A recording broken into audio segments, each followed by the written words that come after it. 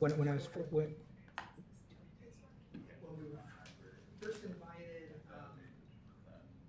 whenever I clicked accept, so it got on my calendar. So I went to my calendar. Oh, but that's the general thing. All right. No, it's a webinar. So I'm gonna. I don't know why. Is it the same link from But the if you go in city there council as a meeting regular as the person, study so session? It's the city. The same link, right? Yes, for the study session. I don't know why you didn't do that. All right, I am going to start. Okay, so I'm going to call to order the city council study session, Tuesday, August 22nd. City clerk, would you like to confirm? Oh, I'm not doing whatever. Supposed to do. City clerk, would you like to call order? Councilmember Daley? Yes. Councilmember Liang? Here. Councilmember Flager? Here. Vice Mayor Weinberg? here. Mayor Meadows? Here. Okay, thank you very much. So, before I take public comment on our study session items, and this is the only item on the agenda and all the public comment we're going to take, I just want to introduce that what we're doing tonight is what I would describe as dotting I's and crossing T's, sort of the last, hopefully, the final pieces of the discussion about the commission work that we've been doing this year. So I appreciate everyone's sticking with us through this. And we have sort of three, and please all devices should be turned off unless our computer's binging at us or something. We are going to cover three items. I will give sort of 20 minutes to each as we move through. We have about an hour and a half for this. The last one will probably be the longest, so I'm going to move us through each of the three of them going forward. So I have no speaker cards, but if there's any members of the public who wish to speak on the topic, now is the time. Please come forward or fill out a speaker card. And I'm not seeing any rush to the podium. So, City Clerk, do you see any people online who raised their hands? I'm not online, so I will not be able to see that. There comes a link. Yes, we have two speakers so far. The first is Roberta Phillips. Okay, we'll do 3 minutes per speaker. Thank you.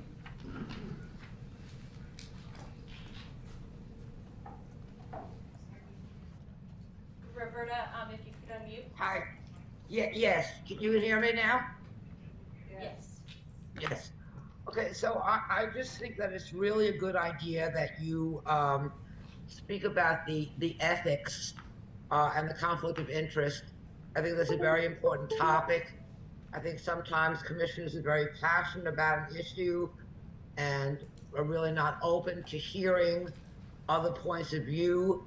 And I think that it's going to be difficult to get people to recuse themselves voluntarily.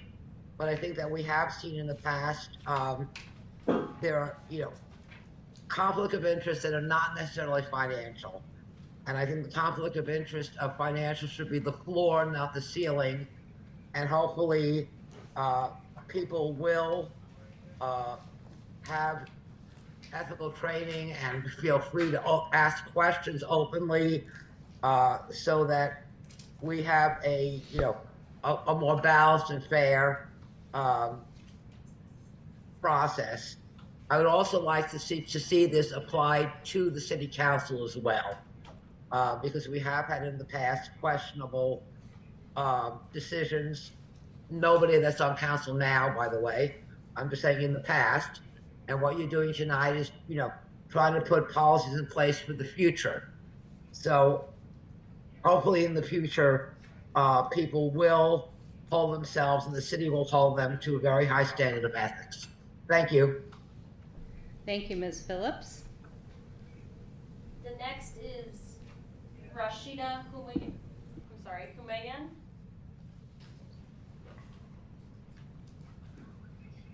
Hi, can you hear me? Yes. Okay. My name is Rashina Humayun. I serve on the Environmental Commission, but I'm here speaking today representing my own views and not those of the Commission. As someone who's served on the commission, I've had the opportunity to, to work with city staffs and council and on various topics. And I'd like to thank council deeply for taking the step of clarifying the roles, responsibilities, and giving us guidance on how to function, within the commission and in subcommittees and the work we do and how we work with staff. So thank you very much for that. And we constantly look for delegation, for direction and collaboration with staff. I just wanted to point out, I think some of the discussions over the last several weeks on the roles occasionally have gotten to a point where it feels like maybe the commissioners are overstepping or doing something that's not, according to, specific guidelines in the Brown Act. And within that, I think it's really a good idea to have that open communication and that direction. We as commissioners, or all the other, wonderful people who serve as commissioners, as volunteers, I think bring a lot of experience to the table and donate their time. So I'd really like to see both for their time to be directed in ways that are well-meaning for the city, and to help move some of the agenda, that council directs faster in the right direction and give guidance that, is beyond that what just maybe the people on the council or people in this, so they bring more experience and also represent different parts of the city. I'd just like to see that mutual collaboration and respect continue and grow with real clarity on how we function.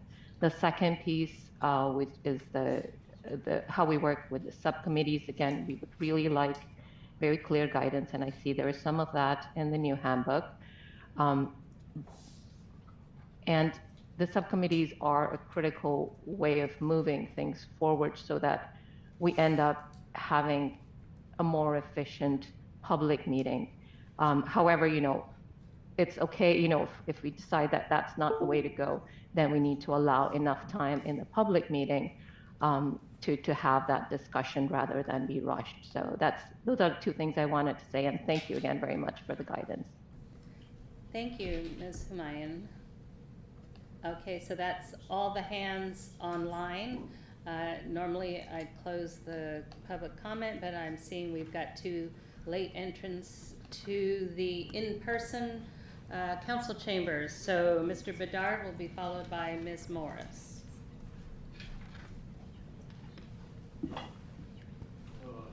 3 minutes. Thank you, and hello, City Council members. I wanted to talk about the handbook specifically around the conflict issues. I think that if we go by the letter of the law, that's one way to view conflicts.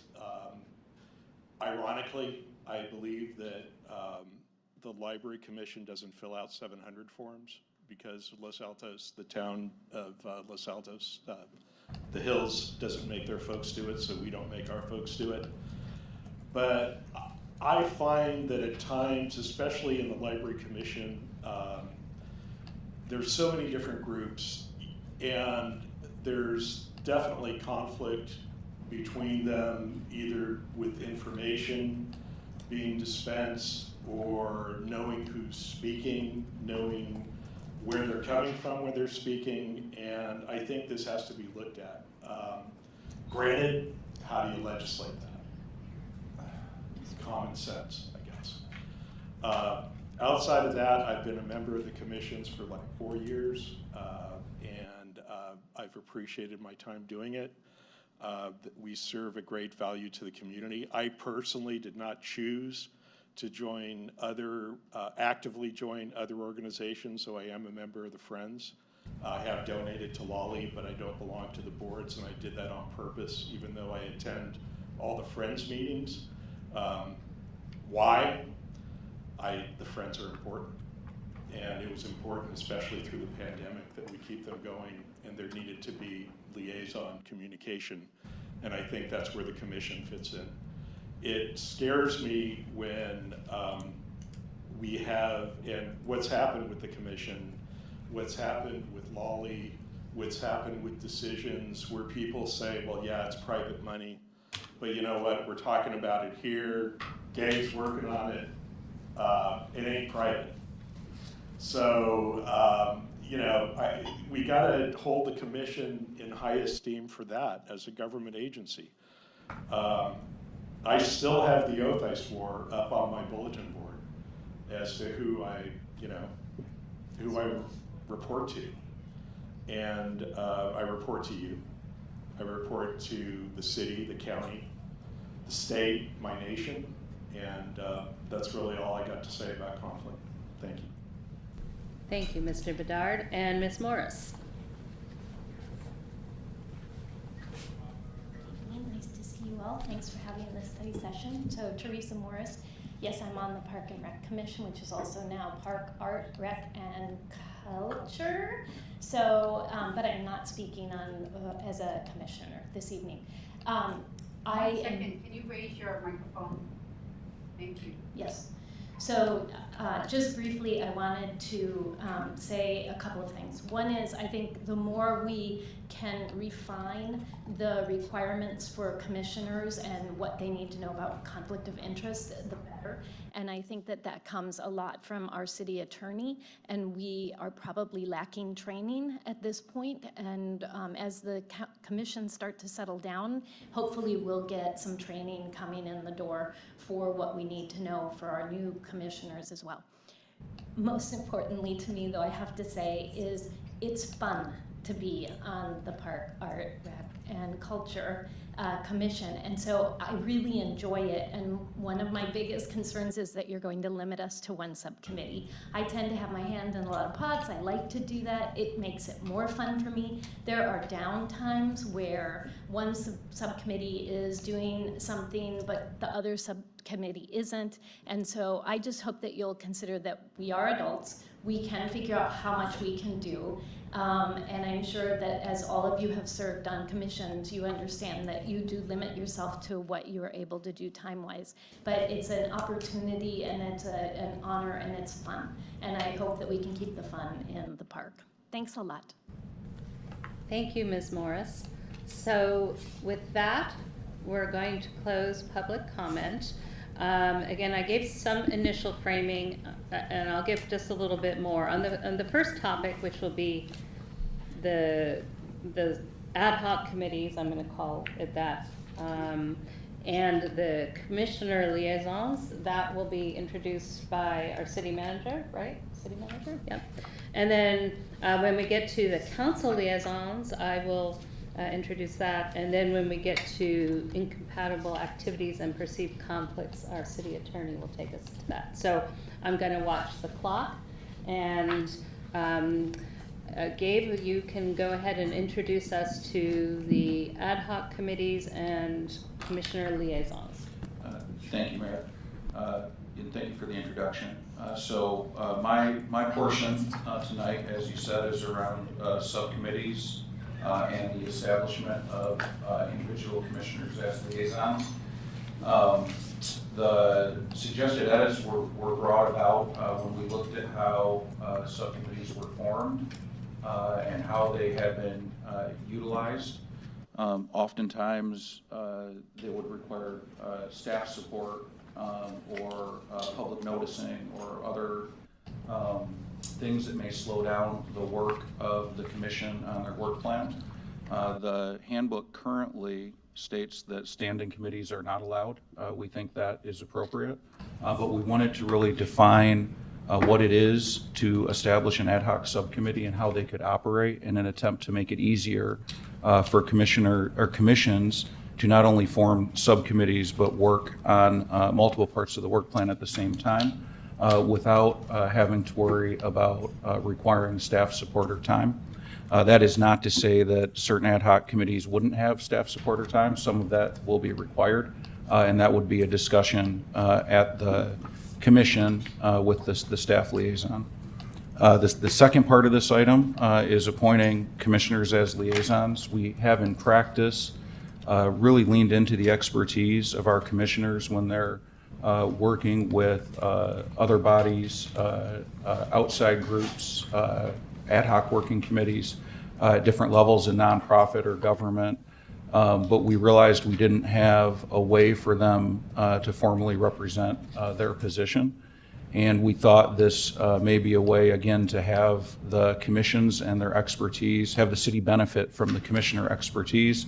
In the case we want a formal liaison to a body, to a working group, to represent the city, have a chance to provide feedback, and then bring that back to us. So with that brief introduction, happy to take questions on this. Okay, so do my colleagues have questions for city manager, or do we want to go ahead and discuss? Actually, and one thing, sorry, I was preoccupied with my chair being very low, so I might have missed it. Did you mention the Brown Act aspects? I mean, it's not just about workload. We know our commissioners love working in subcommittees. Yeah, to reiterate it and say it, I guess, explicitly, we put the suggested rules in the handbook that would be followed to establish an ad hoc subcommittee that would ensure that subcommittee is Brown Act compliant.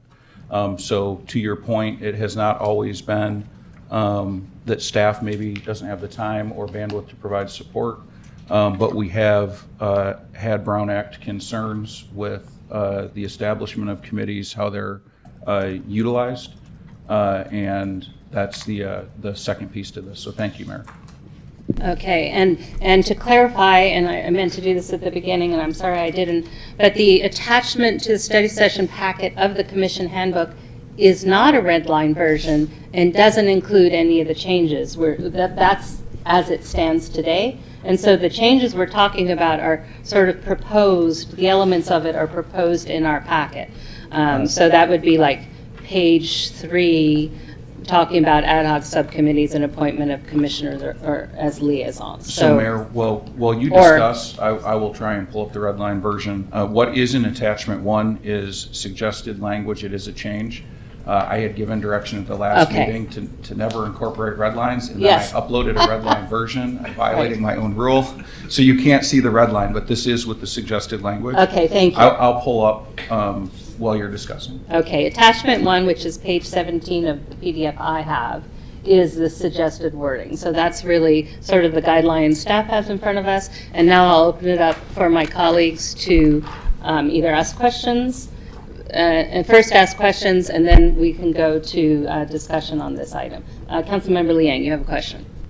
Yeah, I have a question because I think one of the questions in our Q&As for council, we have some conflicting information that we're getting. So in the sentence for question number 1, it says the city requires that all advisory subcommittees or ad hoc committees created by the city council will comply with the Brown Act as follows. But yet in bullet number 1, it says that if you have less than a quorum of the body, will continue to be ad hoc in nature and shall not be subject to the Brown Act. So to me, I kind of think we're saying one thing in one area and then we're saying another thing in another area. I just needed to understand what is stated in this paragraph, because to me it sets up some confusion. And also on page 3 under ad hoc and appointment commissioners and liaisons, we're saying that on the second paragraph of sentence 1, we're saying that everybody has to operate in compliance with the Brown Act. So I think we're saying one thing, and then in another area we're saying another. So I just needed to better understand. So the handbook does require commissions to act in compliance with the Brown Act. That does not mean in practice that has taken place. The Brown Act can be very confusing with very similar topics. The Brown Act takes a very different approach to. So as an example, if you want to form an ad hoc committee, and it has a limited duration, so it's 6 months and it has one topic, but that committee is going to meet every other week at 5:30, and that's a standing committee. And if we didn't post it and meet in public, then that would be a violation of the Brown Act. If you form an ad hoc committee, but it's under a topic that there is continuing jurisdiction of, that's not an ad hoc committee, that's a standing committee. So what we're trying to do is reinforce that standing committees are not allowed per the city council, per the handbook, but to form ad hoc committees, we need to ensure that multiple points are met, which is why we tried to spell out the bullet points that would have to be in the motion to create the subcommittee. We do want to ensure that our commissions are acting in compliance with the Brown Act. It is very complicated. So that's what the commissions, the edits to the commission handbook were attempted to assist with. And isn't it also true, to pick up on part of the rest of your question, which is true ad hoc committees that are truly ad hoc and don't have to post notices and can, are acting in compliance with the Brown Act, despite that they don't have notices, because they are truly ad hoc. So truly ad hoc subcommittees are by definition consistent, if you operate according to the rules, are consistent with the Brown Act. Well, That's why it's very verbiage confusing. is by saying that we shall not be subject. Maybe I'm not understanding it. No, I think there's a sub part to what Yes. Councilmember Okay. Liang is saying. Because one of the reasons staff is recommending that we don't have commissioners serving on more than one subcommittee is to potentially avoid a Brown Act violation. So that is the thing reconciling where we're saying they could commit a Brown Act violation even being part of an ad hoc committee. That's what reconciling with saying the ad hoc committee is not subject to the Brown Act. Certainly, yes, that's correct. Thank you. Okay. Right. Yeah, city attorney, please. I was going to say, when we say not subject to the Brown Act, I think we could say not subject to the Brown Act notice and agenda requirements. Yes, That's, exactly. That's Yeah.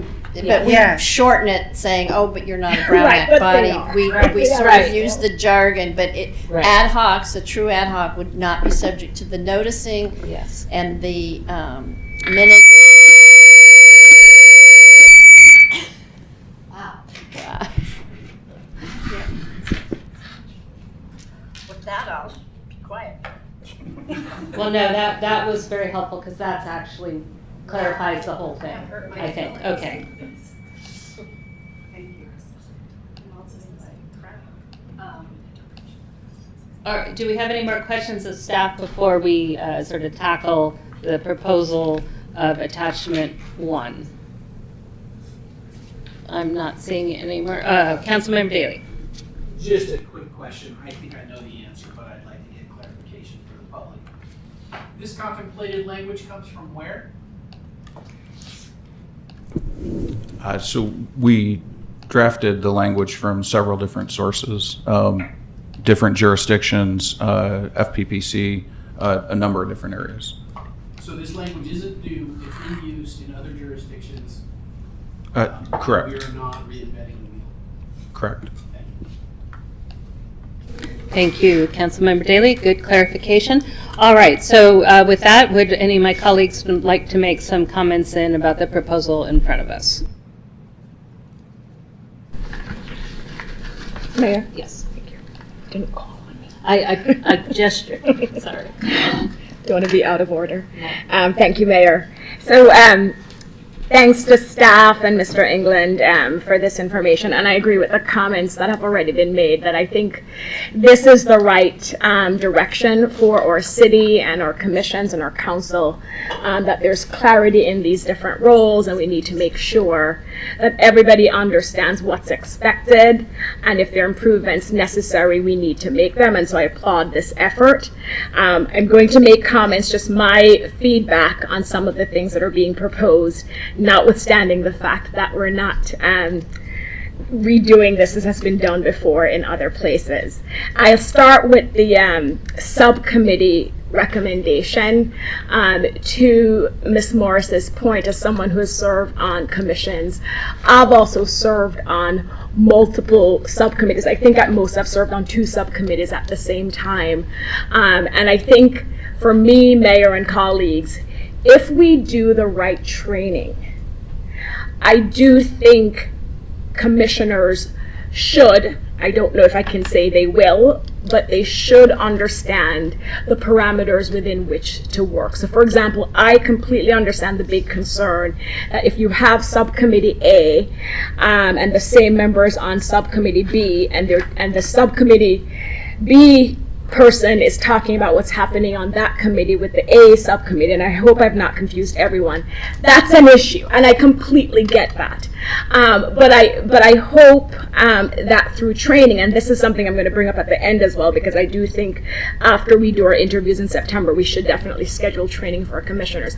For me, I would not want to restrict subcommittee commissioners to one subcommittee. I think through training and reinforcement and reminders about the expectation, we can actually allow them to have more than one subcommittee. The second thing for me, Mayor, the ad hoc committee not requiring noticing, and this is just a language suggestion, where I know in the past the task force is one example where even though it was an ad hoc council created group, we still wanted it to be publicly noticed. We wanted the public to be aware of it. So I wouldn't want the language to give the impression that, you know, ad hoc committees do not require noticing, public noticing, because there are going to be cases where we want that to happen. The third comment I have on this section has to do with staff support, and I want to thank Mr. England for clarifying that, you know, there will still be staff support depending on resource availability and other issues, but this is not saying that, you know, we're going to allow for ad hoc subcommittees and we'll no longer provide staff support. And I really want the commissioners to hear that, because I understand for some work they do, they don't need staff support, but for other things they will need staff at the table with them. Having said that, Mr. England, you know, I think there needs to be also clarification on what staff work means. So for example, if you have an ad hoc subcommittee and they're working by themselves, they do not need staff to attend. But they would appreciate staff pulling something or making copies or whatever it is. Would that constitute staff work? Because we wouldn't want staff saying, wait a minute, we're not allowed to help ad hoc committees. So just clarify. And I know that's not what you mean, but because it's so general, and maybe that's what you mean. So maybe we do need clarity on that. But when I hear staff support, and I completely support this, I don't think you need to have a staff person at every meeting taking notes. I agree, that's not necessary, and I don't think we should have our staff doing that for all these different subcommittees. And then the last thing I have on this, Mayor, and I'm looking for it and I can't find it. I had four points, but I'll stop there. But those are my 3 comments on the proposals, and then I'll come back to the 4th one I had. Thank you. You have a 4th one, but you can't find it. That's why you'll come back to it. Is that... If no one else yes. brings it up. Okay. Yeah. Okay. Done. So otherwise, I'd have a clarifying questions on that. You want to ask her a question about what she just said? Clarifying question. Oh, go ahead. Because based on what we decide or talk about, I agree that some of the ad hoc subcommittee meetings should be required to have posting of the meetings, and that would require staff support in posting and notifying the meetings to the public. So that's why we can't say that staff support is will not be given. Right. That's why we have to have the parameters or understanding of what we would expect out of staff support. Let me just do a check-in, because I think we can probably all agree that there needs to, there'll be some level of staff report as appropriate based on the discussion we're having. I mean, Councilmember Daley, regards to that?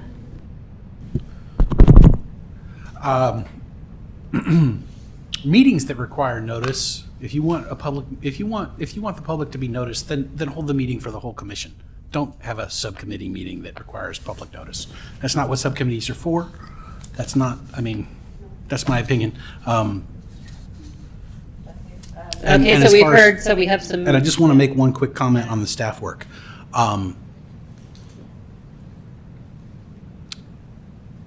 A subcommittee is appropriate where it can do work that doesn't require substantial staff work. Historically, we have subcommittees where they have required staff to attend and take notes and perform administrative functions to support those subcommittee meetings. That should not happen. On the other hand, pulling files, understanding the history of a particular issue and supporting in that way, I think is fine. But I definitely think we are conflating what subcommittees are for and what commissions are for by saying that we're going to have some subcommittee meetings that require public notice and so forth. Those should be handled by the full commission if they require public notice. Vice Mayor, you have, I sense you have something to say. Not a lot, actually. I'm with Pete on this one. I'm having a hard time picturing a time where a city commission decided to appoint an ad hoc subcommittee or form an ad hoc subcommittee and then decide that that ad hoc subcommittee has to be subject to public notice.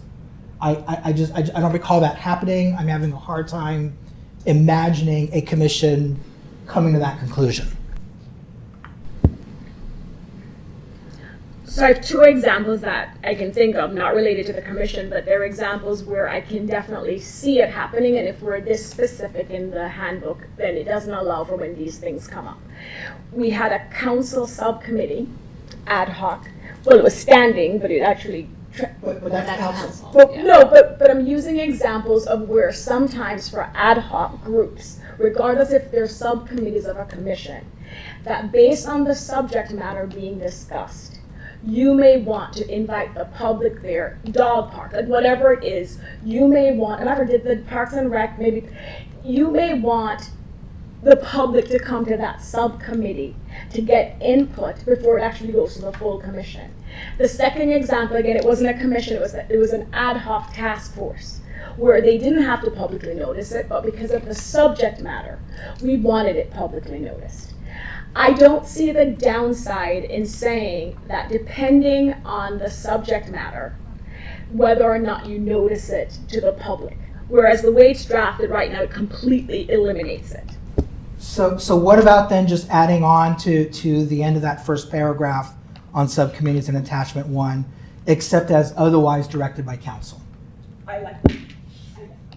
Okay, and I think some examples you were talking about would probably be like the workshops that the dog park subcommittees had. I remember attending one of those, but those aren't an ad hoc subcommittee meeting, those are a workshop. So I think your sentence proposal addresses it, that, you know, so it's a special occasion. Can we all agree on this special occasion sort of nomenclature? All right, okay, we're good on that. I'm going to check, sorry, I guess I should have been checking as we went along. But in terms of allowing 2 subcommittees, you know, even on agencies that I'm serving on as a board member for council, they're so careful not to mix the subcommittees. And I'm not seeing, you know, this depth of understanding. Even there's been training in the past, there'll be training in the future. I'd really rather start with 1 subcommittee per commission member. So let's do a check. I heard you're interested in 2. Councilmember, think about it. Councilmember Daley, Vice Mayor, 1 or 2? I say 1. 1. Yeah, I agree with Councilmember. Okay, so we have 2 for 2 and 3 for 1. We have 2 for 2 and 3 for 1. Okay. Was there anything else we needed to tally as we went along, Councilmember Liger? Yes. So I remembered my 4th. Because, you know, we all focused on the subcommittees, but Mr. England had also talked about liaisons, and I wish I could say it the way you say it, Mayor. But on the liaisons, you know, one example I want to highlight where, as we discuss the role and how we select these liaisons to these different groups, sometimes these groups, like the VTA BPAC, have their own bylaws on who can serve on these working groups and how that person is selected. So we all need to figure out what those say sometimes before we come up with a process. Yes, thank you. And actually, none of us had touched on the liaisons yet, and I want to, I'll give you, if I can, go ahead and give some of my points about both of this, the liaisons and also liaison. No, sorry. We should have Mr. Bernard here. Commission duties. Well, yeah, commissioner liaisons, yes. Give an example as to when, what you're talking about, as to when they will require these commission liaisons. Well, we don't require them. So some commissioners serve on outside agencies. They're invited to do so. VTA, for example. It is an honor for them to do that, and it serves our city well. That said, I do think we need to be aware of it. So what I was going to propose in regards to the liaisons, I mean, I agree with what's written here, but I was going to also suggest that council should be informed of which commissioners are serving as liaisons, because we serve on those boards too. And if we run into someone in the hallway and we don't even know you're serving, it looks kind of embarrassing, frankly. It's like if you're working for the same company and you don't know, there you are, you're in a forum and you don't even know each other are going to be there. So anyway, I do think one of the requirements that should be added is that council be informed of the commissioners. And again, it's an honor and we appreciate their role, but we should be informed of that.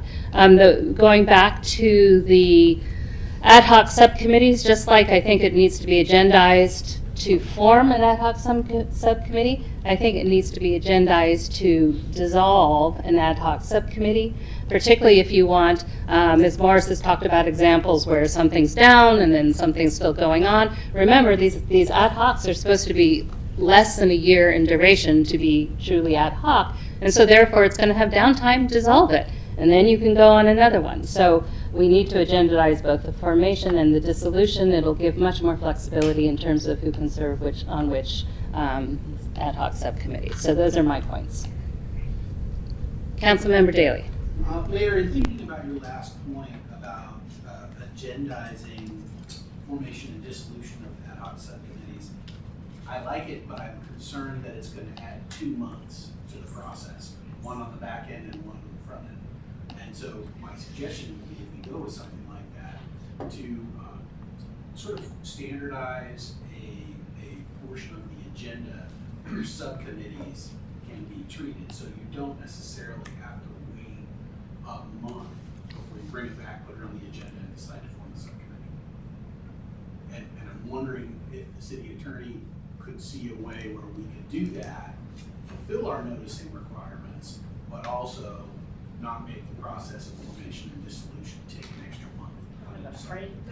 Last time it blew up.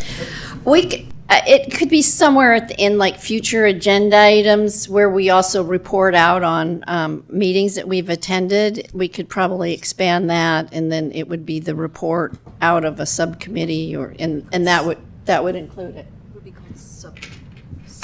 I've seen it called something like subcommittee or ad hoc committee reports, just as a general item at the last part of an agenda right before adjournment.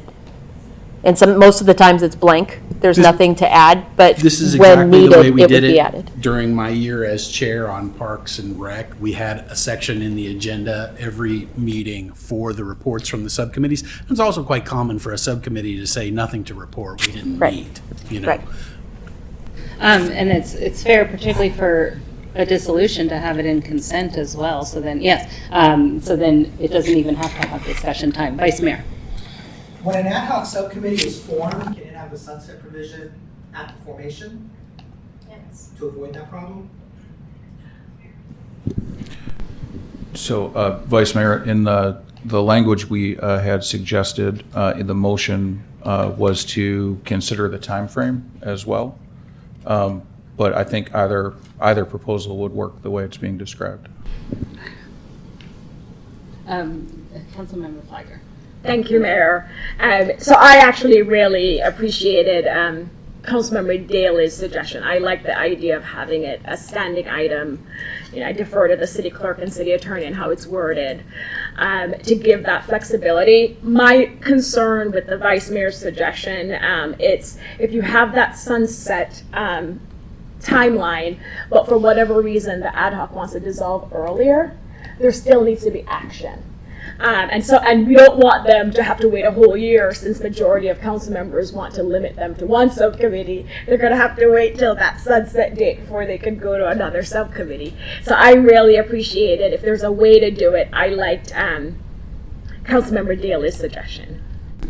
Okay, so I kind of want to wrap up these two. Councilmember Leanne, because you have some more to add on to either of these. I just had a Yep. clarifying question. So when you put it on an agenda item or a report of the subcommittee, doesn't the commission itself have to vote on the formation?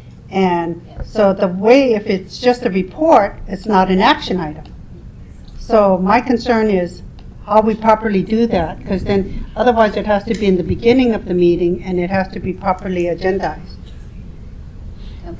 So how I heard, and Councilmember Daly, this is your suggestion, which I like, so correct me if I'm wrong. Yes, you would have to do the formal action to form the ad hoc subcommittee, but as part of the delegation to the ad hoc subcommittee, they have the ability to terminate themselves, and then they would just report out as part of the subcommittee report. But the formation would have to be. Right, that has to be at the beginning. Right. But you delegate authority to them to be able to terminate whenever they're done with their business. And then, as the city clerk said,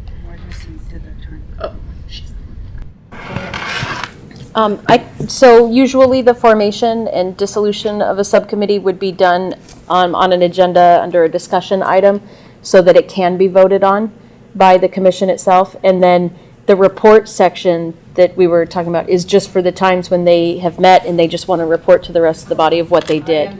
It's not for any vote to be taken on the actual subcommittee. Yeah, if it's a true ad hoc and it's gone off to go study something and it comes back to the full commission to report what they found or they didn't find or recommendations, then they would have a final report. And as part of that final report would be, we're no longer going to meet and we are hereinafter dissolved or something. I've seen that happen too. Okay, so I mean, a lot of commissions already do have standing subcommittee items, so I'm not sure that's accomplishing what we thought. But do we have enough on this? I think we can make it work, Mary. So the next steps is then we'll see this in a red line of the commission handbook, right? Or maybe not a red line, maybe a subset. Whatever you decide to show, it could be yellow or something. Anyway, so we have good direction. We'll get another chance to look at it again. Oh, Vice Mayor, did you have a comment? No? Everybody good to move on to, the next one is council liaison. So let me give you a little background from what what the report says and what I also know myself. So the council liaison role was formed in 2017. And so that was while I was on Planning Commission. So 1 year, there was no liaison, and the next there were liaisons. Well, one at a time. But so I remember. So we didn't have that before 2017.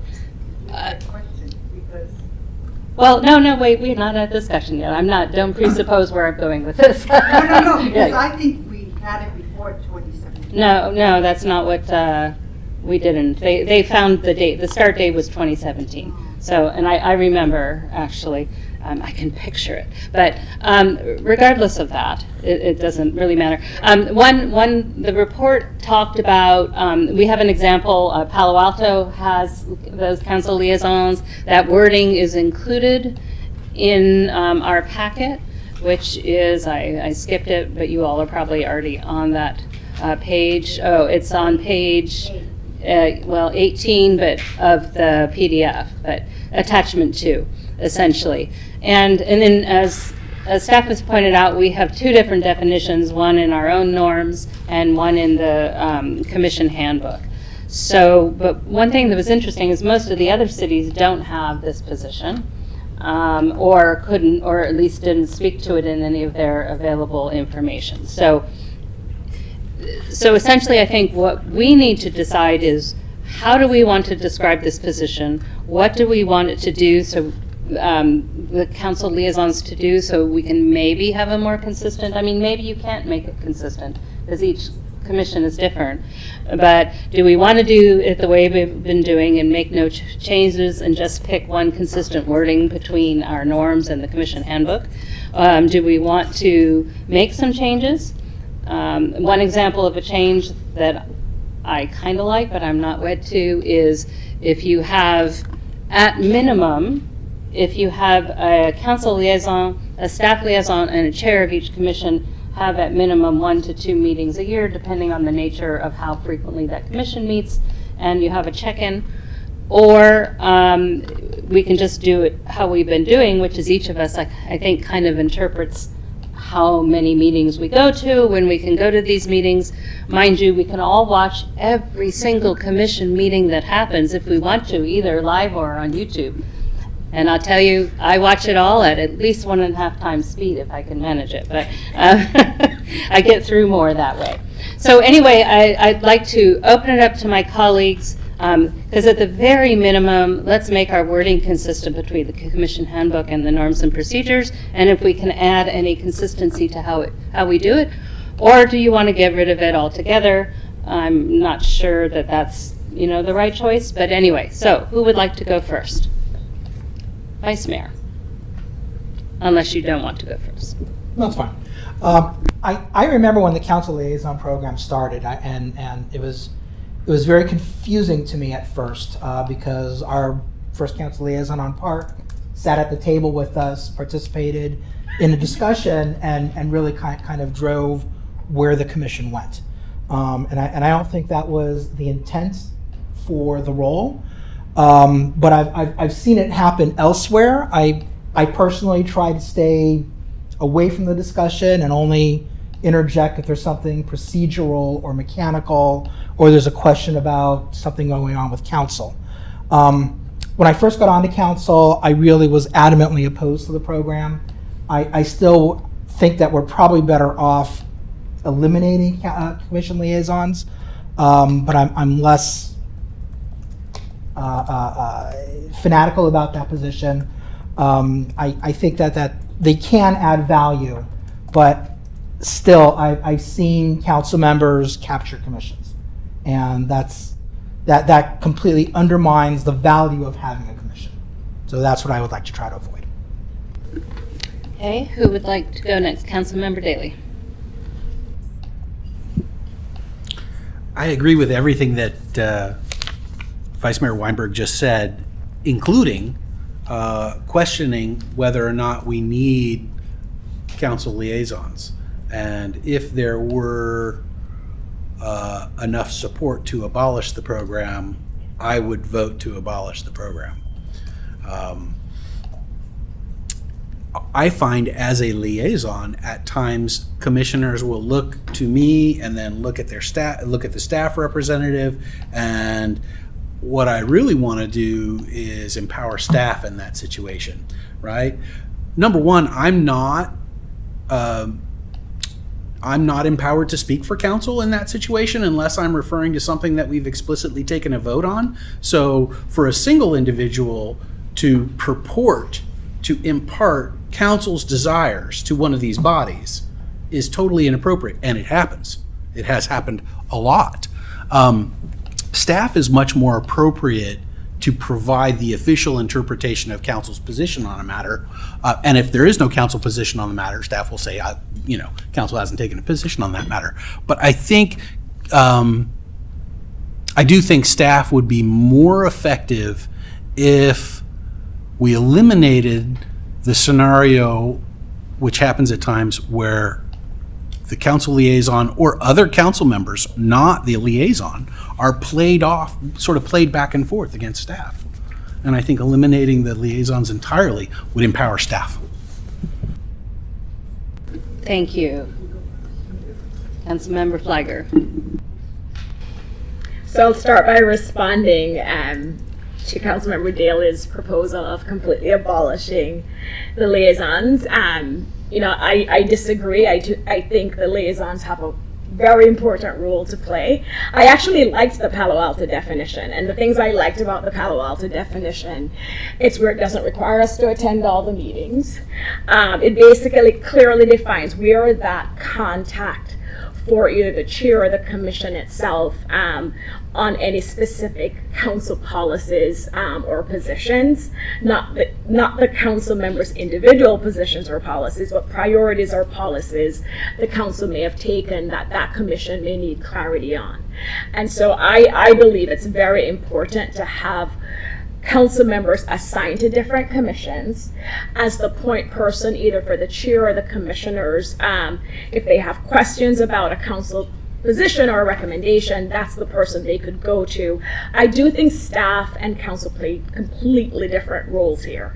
And my experience working with different commissions over the years is they know what to go to staff for versus what they would come to me for. And I will tell you, if they came to me as a council liaison on a staff issue, I would refer them to staff. And so that's something we would have to make sure that we're doing. And the last thing, and a role that I know is important to a lot of commissioners, when you look at the structure of our organization, the commissioners do not report to the city manager. Staff does.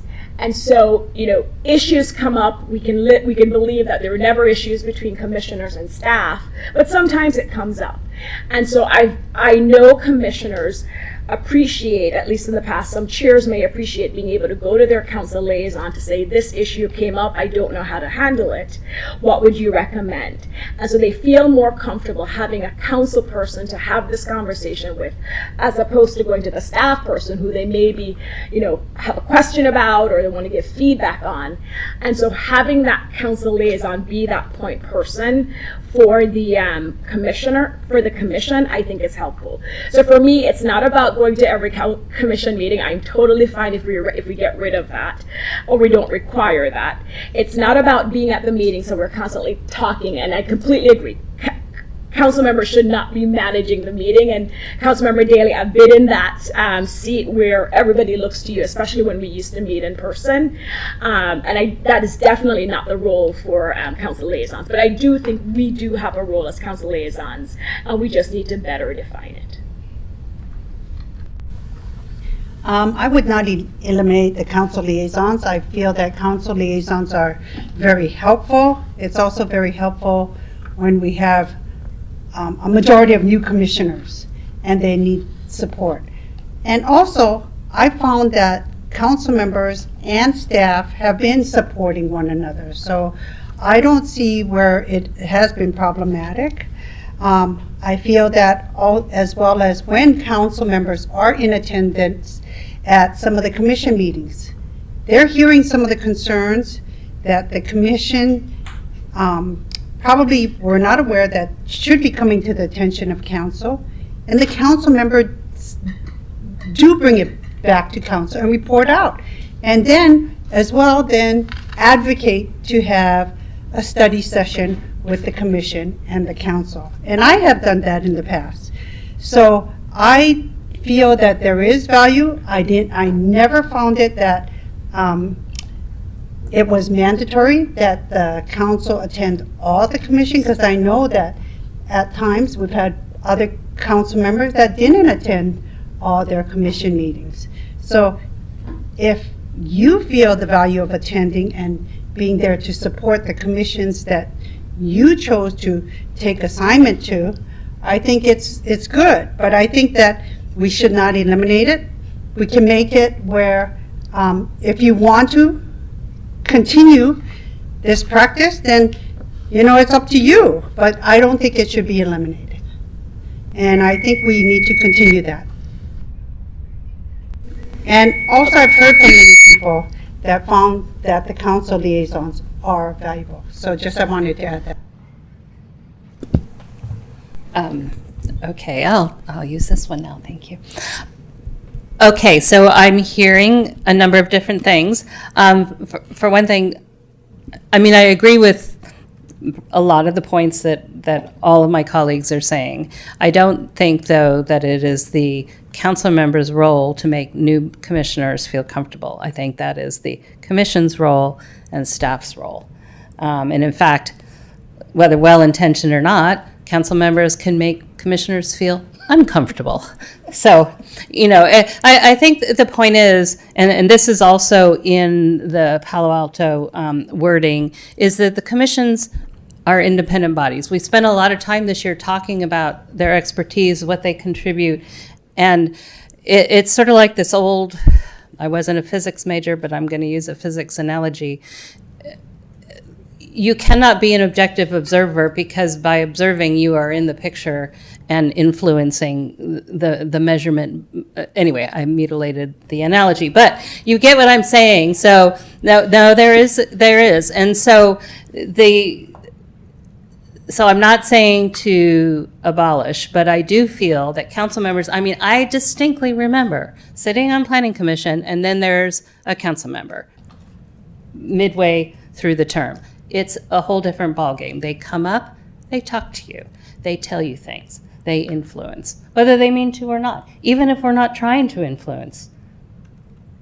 It does happen. So I think it sounds like we probably all agree that a council member is not trying to influence. We're trying to help the process. I heard sort of a range of things between abolish and sort of continue as is and use our judgment.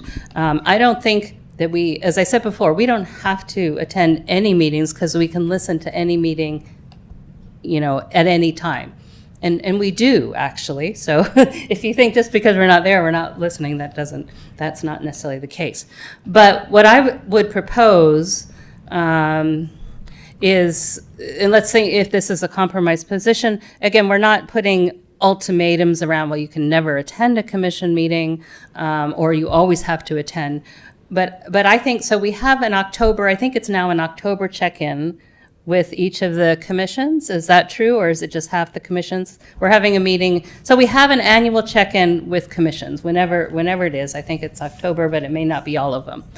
I think paired with that annual meeting with the commission, that our council liaison, our staff liaison, and our commission chair should have a 6-month check-in with just that group. So you're having the sort of the council liaison, staff, and chair, and then 6 months later, we're having our official meeting, and we'll see what the schedule is for the official meetings.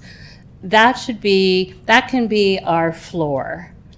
And then by having a council liaison, if there's something that comes up, meanwhile, there's nothing to prevent a chairperson, a commissioner overall. I had coffee with a commissioner last week, or the staff liaison approaching the council liaison. But I really think there's, whether intentional, it's usually unintentional, but there is influence by having council members, and I think commissioners may hold back. I know, if you have a council member sitting there, you're going to phrase things differently. You're not having the same conversation. You're tipping the scale by being there. So that would be my proposal, which is not abolishing and not, going and sitting in every room and holding new commissioners' hands, which I know that's not what you're saying, but it's sort of, I said it's not what you're saying, but yeah. So it's kind of an in-between. So I'm going to throw that out there and then have at it, but let's try to see if we can come to a conclusion, because we've got one more to discuss. Go ahead, Councilmember Fliger. Mayor, I love that suggestion about having the meeting with the council liaison, staff liaison, and the chair at the 6-month mark, 6 months from when we do the October meeting. That's a great idea of all of us at the table, just to make sure we're still on track and vetted. I love that idea. The point I wanted to make, and Councilmember Lee Eng made it as well, I know we as council, we're making these decisions and changes, and it will impact commissions.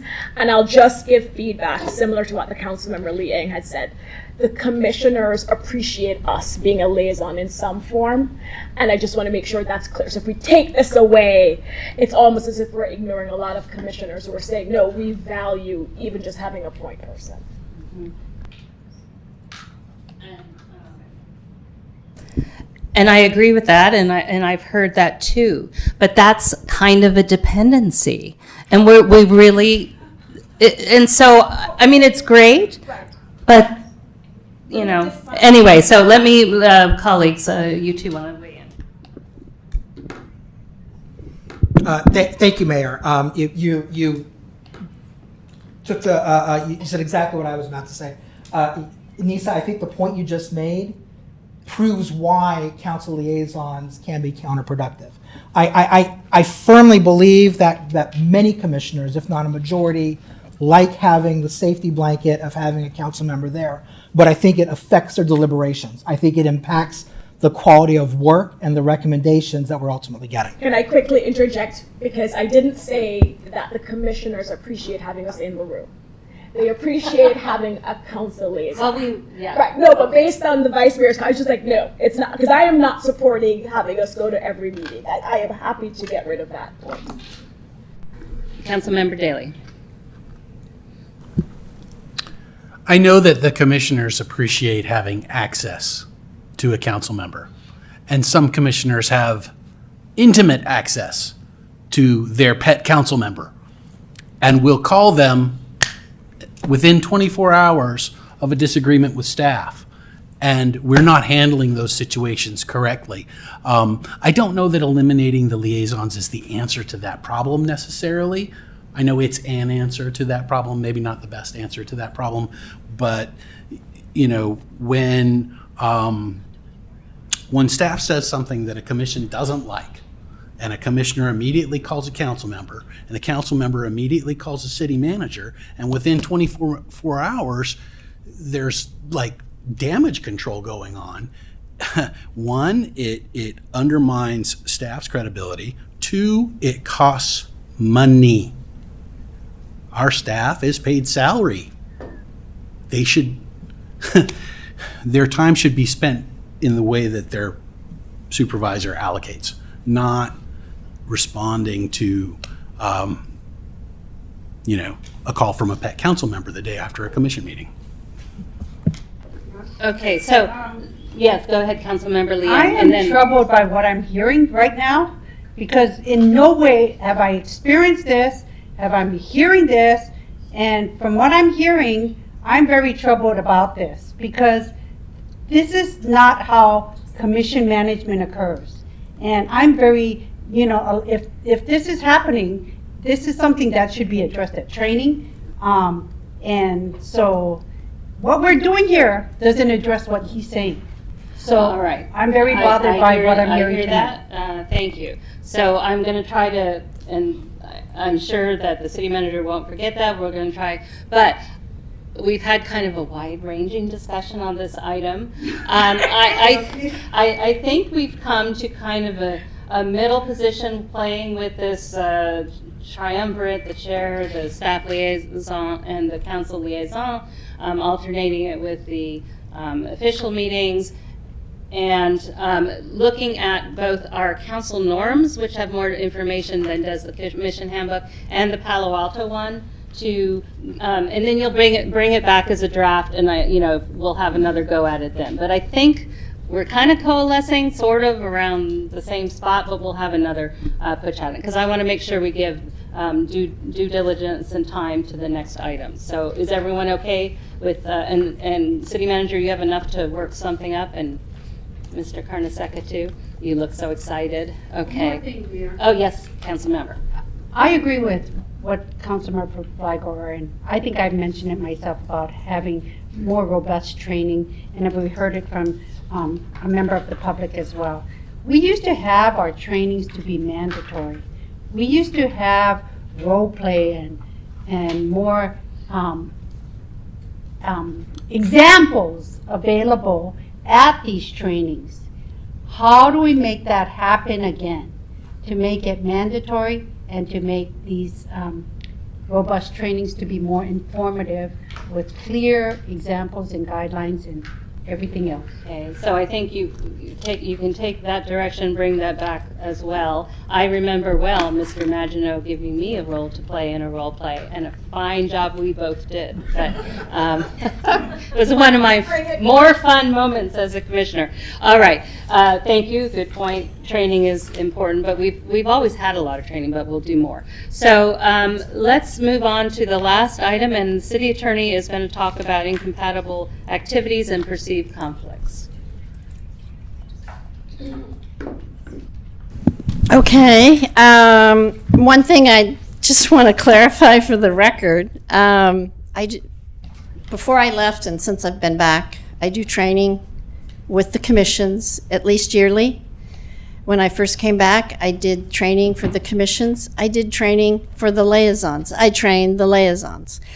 All of my trainings include the FPPC regulations, and I quite expressly say that's the floor, not the ceiling.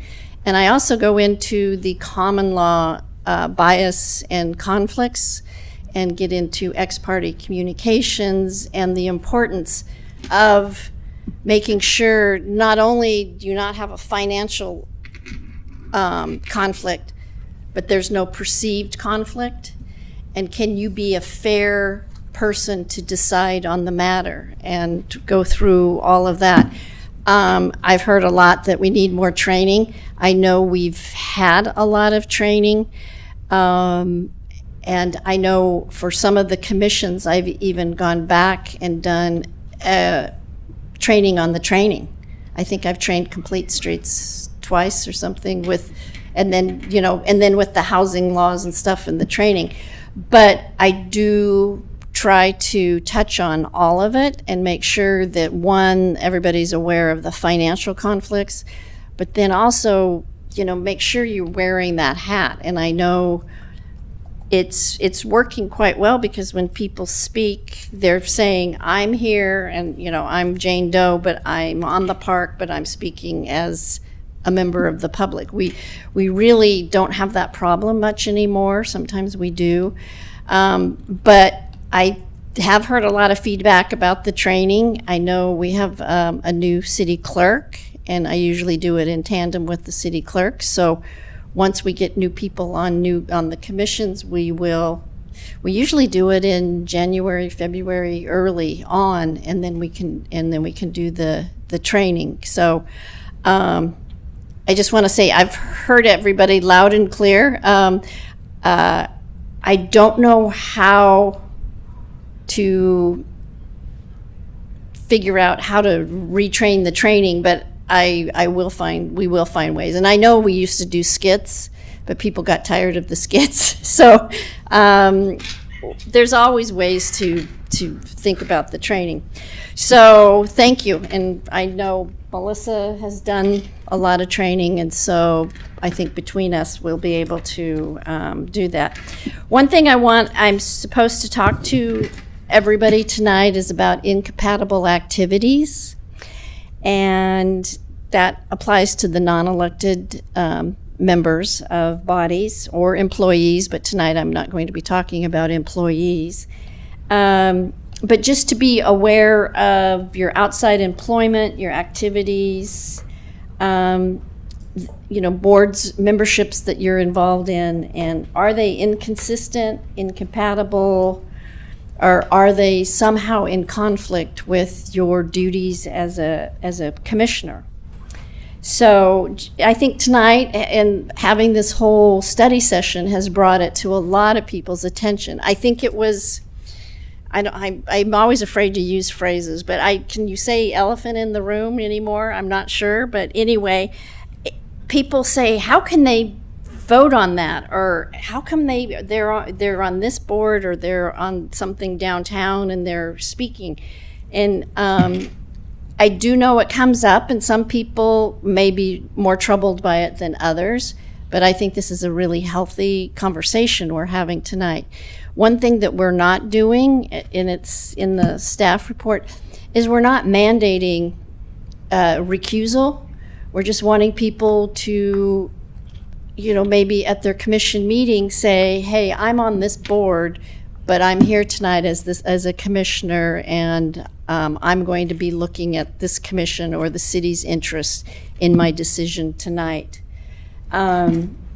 So that also is helpful, and it's also transparent, because some people see certain commission members and they see them as that outside member and say, well, how can they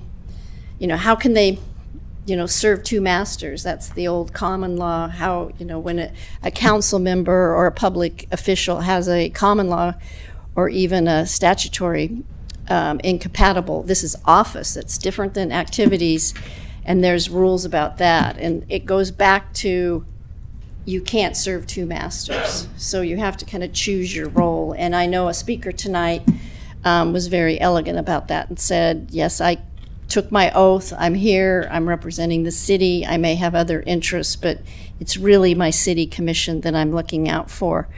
And it's also important when commissioners are serving on those other regional boards or committees or something.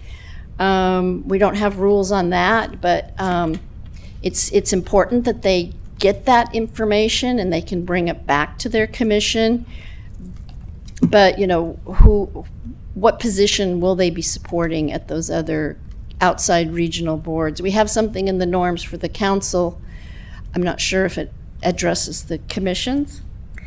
So anyway, that's just the, you know, incompatible activities.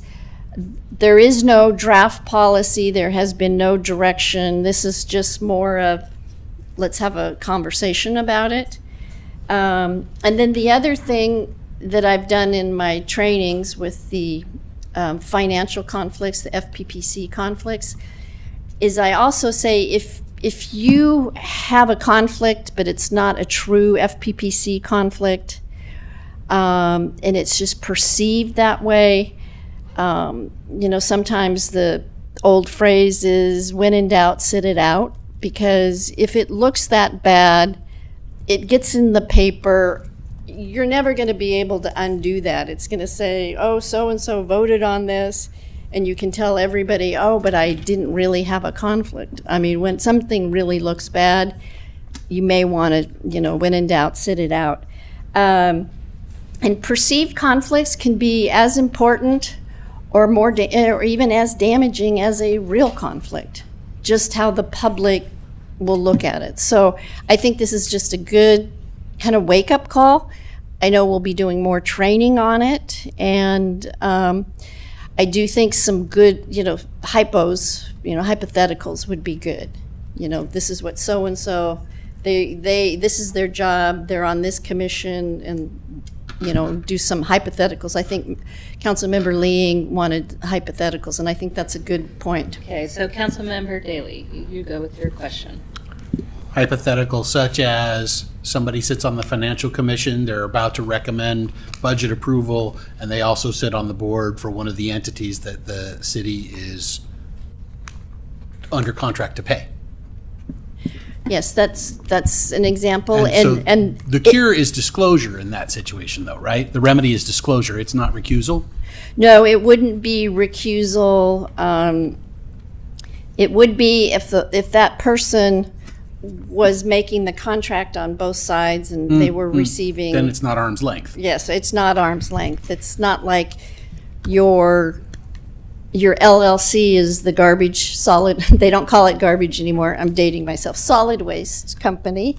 And your LLC is the solid waste company, and on the council, you're approving a franchise agreement with that LLC. That is prohibited, that's called a 1090 but that's where it's absolutely prohibited. It can be criminal, in fact. To build on Councilmember Daley's example, if we have a commissioner who has responsibility for approving a budget item for a nonprofit entity, for example, shouldn't they, I mean, we've done this as council members, like for Grant Park, you'll step out of the room, we'll make some decisions, and you come back.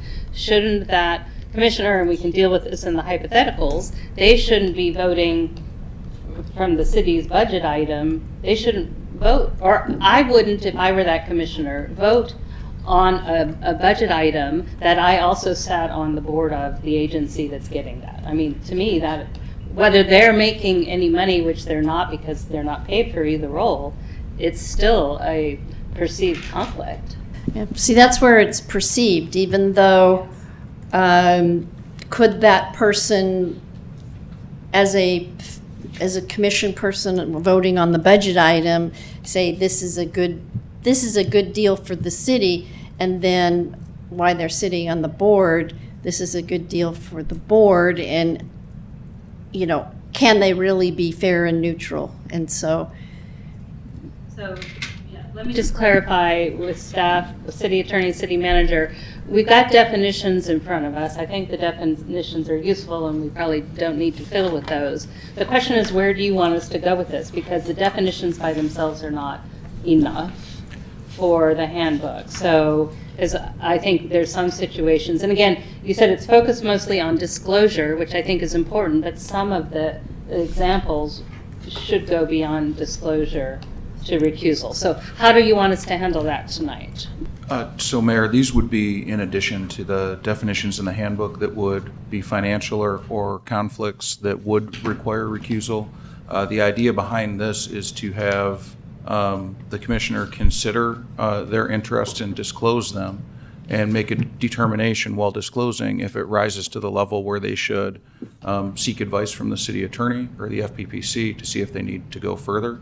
But when we're talking about adding the definition of perceived conflict of interest, what we're seeking is disclosure, not recusal. Mayor? Councilmember Daley, yes. And that language is coming from the FPPC, right, city manager? On perceived conflicts of interest and disclosure, are we using any of the FPPC language on that? Because they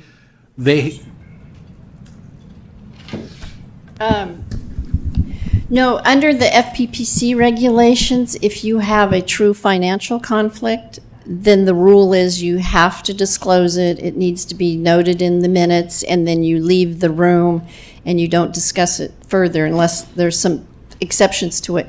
But the perceived one, that's not a rule. That's just more of a policy from other cities. Okay, so we're more or less using best practices. It would be a best pull this practice, language yes, from other yes. jurisdictions. But oftentimes, it's the FPPC that will be the arbiter, right? Commissioner may come to the city attorney or to staff to ask of the city attorney, and then, how often are you going to say, let's just cover our bases and get a written opinion from the FPPC?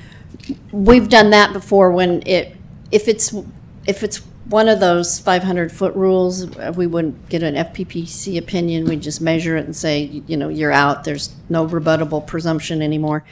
For something from 5,001 feet to 1,000 feet, we could get an FPPC rule. There are some other ones, FPPC regulations about sources of income or personal financial effects. And those would be very case by case. We could ask the FPPC for an opinion on that.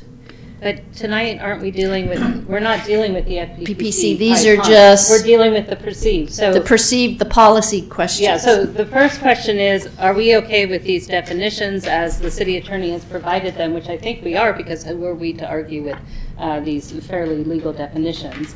And then do we want to then give direction on where we should go beyond this to help commissioners and council members understand what we're trying to do with this information focused on disclosure? Councilmember Flagger, and then I'll come to you after that.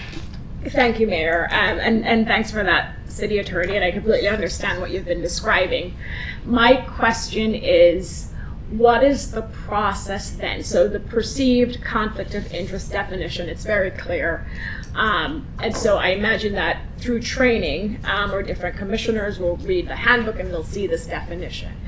But is the process being proposed that if someone believes that they're serving on a board or acting in another capacity that may fall under this definition, they should contact you?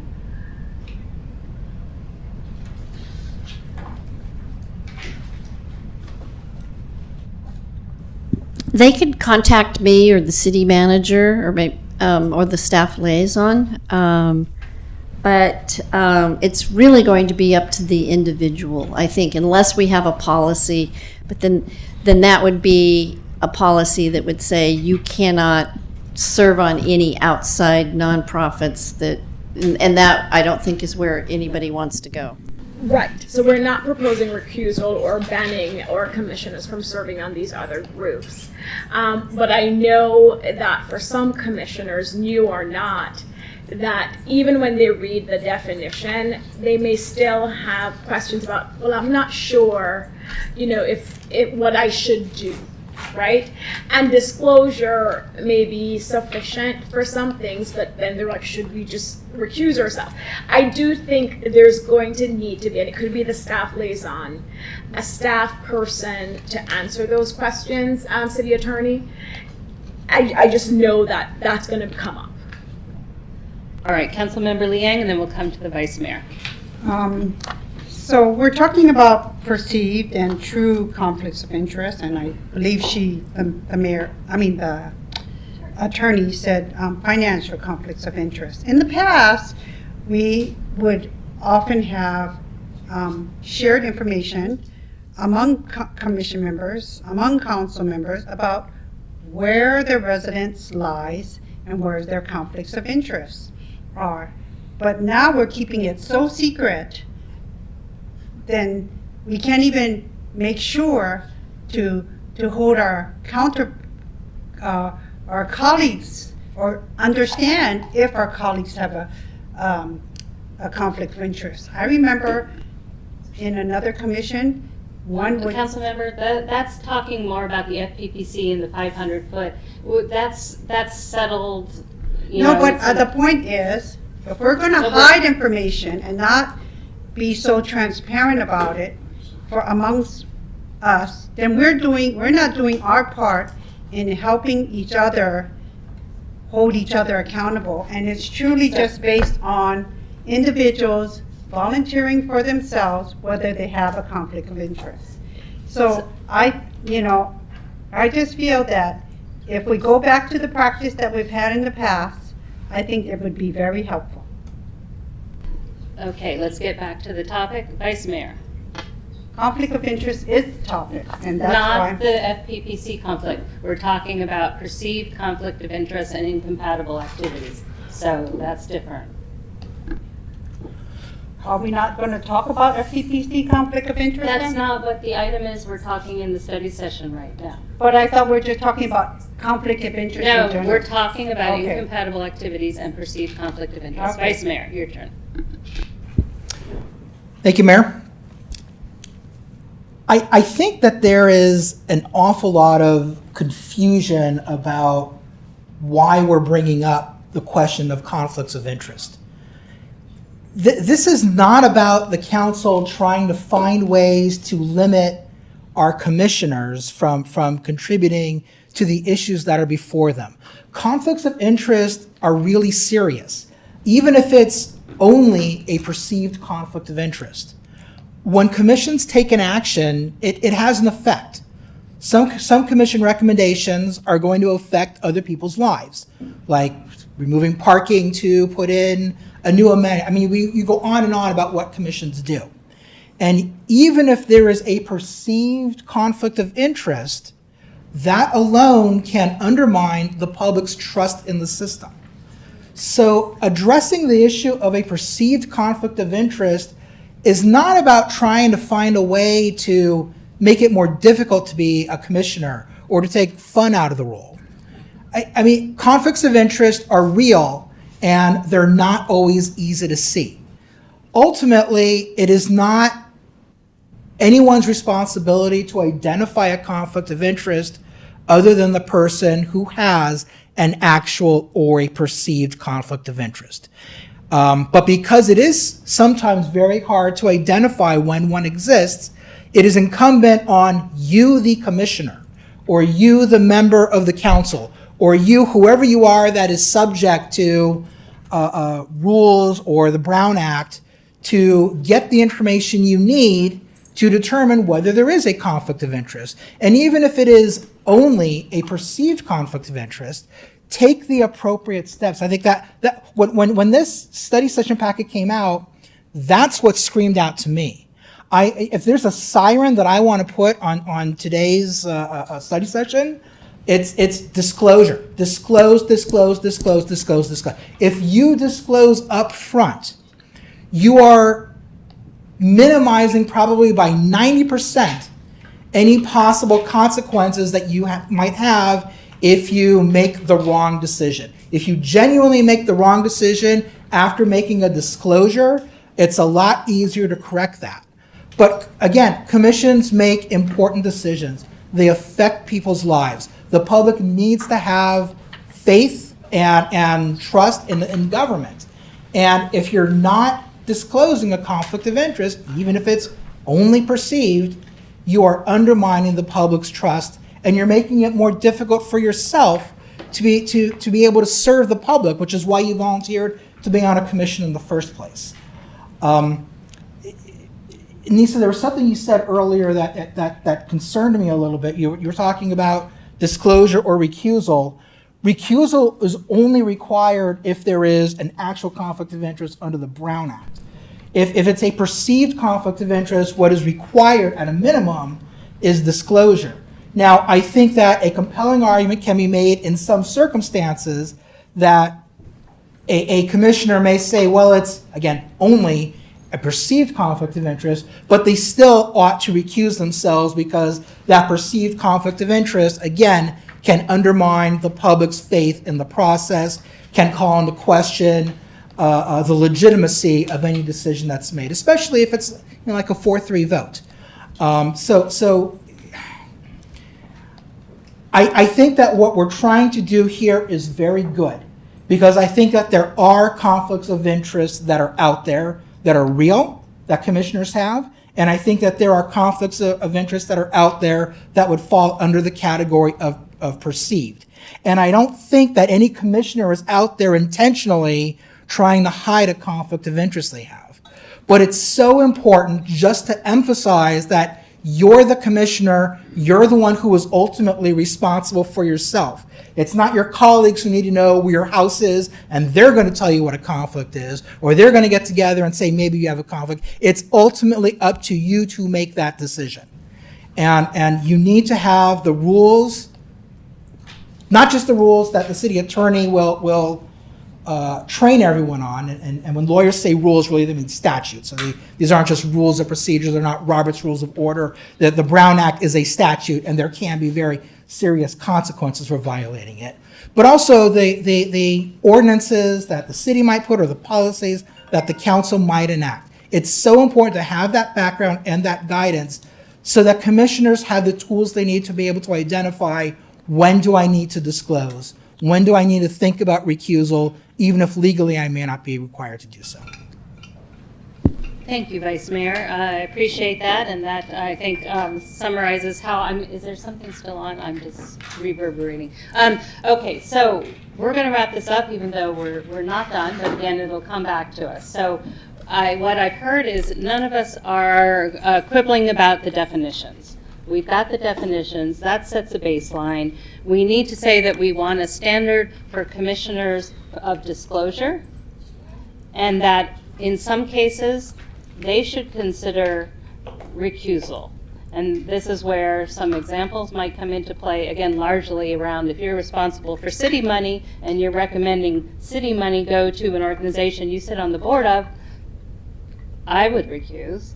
And, and I think aside from whether we post our addresses publicly, council recuses, Well, I'm not asking for people to post okay. addresses publicly, but I'm just saying that, Yes. we Anyway, at least I'm trying to wrap have up. some transparency around Yes. knowledge about Yes. one another. Okay, yes, I don't disagree with that. So I think what we're looking is to build on the definitions, disclosure, and think about guidances and where they can get help in deciding on recusal and some of the hypotheticals that might fit with that. And then we can build on that more. I don't consider this finished by any means, but it will come back. And so with that, can we wrap this up for tonight? Our city attorney, do you have something you want to add? No, No. just something so we don't forget. Okay, as long as you guys don't forget, that's good. Council members, are we good for the moment? It will come back to us. So, all right, thank you. And for those in the audience, we're just wrapping up our study session. So we're going to take, let's say, a 7-minute break, come back at 5 after 7, and we'll start the real meeting.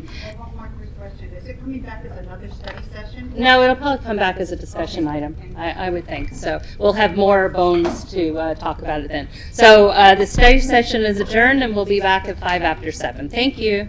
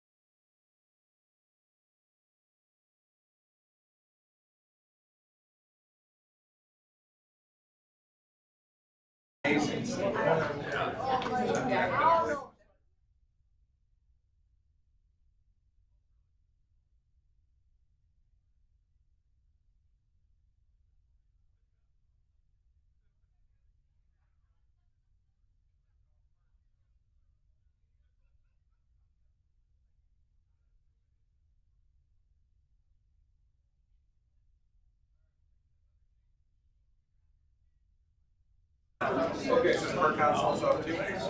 We think she's getting her only see you when hers was. Well, thought it was one of those I see other cut out. Okay, on that side.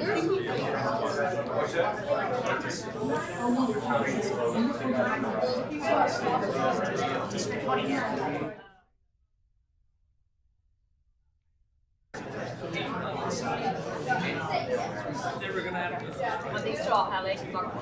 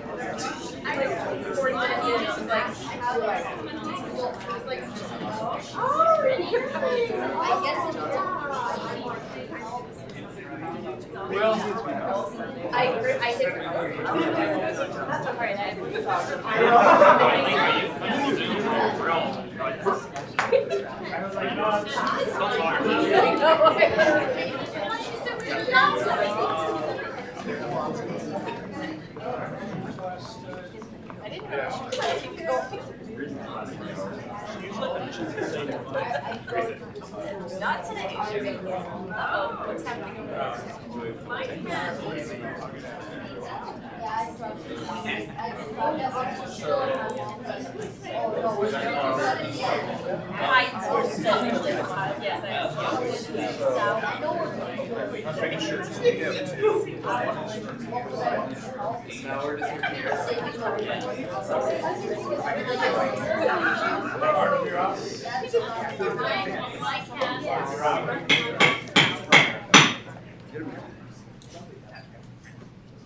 During break, I brought my grandson in, told him he could use the gavel. He did not do it. So that was for him.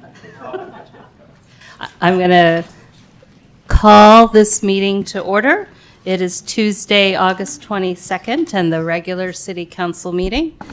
And so, City Clerk, would you establish quorum? Councilmember Daley? Here. Councilmember Liang? Here. Councilmember Fliger? Here. Vice Mayor Weinberg? Here. Mayor Meadows? Here. We have a quorum. Thank you very much. And I'm going to ask our Vice Mayor, and I didn't ask you ahead of time, would you be willing to lead us in the pledge tonight? No, they're not here for the pledge. They're here for the pure pleasure of watching their city council in action.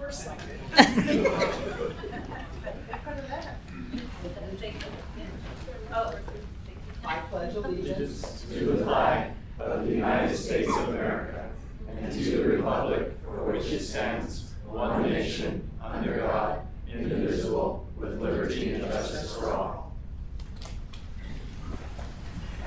Thank you, Vice Mayor. You're right. I could have improvised and had one of you gentlemen do it.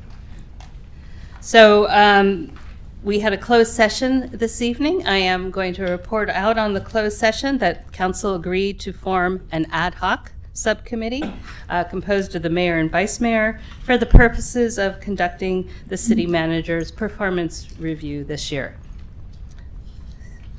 So now we're going to move on to changes to the order of the agenda. City manager, you wanted to lead us off with that? Thank you, Mayor. Item number 9, we inadvertently put as consent. We intended to put that as a discussion item, and we would like council to consider that as item number 13. Okay, and so item number 9 will become the new 13 following 11 and 12. So after we do all of our ordinances, we'll go to number 9 and then go on to the existing 13 and 14. Do any of my colleagues have any other changes to the order of the agenda to suggest? Okay, I don't see any of those. So I now going to do public comments on items not on the agenda. I have some speaker cards, and they don't use agenda item numbers, so I'm going to interpret. Let me check for corroboration from those in the audience. Somebody's going to speak on the mechanical setback. I assume that is the agenda item. That's the ordinance talking about. Yes, okay. That's what I thought. That was more clear. Freddie, you want to speak on conflicts of interest? That's not on this agenda. So, public, it's on, I changed it to now. Right, to public comments on items not on the agenda, okay. And Jack Tooley, Dog Park is also, where's Jack Tooley? Is also an item not on the agenda. And Art Whipple, emergency preparation is also not on the agenda. So so I'm going to take Freddie Wheeler, Jack Tooley, and Art Whipple for public comments on items not on the agenda here in Chambers.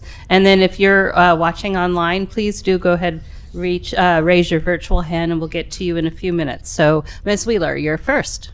Thank you.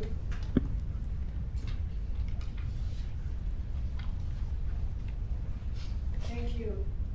Let's consider the case of a model volunteer in Los Altos. Can you make sure it's close enough for Thank you. Thank you.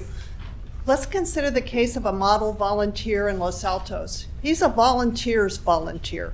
In fact, he's been awarded an Environmental Hero Award, a Los Altos Hills Joint Community Volunteer Service Award, and was named Los Alton of the Year. He's a past president and member of the board of an organization known for all the green things it does for this town. He serves as the director of natural resources for the League of Women Voters. He served on the board of the local history museum and is active with many other organizations in the city. To say this person's passion is the environment and climate change is indeed an understatement. He served on the Environmental Commission from 2013 to 2017 when the city first adopted a climate action plan. As an environmental commissioner, he initiated the city's first climate action plan and played a key role in having Los Altos join Silicon Valley Clean Energy. To generate support for these programs, and as the leader of the Green organization, he used the city's downtown green space for special events for promotion of home energy savings and electric vehicles, and he handed out flyers at the farmers market. Consider this question. Did this model volunteer have an actual or perceived conflict of interest due to his concurrent service on the boards of organizations with shared and/or overlapping subject matter jurisdiction with the Environmental Commission? Consider this consequence. If serving on the board of organizations that are committed to improving the planet, staving off environmental destruction, mitigating climate change, creates a conflict of interest that either disqualifies a person from serving or causes a person to have to excessively recuse themselves, who does that leave us with as potential candidates for appointment to the Environmental Commission? Climate deniers? Thank you. And thank you, Gary. Thank you, Miss Wheeler. Yes, thank you, Gary. So our next speaker after Freddie, hold on, I've got lots of different piles here. Jack Tooley. And Art, you will be next. Hello, Madam Mayor and members of the council. Good to be here. I want to talk about the proposed dog park. I love dogs. I always have, and I love parks, and I always have. The dog park issue has been debated for many years. 10 years ago, when I was on the Park Commission, we debated it, and certainly it was debated 10 years before that, too. Dogs deserve a good dog park in our city, one that's permanent and adequate. It's the location that's always the problem. Our civic center includes our town hall, includes our new community center, a history museum, and the library. The library is a place where people gather. Civic Center is a people place. It should be dedicated and should be serving the people. The proposal to eliminate 16 parking places near the library seems really short-sighted. These are vital places, particularly for elder people, for mothers with toddlers. They represent roughly a third of the close-in parking places by the library. It would be a loss not to have them available. 10 years ago, when I was on the commission, it was the south end of Lincoln Park was suggested as a possible dog park. And recently I've heard that suggested again. It seems to me a very feasible place. Basically, the south end is just green space. There are no picnic benches, no picnic tables. There is water. It's in place. The sod is in place. The thing that's lacking is fences around it and goodwill of you and the citizens to make that happen. So I've heard that the Library Dog Park is a done deal. Done deals aren't always done deals. The Covington speed bumps are a good example. They were a done deal until they weren't. And that was a costly till they weren't. So I'm asking the City Council to reconsider the location for the dog park and do what they call a do-over on this whole proposal. So, thank you. Thank you, Mr. Tui.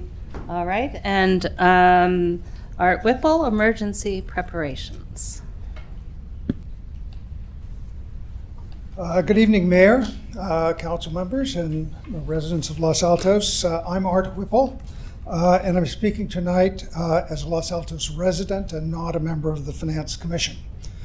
I'm a volunteer with Resilient Los Altos, a group of more than 300 residents who dedicate their time as block action team leaders, amateur radio operators, community emergency response team members.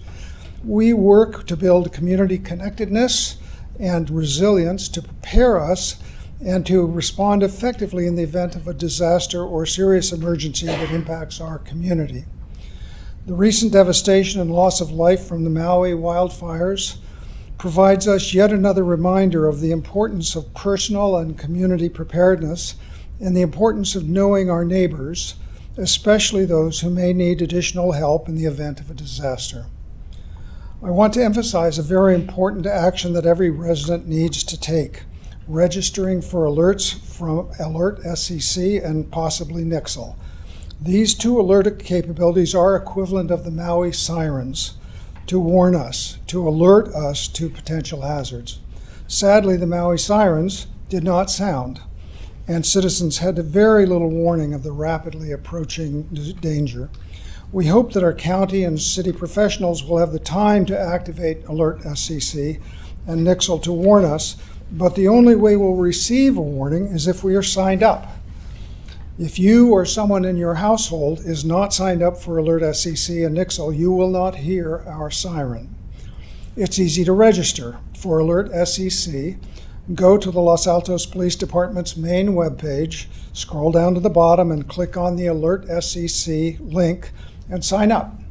To register for Nixle alerts, text your zip code to 888777. Nixle does not geolocate, which makes it less effective locally, but allows you to enter other zip codes if you have an elderly relative or a child off to college. Currently, there are just under 5,000 records for Los Altos that represent an unacceptably small fraction of the 10,000 plus residences and businesses in Los Altos. We at RLA will try to improve upon that number. Thank you very much. Thank you, Mr. Whipple, and for all your efforts and resilient Los Altos efforts as well. So that is all the yellow cards I see for here in chambers. So City Clerk, do we have, Councilmember Liang, did you have a question? For Yes. Mr. Whipple? Yes. Yes, okay. So, well, it's actually to the city manager. Can we add all the information that he had asked to share onto your city manager update, please? Greatly appreciated if you could share that with him so we can get that information out. Great, thank you. Thank you again. Okay, thank you. All right. So we're going to go to any hands raised online? Okay. Yes, there's one, Roberta Phillips.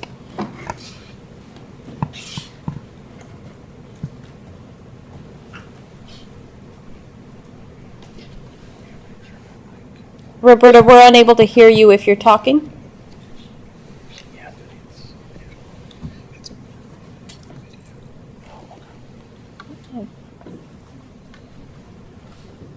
Roberta, we still can't hear you.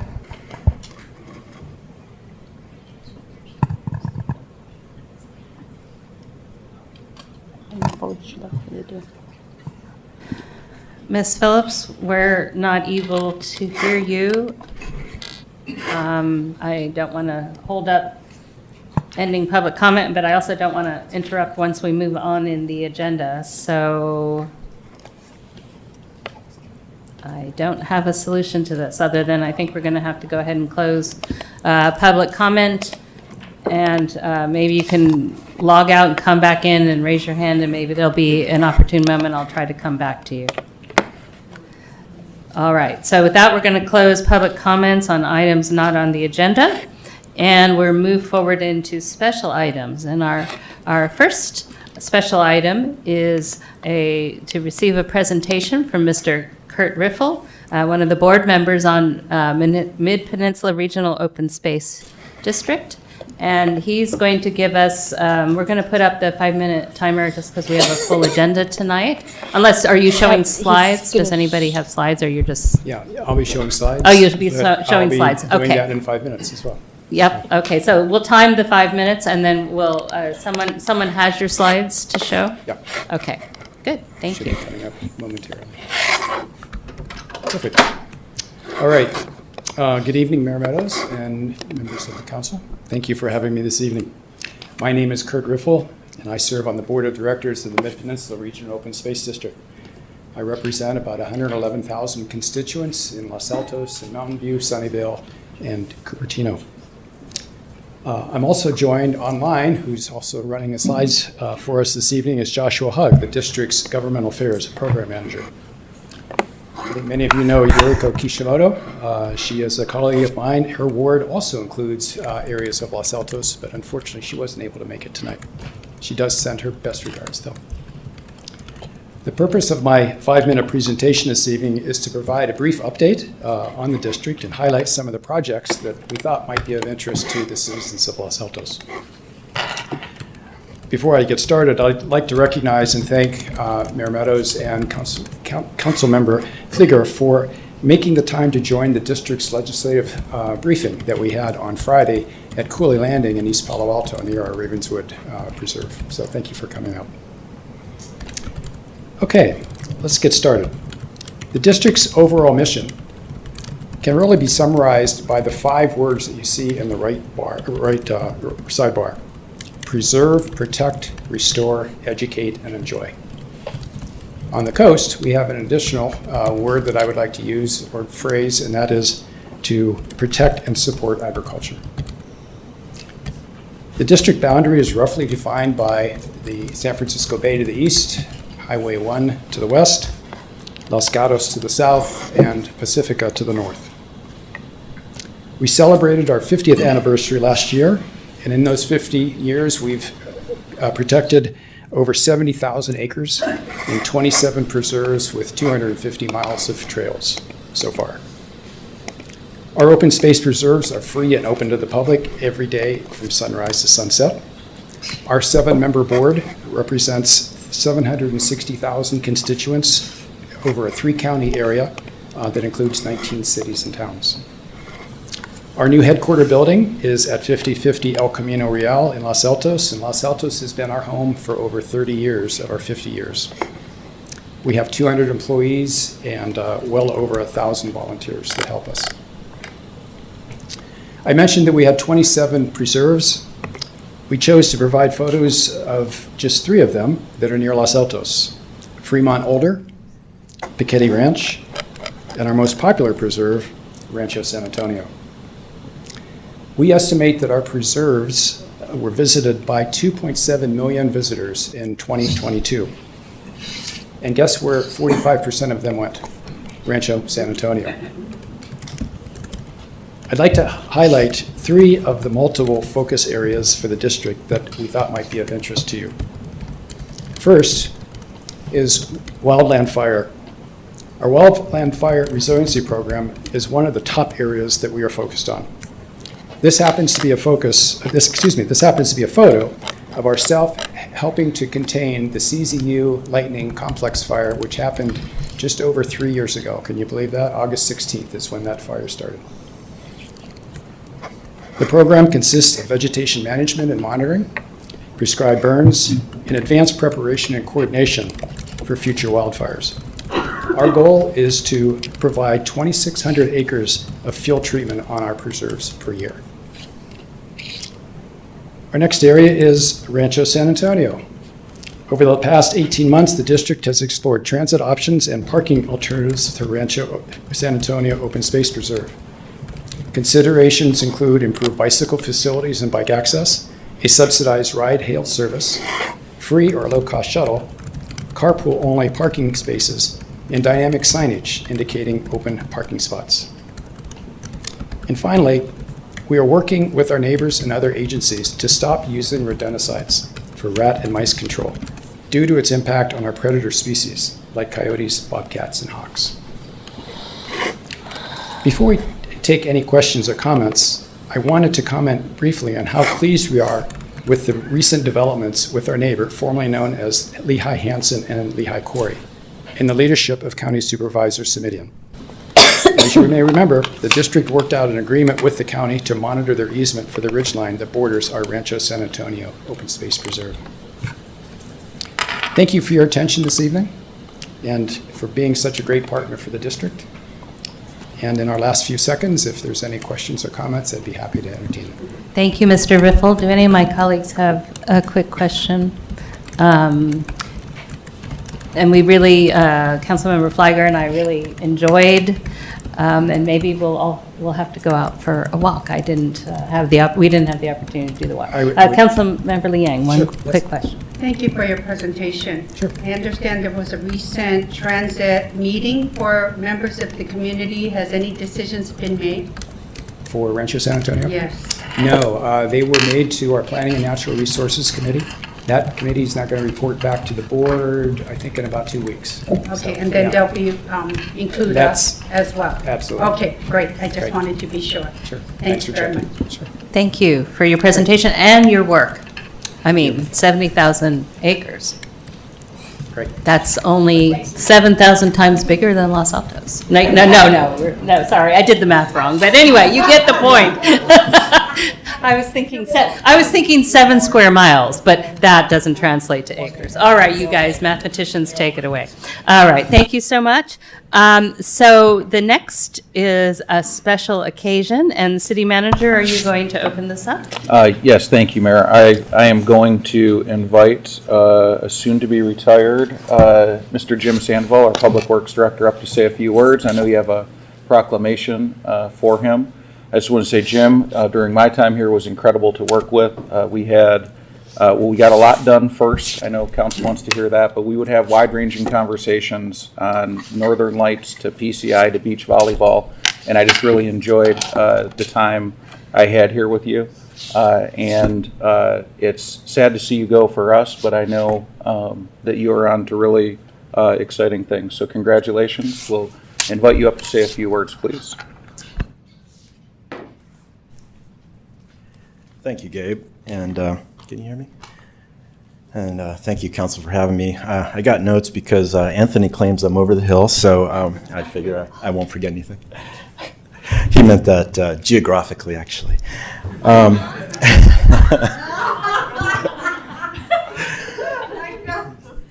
But it's been an honor to serve this council, to serve this community under this council, and of course past councils, and actually in my engineering career here in Los Altos.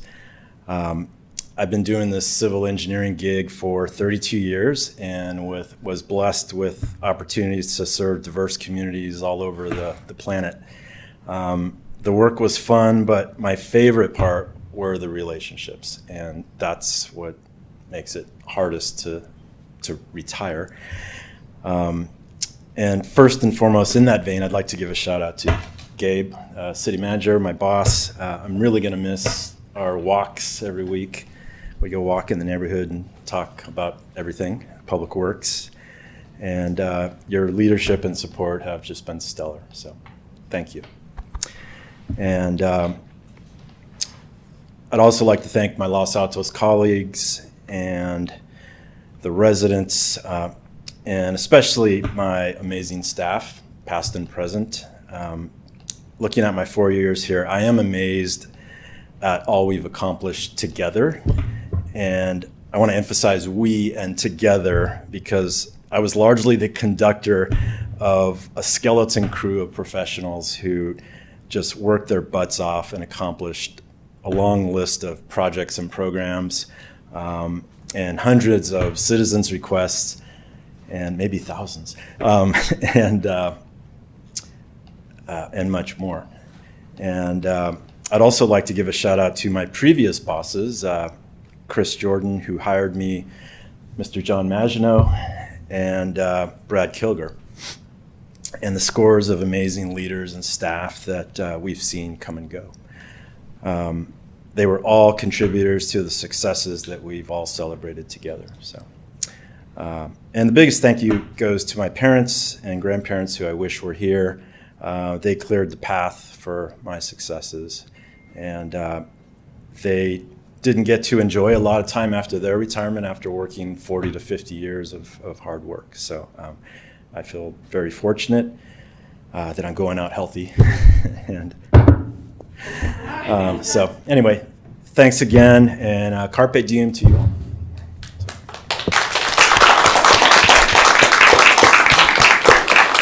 All right, you can stay there. I'm going to read the proclamation. I think you have an inkling of what's coming. I also want to thank Scott Pietka, as a local resident and friend who's here for my moment. Yes, Thank you. yes. Yes, okay, good. Good, we're glad to hear that. So I'm going to read this proclamation, and then if we want to do a photo op afterwards, then I will come down. All right, I will skip most of the whereases. I mean, not the text, but anyway. So, whereas, first one, under the direction of Jim Sandoval, the Public Works Department achieved a Pavement Condition Index, PCI, of 74 by 2023. And Jim oversaw the completion of thousands of engineering plan checks and inspections for the city Los Altos. And Jim co-developed the interim parklet program for the city and provided valuable leadership towards the Downtown Open Streets program at the outset of the pandemic. Jim led successful negotiations for the updated solid waste collection franchise and disposal agreements, and managed the reconstruction of Fremont Avenue, the completion of the El Monte Avenue and St. Joseph Avenue sidewalk gap projects, and the design of the Emergency Operations Center and Lacey City Hall expansion projects. And Jim oversaw the installation of the Walter Singer bust at Lincoln Park, as Well, as the Lincoln Park Utility Undergrounding Project along University Avenue. I'm not going to make any comment. That's okay. So, the City Council unanimously approved the Complete Streets Master Plan and delivered its priority of bicycle, pedestrian, and safe routes to school safety recommendation under Jim's direction. Now, therefore, I, Sally Meadows, as mayor, and on behalf of the entire Los Altos City Council, do present you this proclamation upon your retirement, and thank you for your many years of service. Thank you. Oh, yeah, and actually, why don't, my colleagues might want to say something, and then we'll come down and do the, and you can stay there in case you have a rebuttal, and then we'll do the photo op. So I think your new title, Mr. Sandoval, is it President of Retirement? I think that's what we're seeing online. Just really wanted to take this opportunity to say thank you on behalf of the council and the community. The mayor listed all the different accomplishments, but two stand out for me because I was personally involved and saw how much you're one of a kind. The community center, of course, and the Complete Streets Master Plan. Thank you for your service, your dedication, your professionalism. It was recognized, it was appreciated. I will tell you, former city staff still remember how good of, regardless of the things you've accomplished, they just say Jim was a good guy. And I completely understand, and I want you to understand that it's going to be hard to replace you. And so thank you. I wish you all the best in your retirement. We have to see the socks. You have to show us the socks for today. But thank you. Thank you. Any other comments? Vice Mayor. Thank you, Mayor. And Jim, I know I already told you this in private, but I do want to share it in public as well. I want to emphasize what Nisa said. The community center is absolutely fantastic, and you and your staff were so instrumental in getting that crown jewel of our civic center built. And not just in looking at the final product and understanding all the work that went into it, but I had just been elected to council, and I was still trying to get my feet underneath me. And we had a lot of meetings along the way while that community center was being built. And those were not easy meetings. It was a controversial project in a lot of ways, and there was tension. And I was always able to look to you as a calming force, someone who grasped all the issues, and was always able to give a useful, cogent response to all the questions that were asked of you. And if you couldn't, you were diligent about getting back to us quickly with the answer. I mean, really, that community center, it really is the crown jewel of the city, I believe. One of the biggest public works, if not the biggest, that the city has ever engaged in. And you were such a steward for it.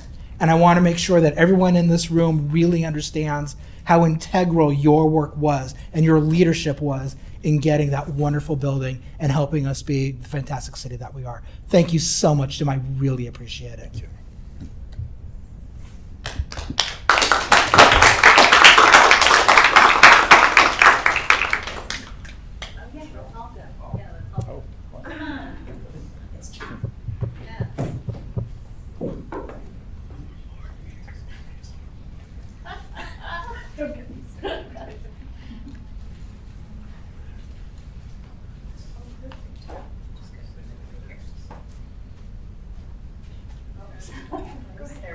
I can stand behind everybody. Just go and see.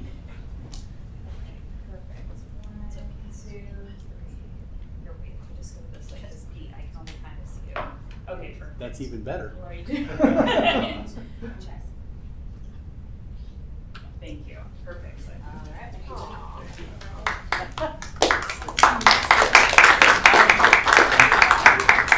Thank you for not putting this at the end. I was tempted. Oh. Bye. Not stay? Wow, that didn't take him long, did it? Whoosh. He's already pulling out. Okay, yeah, wow. Yeah. Okay, good. So. There's an early bird special.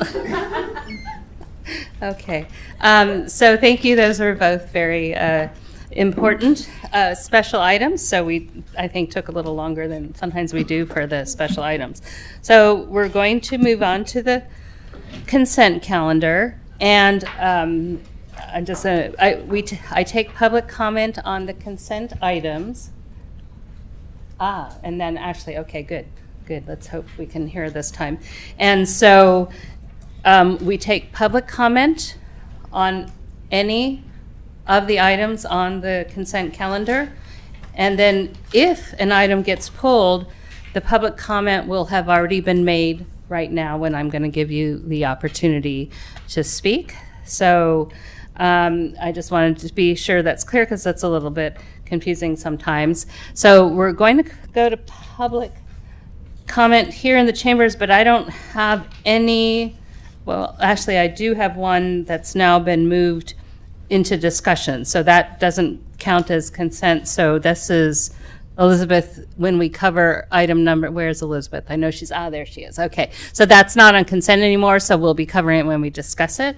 And so I don't have any other speaker cards. Are there any comments on the consent item? I don't see so. And then I see Roberta Phillips, so let's check in with Roberta. She may have a comment on consent, but she also may have her public comment on items not on the agenda, and we'll allow her both. We're going to do 2 minutes for consent and 2 minutes for comments right now. Yeah. Roberta Phillips.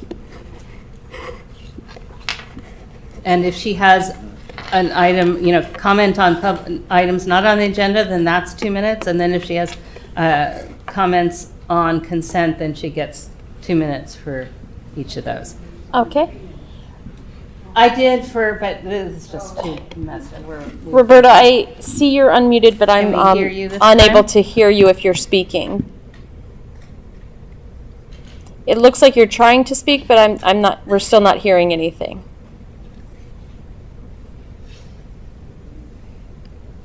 We heard her once tonight.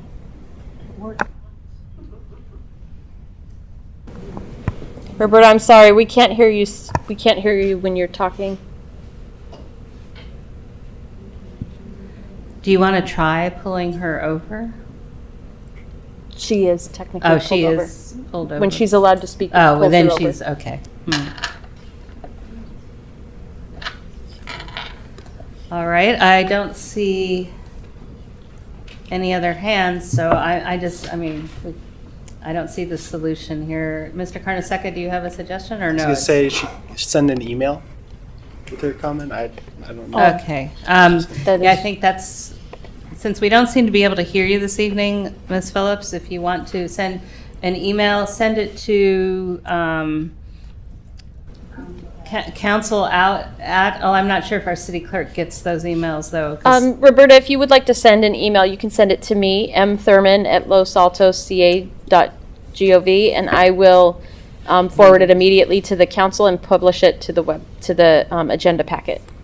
All right, thank you. And I'm sorry, I'm not sure what the technical difficulty it is, but it must be on your side, Ms. Phillips. All right, I don't see any other comments on consent items, sorry. And so I'm closing public comment on consent calendar, and now would ask my colleagues if they have any comments on the consent agenda. To whether they want to, they have clarification questions or they want to pull anything. Councilmember Flagger.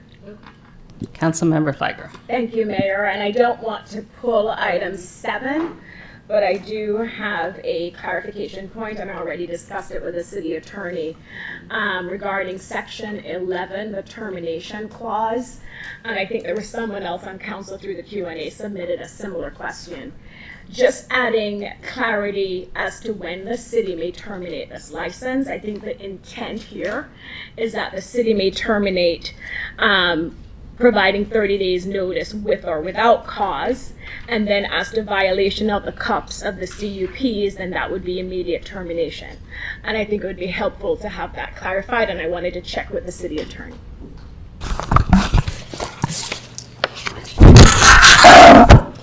Yes, you did bring that up, and it would be in provision 11, and then it would be I looked at it, it would be the second sentence. The city may terminate this license with or without cause. So that parallels to the licensee, so that's similar language. Upon providing 30 days notice, and then it goes on, or that licensee is in violation of state, federal, or local ordinances. And then there was something about termination shall be immediate in those circumstances. So that can be added. It doesn't change. It just makes it immediate if there is a violation of any state, federal, or local ordinances. So the local ordinance would mean if they're in violation of the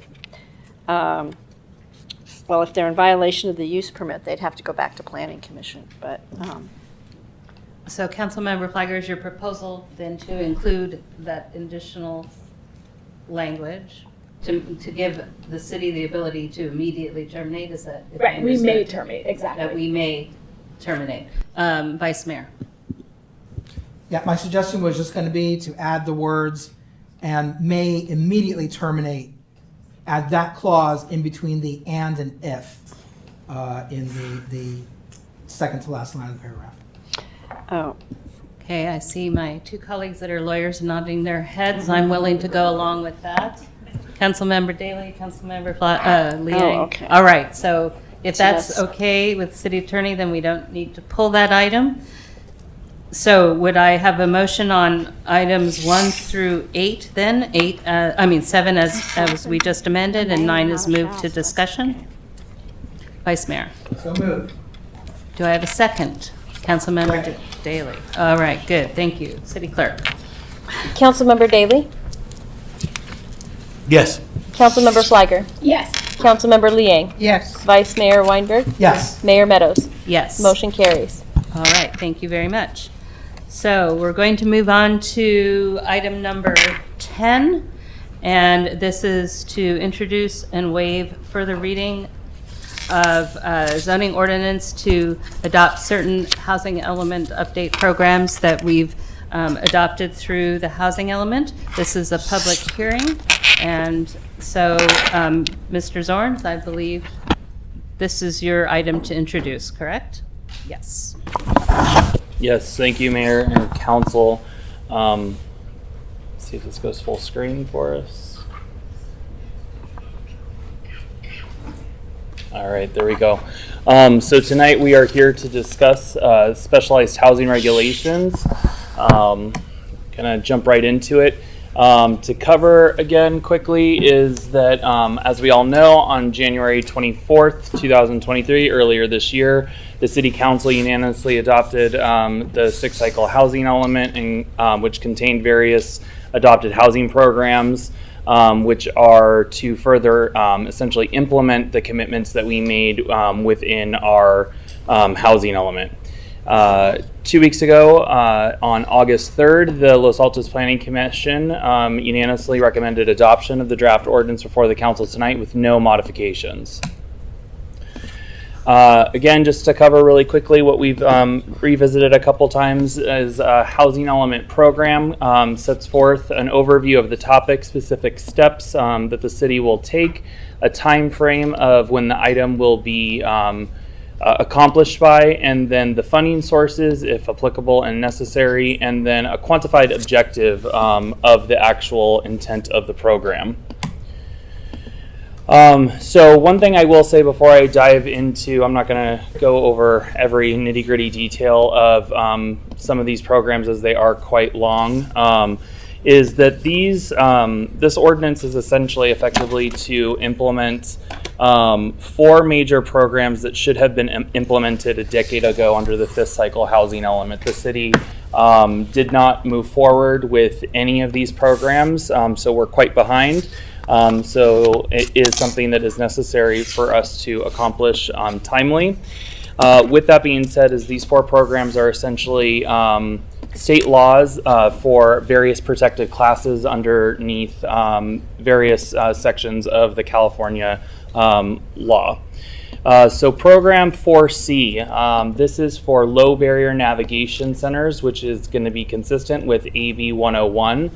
And with that, this is going to be an incorporation of what is required under the government code, which is allowing by right for the navigation centers in areas that allow for multifamily uses within the city. Program 4D, this is to allow for transitional and supportive housing consistent with law.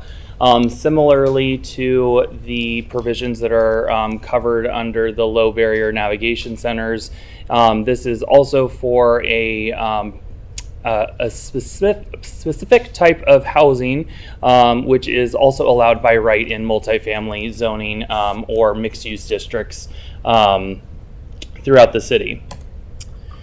Specifically, the city in program 4E is to allow employee and farm worker housing consistent with state law.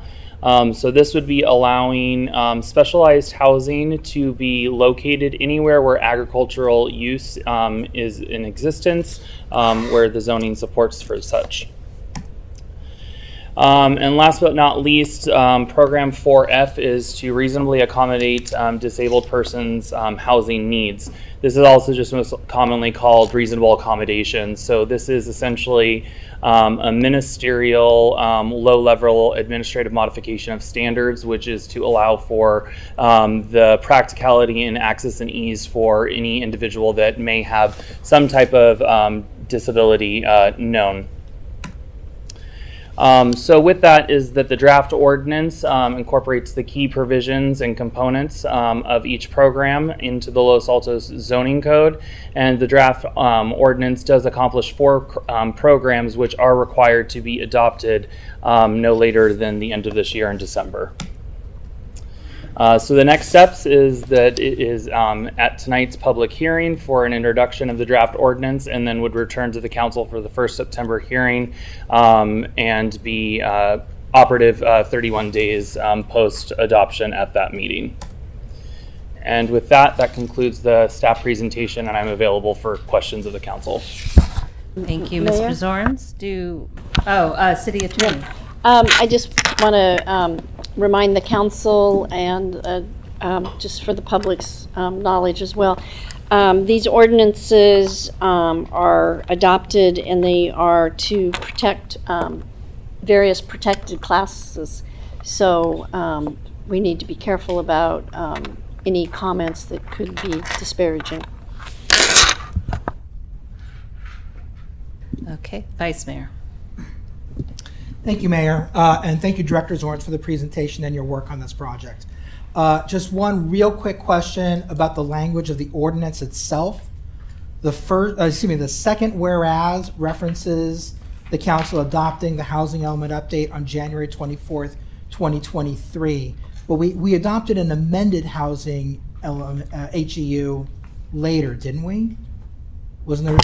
No, the council never took additional adoption action. On January 24th, the council authorized city manager or their designee to make any non-substantive changes in order to be able to bring a compliant housing element to HCD for approval, which we currently are, again, under the formal review window and anticipated to receive a formal adoption and approval within the coming weeks.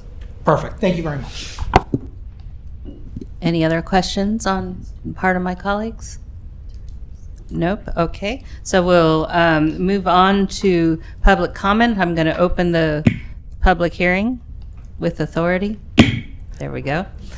And so for number 10, I do not have any speaker cards. If there's anyone who wants to speak, you should fill out a speaker card. I'm guessing there aren't any. If you're on the Zoom, please raise your virtual hand if you'd like to speak to this item number 10? I'm not seeing any hands.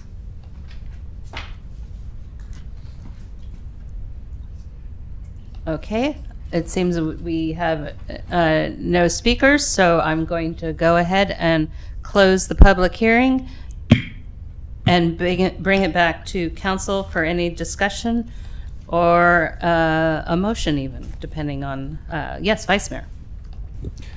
Madam Mayor, I'm ready to make a motion if there's no discussion. We're good. I move that the council adopt an ordinance of the City Council of the City of Los Altos creating Chapter 14.63 of the Los Altos Municipal Code to implement Program 4.C, Program 4.D, Program 4.E, and Program 4.F of the Sixth Cycle Housing Element Update. Second. You have to state that the proposed amendments are exempt from environmental review. Yes, pursuant please. To Okay. So as amended, I would like to recommend that we include or ask to find the amendment to include that the proposed amendments are exempt from environmental review pursuant to section 15061B3 Common Sense Exemption of the California Environmental Quality Act, CEQA guidelines, since there would be no possibility of a significant effect on the environment. Accepted. Accepted. All right, City Clerk. Councilmember Daley? Yes. Councilmember Fliger? Yes. Councilmember Liang? Yes. Vice Mayor Weinberg? Yes. Mayor Meadows? Yes. Motion carries. All right, thank you very much. We're on a roll now. All right. So now we're going to move forward to item number 11. This is also an ordinance, but it's not a public hearing, and it's to introduce and waive further reading of adding Chapter 12.72 for expired permits. So, Mr. Zorns. Oh, wait, did someone, are we? Oh, okay. All right, Mr. Zorns. So again, good evening, City Council. So I do not have a formal PowerPoint regarding this, as I do think that the ordinance is very self-explanatory. I'll kind of high level go over a summary of what we are presenting before the council.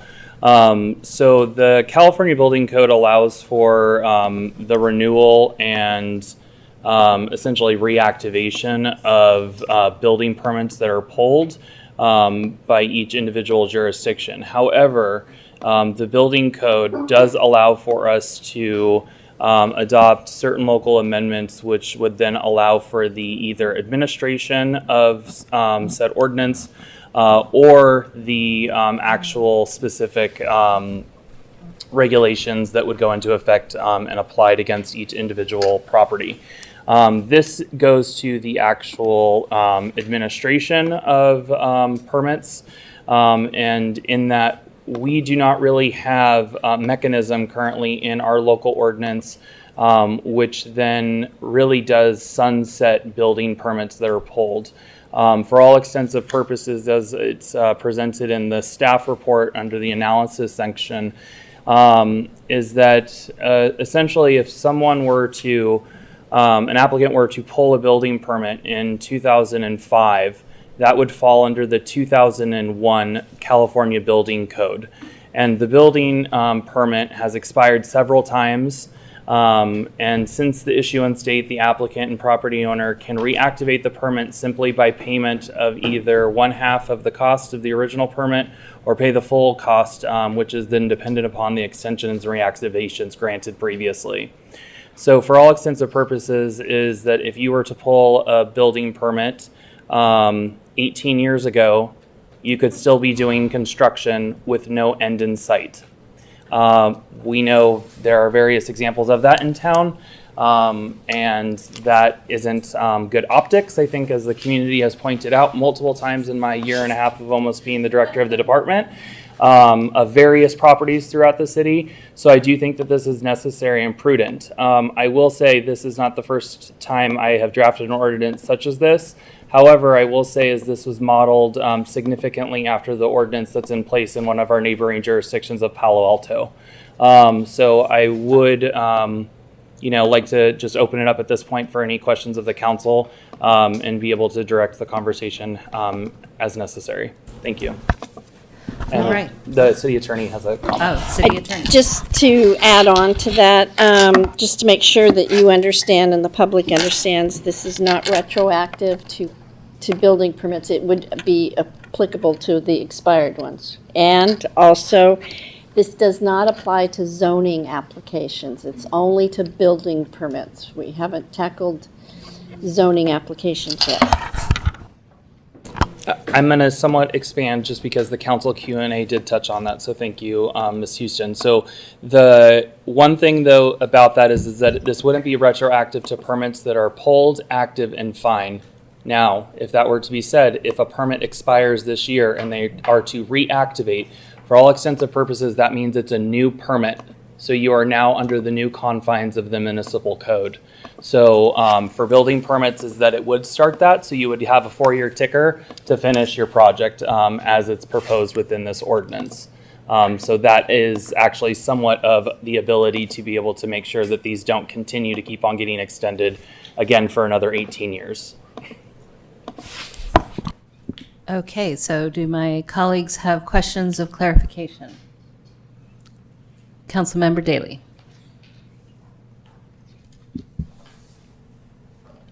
So for extension of a permit, what factors determine whether it would be payment of half the original permit fee or all the original permit fee?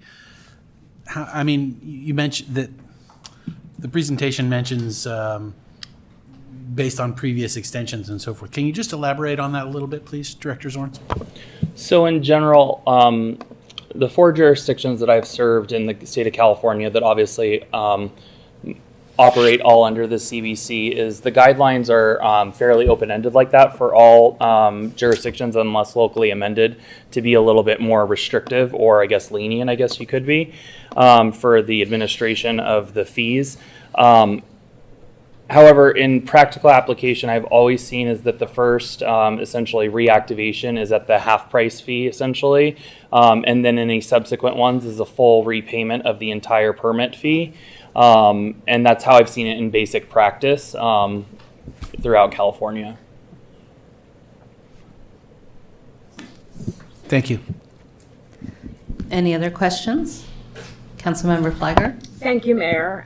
This question may be for the city attorney because I do want to understand how this could apply to existing building permits, buildings, as we know, that have started and stopped in the city. So if it's not retroactive, explain to me how this new ordinance, assuming council adopts it, would get triggered by an existing building permit. Well, what I mean is if you have an existing building, if you have an existing building permit, it's not going to cut that short, but if it expires, then it will apply. I know people were concerned that if you'd had these permits out there for a long time, we were going to go after you. We have to wait till it expires, and then the new law would apply at that time. But we're not going after some of these ones that have been out there for many, many years. Until they expire, we can't apply the new law. Okay, and they're not protected in any way under the old ordinance at the time that they took out the first building permit? No, I'm not worried about any vested rights. Okay. That's, yeah. They have to work in good faith, reliance on the. So one thing I think, Councilmember Flagger, I think what you might also is in regards to the protections under the recent housing laws. If something is SB 330 protected, it's already this way in place is when the date of application, it freezes your fee structure.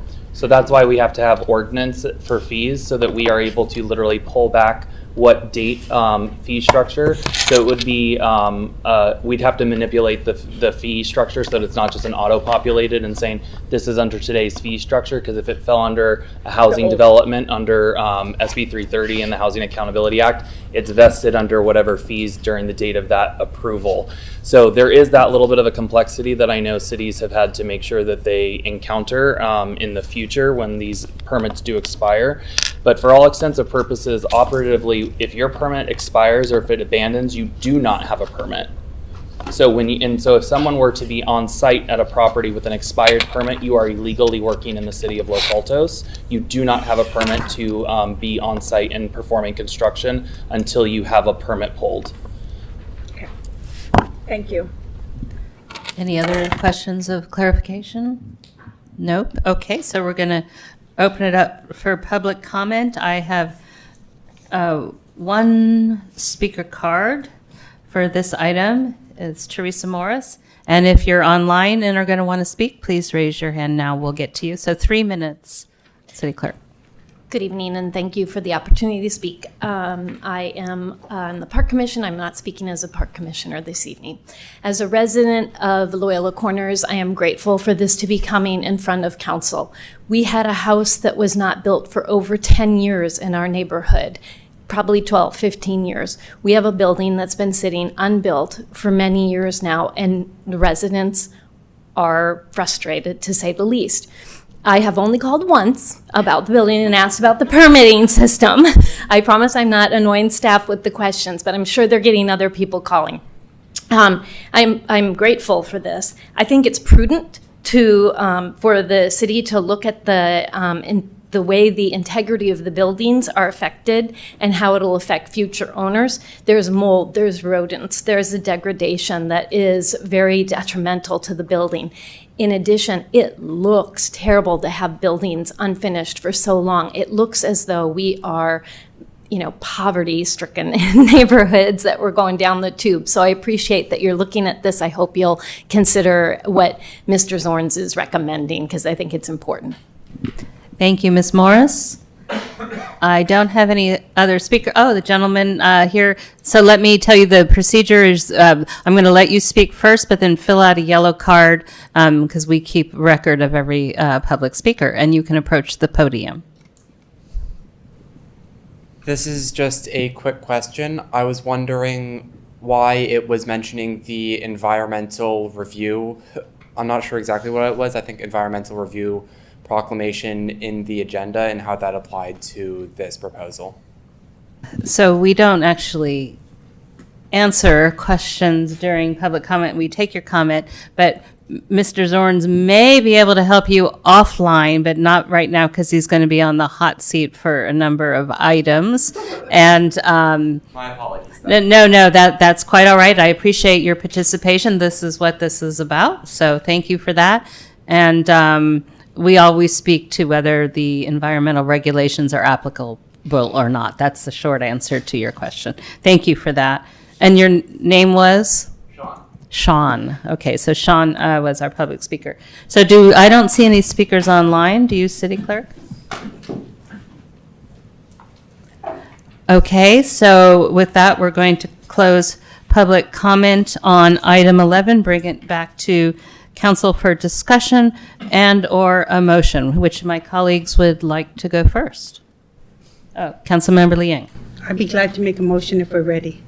So I'd like to make a motion to introduce and waive further reading of an ordinance of the City Council, adding Chapter 12.72, penalty for expired permits, and amending Chapter 12.08 and 12.10 of the Los Altos Municipal Code, and find that this action is exempt from environmental review pursuant to Section 15061B3 of the state guidelines implementing the California Environmental Quality Act of 1970. Do I have a second?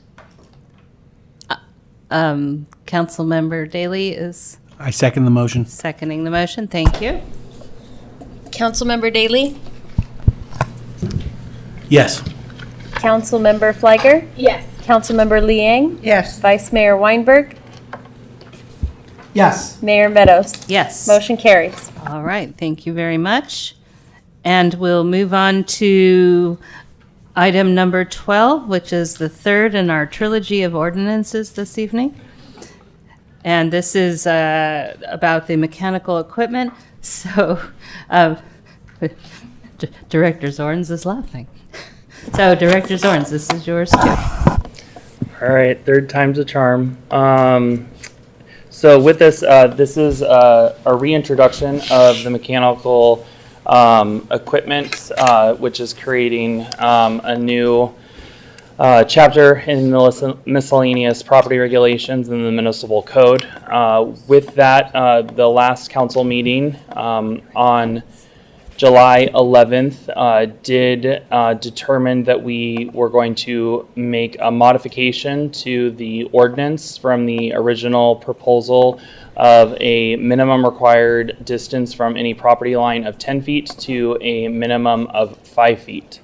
So that was incorporated. However, I do want to at least acknowledge and bring to the council's attention, just in case anybody on the dais did miss the memo that was prepared and provided to the council as well as the public today, all at the same time, which is of the PDF of the Q&A and attachments, is page number 13, which was a memorandum drafted by myself, which does identify that there is some additional minor strike through that needed to be incorporated. As identified in the memo is that although staff did incorporate the specific change of distance requirements from any property line from the 10 feet to 5 feet, there was just some additional language that should have been wordsmithed in order to be able to make sure that there wasn't any internal conflict within the section of the ordinance. So that has been modified and included in the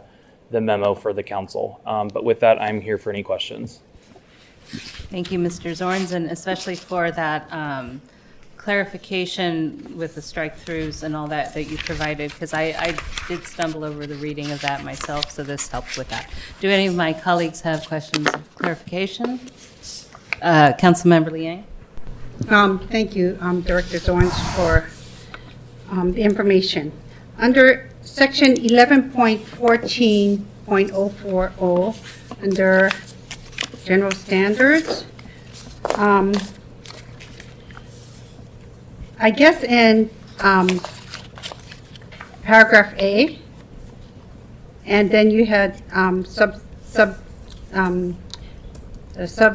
I. I'd like to understand what situation does the sub I apply, because I'm kind of unclear about it as to how it's written, and greatly appreciate if you could clarify and give an example where sub I would apply.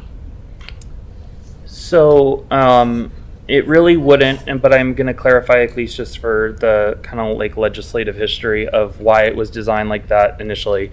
So A was to encompass that mechanical equipment would not be allowed within any setbacks within the city. However, we have zoning districts with no setbacks, i.e. downtown Los Altos with 0 setbacks. So then letter I would have been the provision that would have at least required some distance requirement from any property line so that there wasn't any associated impact with the 0 lot line provisions in the zoning districts that exist. However, under the memo that was prepared and provided, and I'm going to just read it, is that it would read such as this, is letter A would be any mechanical equipment and apparatus which are higher than 18 inches as measured from the surface immediately adjacent shall not be located closer than 5 feet from any property line. So this is essentially a 5 foot distance requirement from any property line. Okay, shall not be located with. Yeah, this is what he was addressing and what I was know, thinking. but I didn't have it. Clarification. Shall not be located closer than 5 feet from any property line. Okay, so then I have another example, because based on this, if an owner builds an ADU, right, which under current state law we have to allow to be as close as 4 feet from the property line. Does the covered mechanical equipment have to be at least 5 feet from the property line? You're saying yes, right? But in other words, if they want to build the side and back 4 feet from the property line, they would have to put the equipment toward the interior then, okay, portion of the lot, or else make one wall along a property line to have a greater setback, or the equipment fits at least 5 feet from the property line. Mm-hmm. I guess making sure that this is clear, because when I read it, it wasn't clear. So how am I going to be sure that this part is okay with had the public had a chance to see this? That's my, because then if there's any modifications, the second reading, we cannot make any changes. So I want to make sure, was this uploaded so the public was able to see it before today? Because I myself missed it today. Yes, it was uploaded as a part of the council Q&A, and ultimately this was, I think, at length discussed at the July meeting.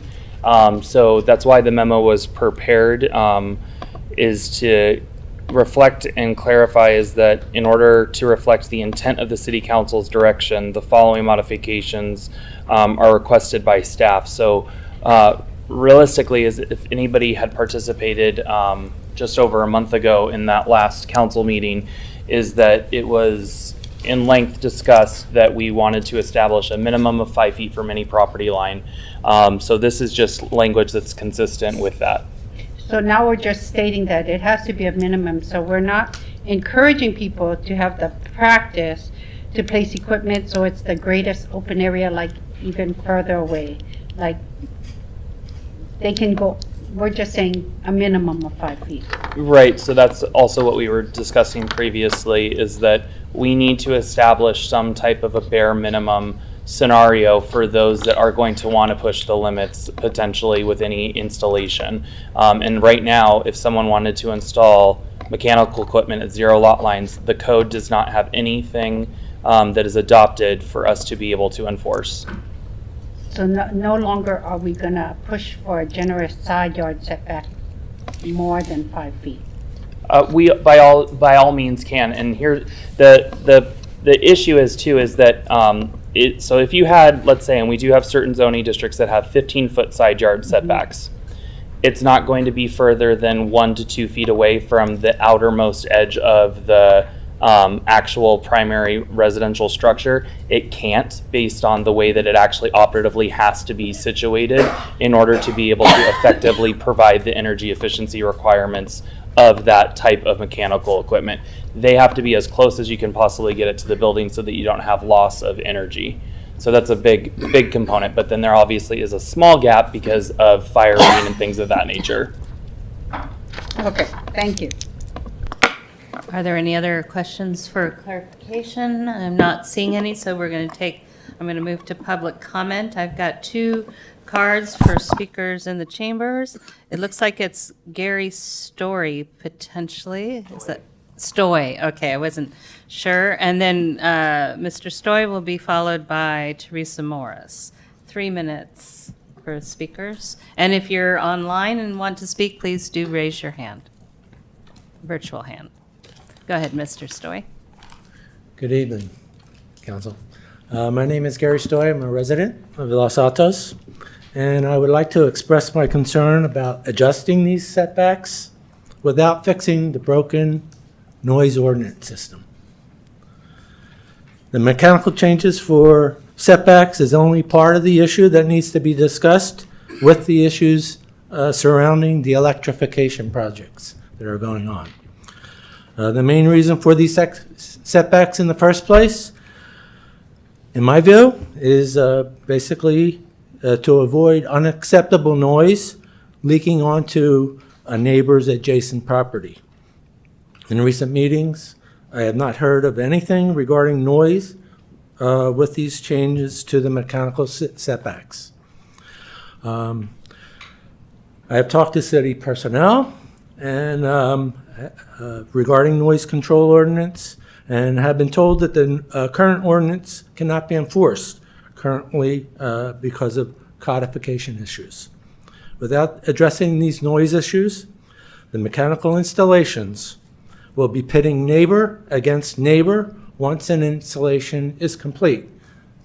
In other words, the city has basically passed it off to the neighbors to complain, and that's not fair.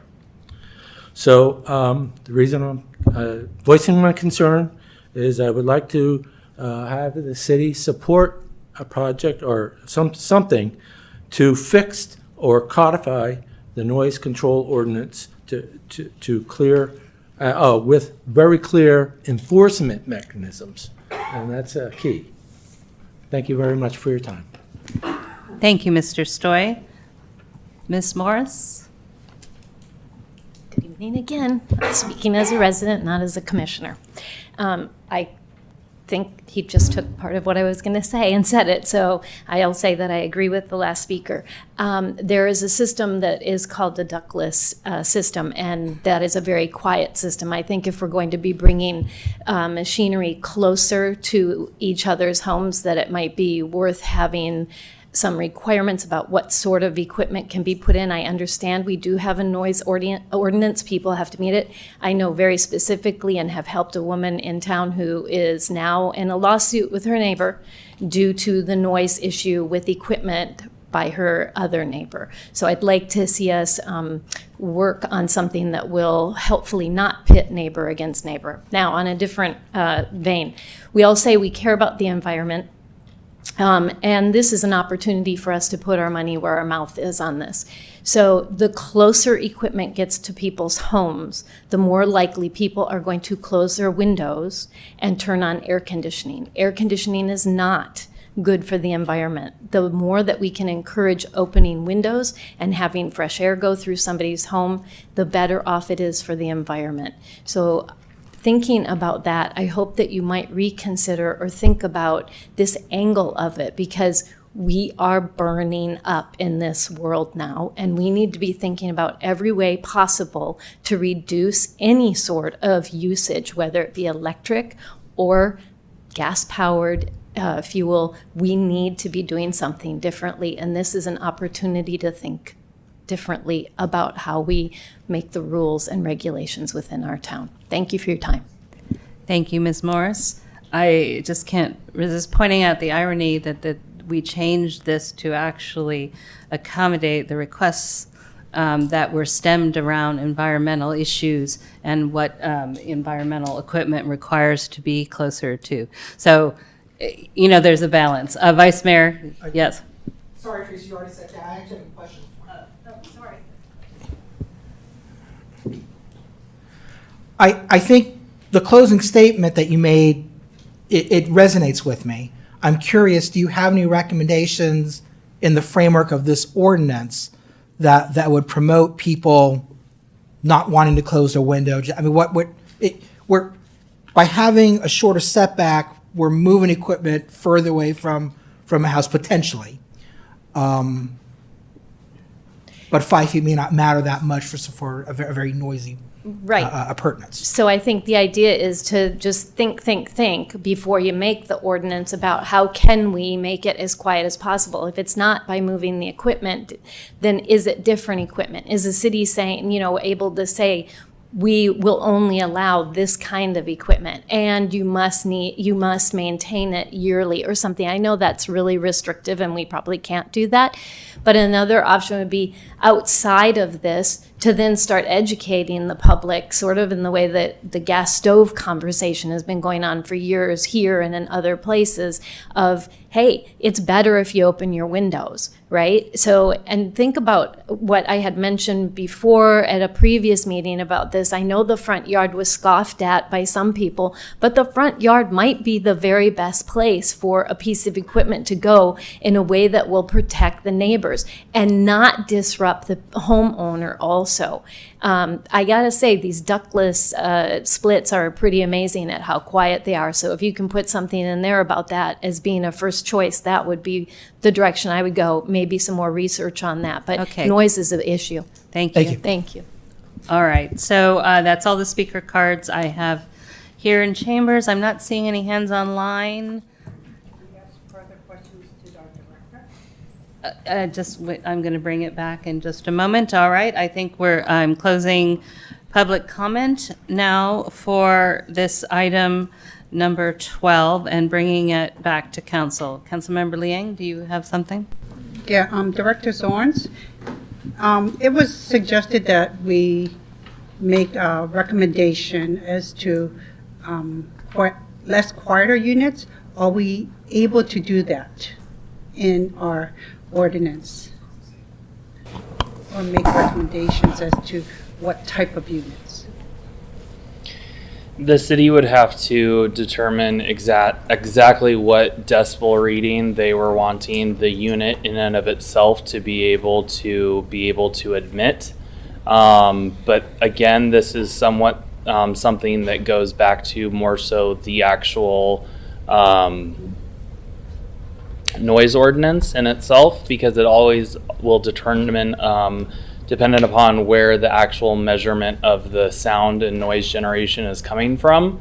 So that's, and we did talk about this and acknowledge this at the last two hearings, is we will look at the noise ordinance. However, this is something that is going to require outside help of an acoustical engineer to be able to actually help us design that. There's a lot of things that I can learn and lean in on my colleagues at other jurisdictions. That is not one of them. So that is something that we can move forward with. But as we know, we have various priorities of the council and legal obligations right now for the next 6 months to a year. So that's something that we discussed about this coming back maybe sometime next year as a comprehensive overhaul to the noise ordinance. But that's essentially, like I said, to begin with, is that it's a multi-pronged approach to be able to have compliance for any associated impacts with the generation of noise from mechanical equipment. Right. It didn't come off as a high priority, so I knew it was being pushed down, Mhm. and that was my concern. The other question I had for you was, I think we had a really good ordinance, and we're getting away from that. So can we do it where if you have this much setback, then you got to maintain the 10-foot setback? And like you said, if we have properties that have less than a 10-foot setback, that's when they need to meet a 5-foot setback. Can we do it in maintaining various stages based on people's property sizes and their setbacks?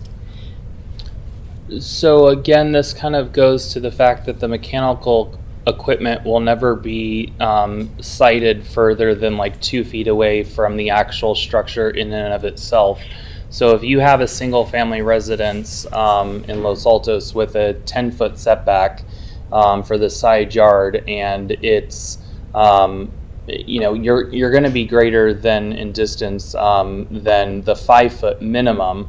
If, as we discussed previously, is we do have one zone in town that is a 7.5-foot setback, a mini split system, which is not the ductless ones, but a mini split system does protrude away from the wall about a foot and is about 1.5 feet in its dimension measurement of its width. So realistically, you're still going to then meet for that zone the 5-foot requirement. But then for all the other zones, you're not gonna see something that's located 10 feet away from the wall of the structure, because it has to be plumbed immediately adjacent to the actual home. So this is more so for the properties. The 5-foot is to kind of establish what that minimum is. We previously had proposed to say no side yard installations moving forward, and that was something that the council majority decided to not support. So I don't really think that that's an option with the ordinance that we have prepared. But then what happens is, with that stating that this is a minimum, more people will perhaps do punch outs and then perhaps put it on the outside of the punch outs, or the ask for variances of so many feet, and then they're meeting the minimum. But the point is, we wanted to encourage those to, if they had a larger side yard, just to maintain that 10-foot setback. And I think that's where we're going. I think what I'm concerned about is how we're going away from allowing people, essentially allowing people to intrude on those setbacks, to shift their noise to their neighbors. And that's my concern.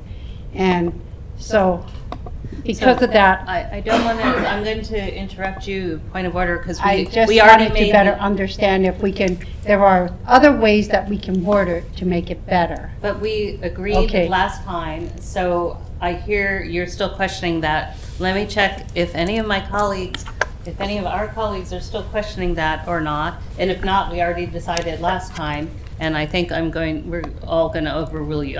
Councilmember Daley, you look puzzled. You're not questioning the 5 foot that we decided last time. Okay. All right. No, I think we have already come to consensus on that. Just Yes. to clarify, Yes. right? Number one, people are not going to do bump outs because they still have a setback requirement for the building itself, right? This is solely for the mechanical appurtenances, and the alternative, the status quo, is 0 feet. So we are increasing the setback requirement versus the status quo.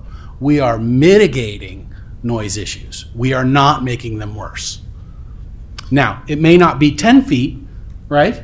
But we decided as a body that our climate action and adaptation plan and the goals associated with that justified having a smaller setback requirement for the mechanical appurtenances, because most of the electrification occurs with these appurtenances in the side yard. So, clarification is we are increasing the distance from these appurtenances to the neighbors. That's what this ordinance does, explicitly.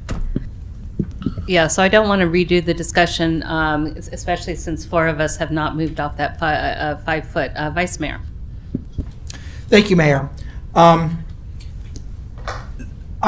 prepared to support the ordinance as amended as it's been presented to us, but I did want to address one public comment that came in either today or yesterday, which brought up the question of, but this may not be practical for a smaller size lot than is normal in Los Altos. I think that comment raised a good point, but we can't we're not going to be able to adopt an ordinance that's going to address 100% of the issues. The community is split to some degree as to what the appropriate solution is. But I'm comfortable with the ordinance as it's drafted and amended.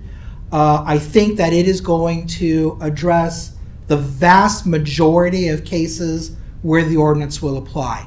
Now, if someone has an unusually shaped property, they can always ask for a variance. And of course, that's true not just of this ordinance, but of any building code, any ordinance that the city has. And if it makes sense in a particular case to let a property owner, to let a developer move away from our normal standards, then the variance would be granted. But I think that this ordinance really is going to address the vast majority of issues. If a variance is called for and it makes sense, I would certainly support it. I think that staff and the planning commission would support it. But we've hashed this out for, I think, at least 2 meetings now. I think this ordinance is where the council is right now, and it's ready for adoption. And I agree with the Vice Mayor. I'm not going to make any further comments. Councilmember Flagger. Thank you, Mayor. And it's clear where the majority is, and so I just want to say I will still not be able to support the ordinance, and I won't get into the details. I think the discussion tonight, the comments, further demonstrate that this ordinance is not ready. I still believe it should have gone to the Environmental Commission. I still have not heard the urgency. If there's a plan over the next year to actually look at it in a broader context, I think that's the better approach, working with the Environmental Commission. I am very concerned this feels rushed. I don't think it has been looked at comprehensively. I prefer to take the time to get it right than to rush it and we miss all these other scenarios. But I respect the majority. I am very comfortable being in the minority, and so I will not be supporting this tonight. Thank you. So, Wait. Okay. Councilmember Liang. I really feel that this should have came after we had. Your mic. It is on. Oh, sorry. Yeah, the red light is on. Yeah. Sorry. Okay. I really feel that we should have addressed the noise ordinance first, and I said that in the past before taking this on, and that should have been the first step. And I think we're acting, I agree that we're rushing through this, so. Okay, thank you. Councilmember, I hear it. We're going to address, as the Vice Mayor said, the vast majority of noise issues, et cetera. And so an in-depth look can come. If we wait for the in-depth look, then we're not going to be addressing the vast majority of the issues that we have now with this solution. And it's not been rushed because we've been going through it so many times. Los Altos rushed. Anyway, so I would be happy to take a motion if I have one. Vice Mayor?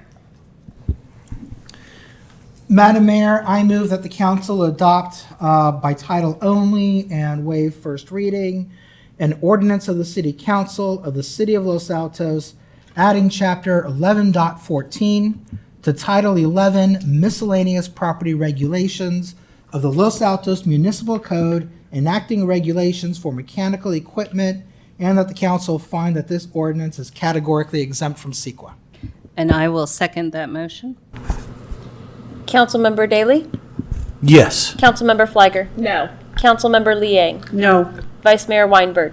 Yes. Mayor Meadows? Yes. Motion carries 4-2 with Councilmembers Flagger and Liang, 3-2, math is hard, with Councilmembers Flagger and Liang opposed.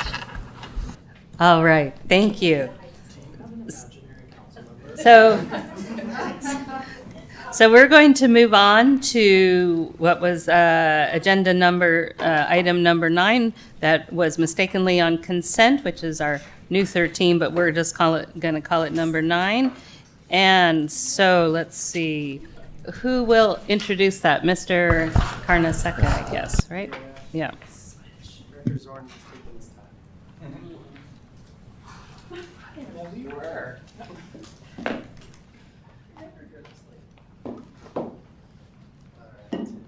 Thank you, Honorable Mayor, City Council members. Staff doesn't have a presentation. We have the document in front of you for the History Museum contract. And then Director Elizabeth Ward is here to answer any questions if you have any for staff or the History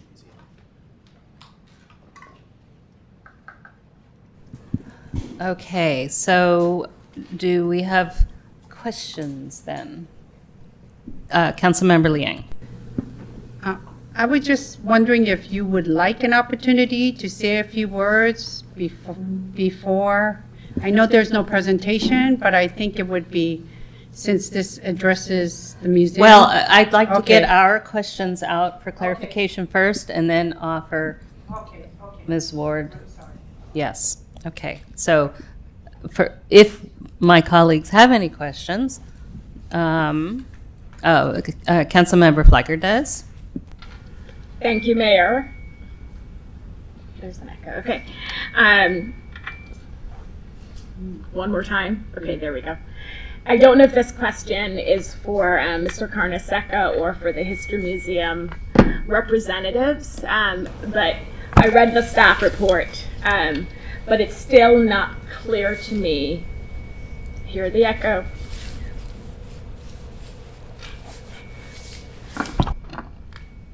It's not me. Wouldn't it be funny if it's me? I think it might be a public comment. Oh, Lisa's not. No. Nope. There's like a... still exists. All right, let me try to talk through it if it's not too annoying. Lisa? You think? Okay.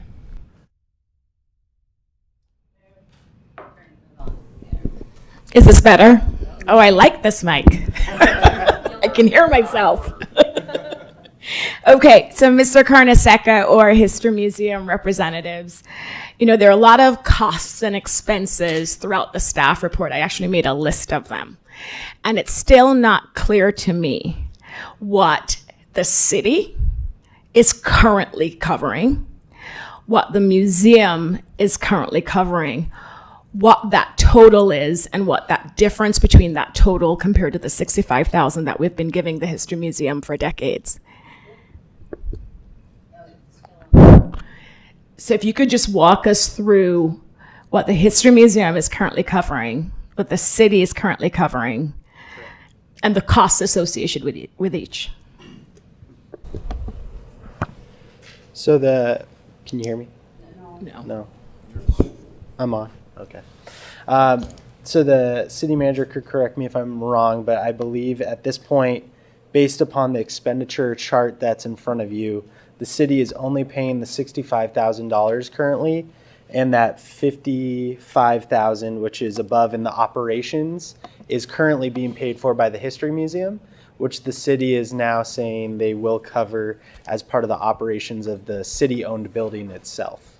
So at this point in time, $65,000 is paid for by the city, and then this $55,000 is currently being paid for by the History Museum. So in the staff report where it talks about when this original agreement was made that the city would cover, and let me pull it up, I'm going up and down my slide, where it says the city shall maintain and repair the museum, and it lists certain things.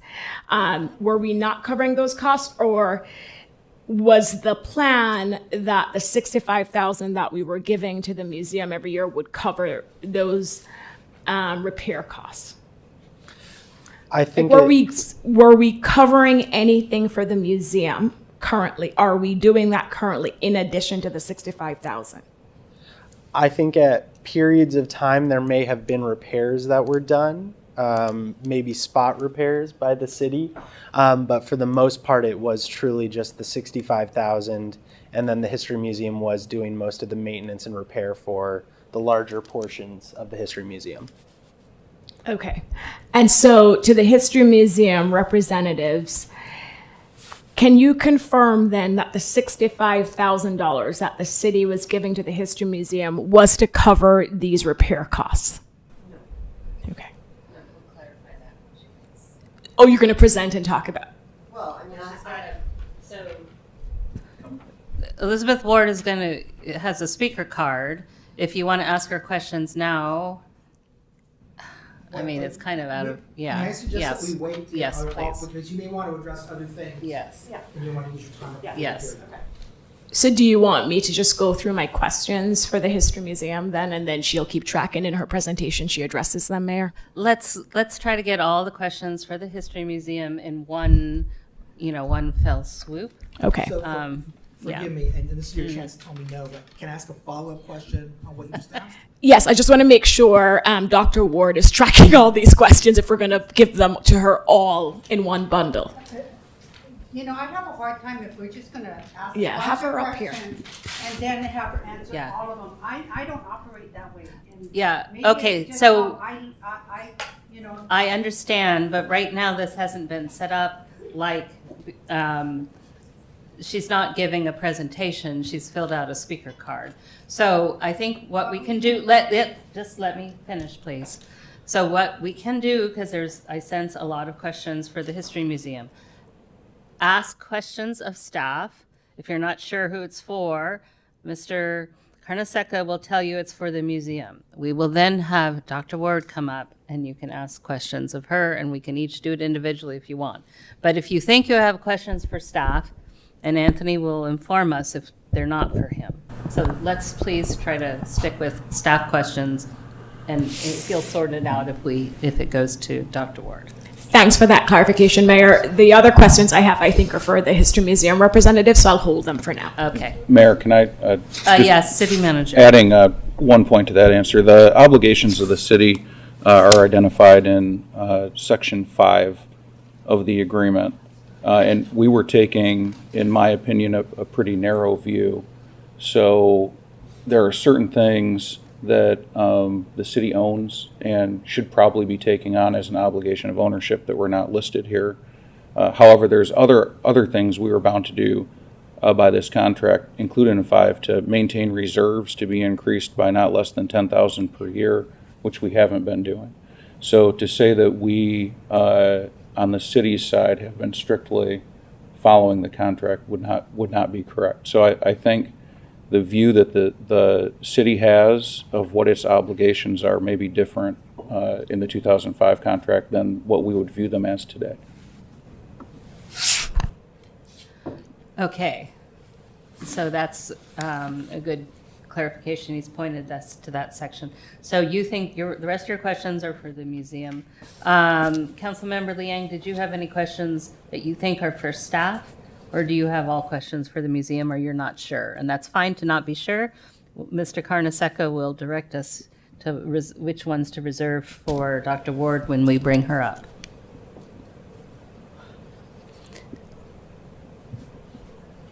You know what? I just gotta listen more. Okay, that's fine. We'll move. Yes, okay. Vice Mayor, did you want to go ahead? Yes, thank you, Mayor. Mr. Carnesecca, thank you for answering our questions tonight and for the report that you put together. And I think an awful lot of work went into doing the research and getting us this information for our discussion tonight.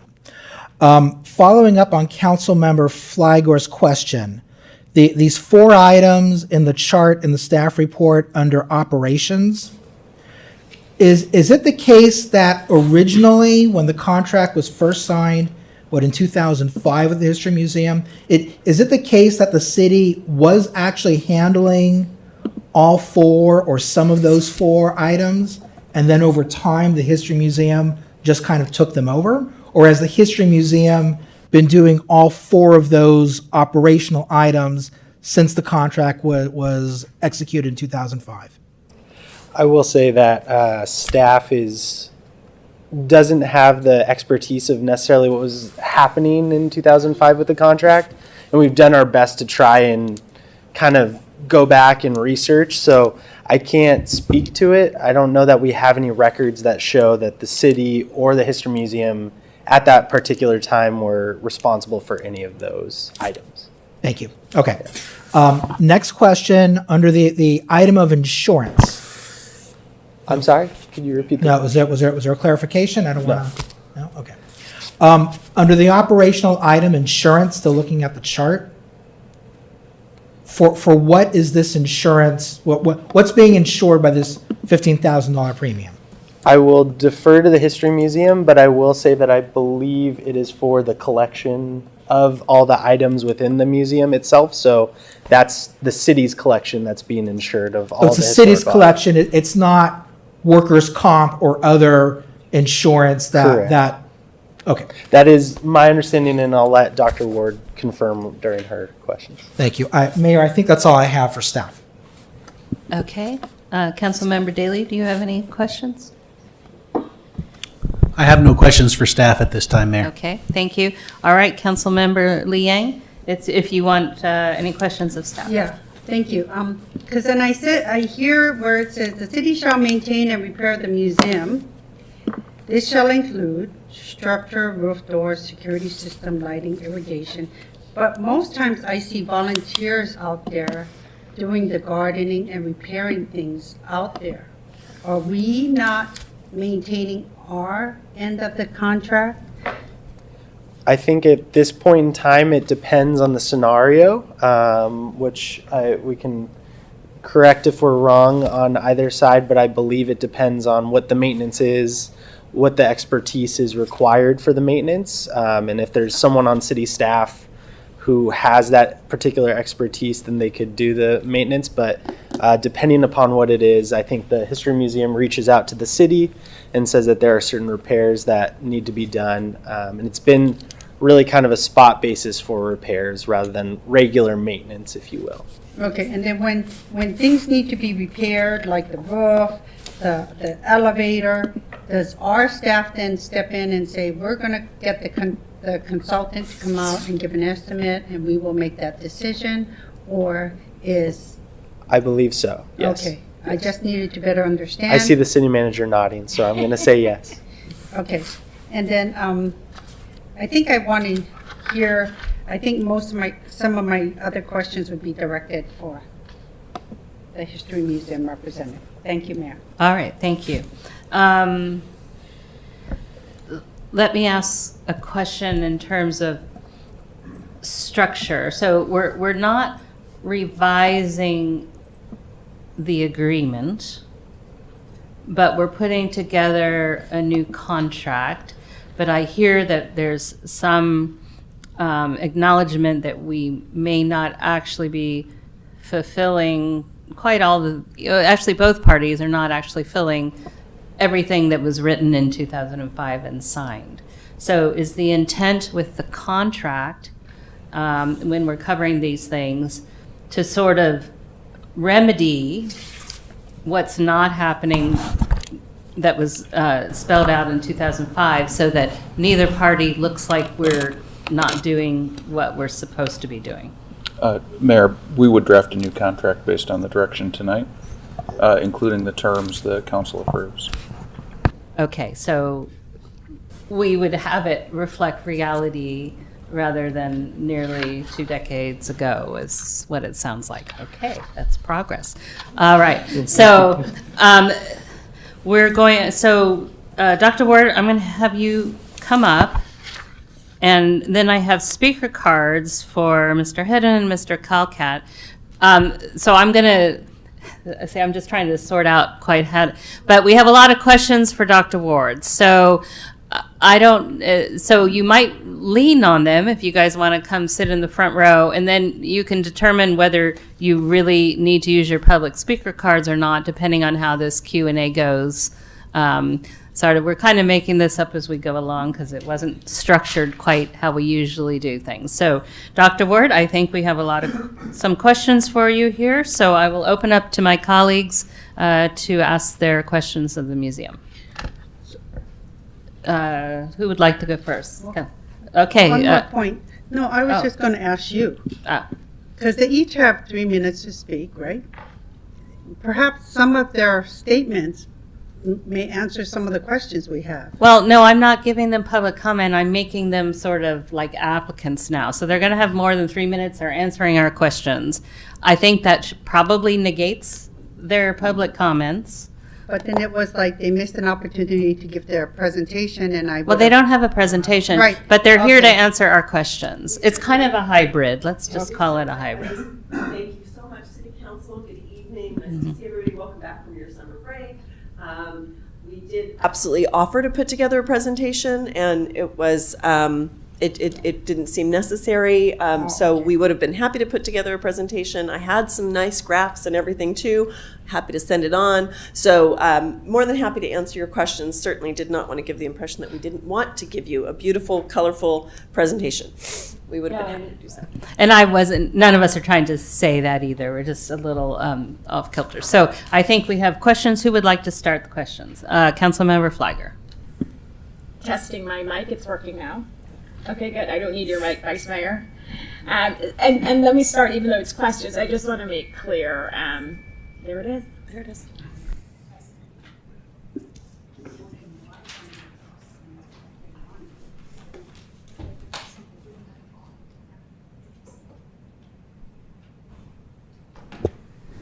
Okay, here we go.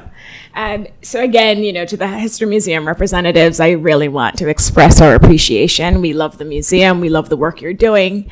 I know sometimes when council asks these questions or we propose changing things, it comes across as if we don't appreciate your value, but we do. But when it comes to asking for additional dollars, as you can imagine, we need more information, as some of you can appreciate, in order to approve any requests.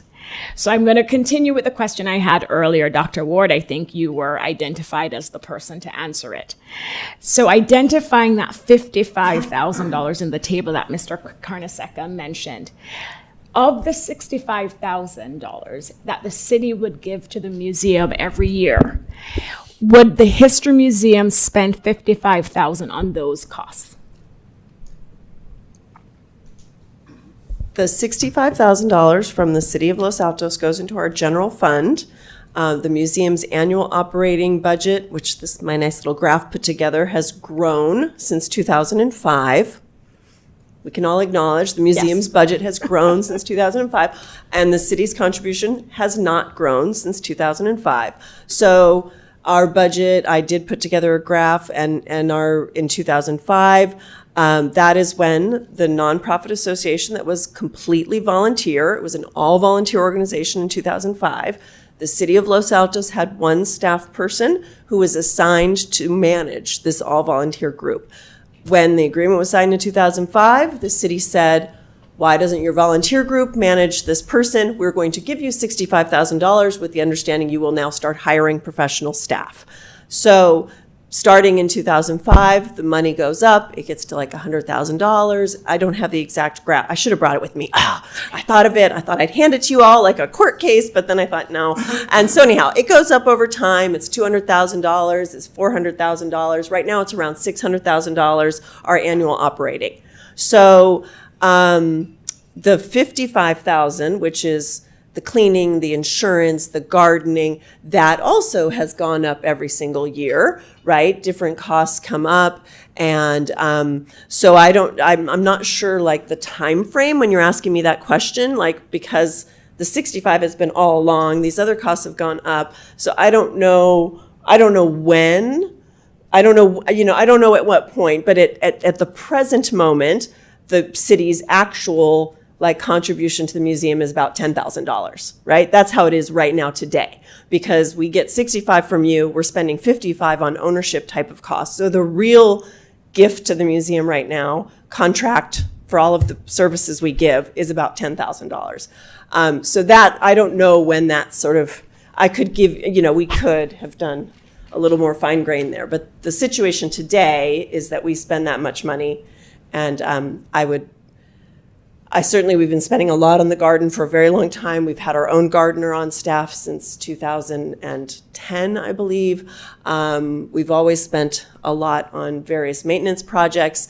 The city, there was, I can't remember her name. She was wonderful. Suzanne Wang, maybe? Susanna Wang. Oh, planning commission.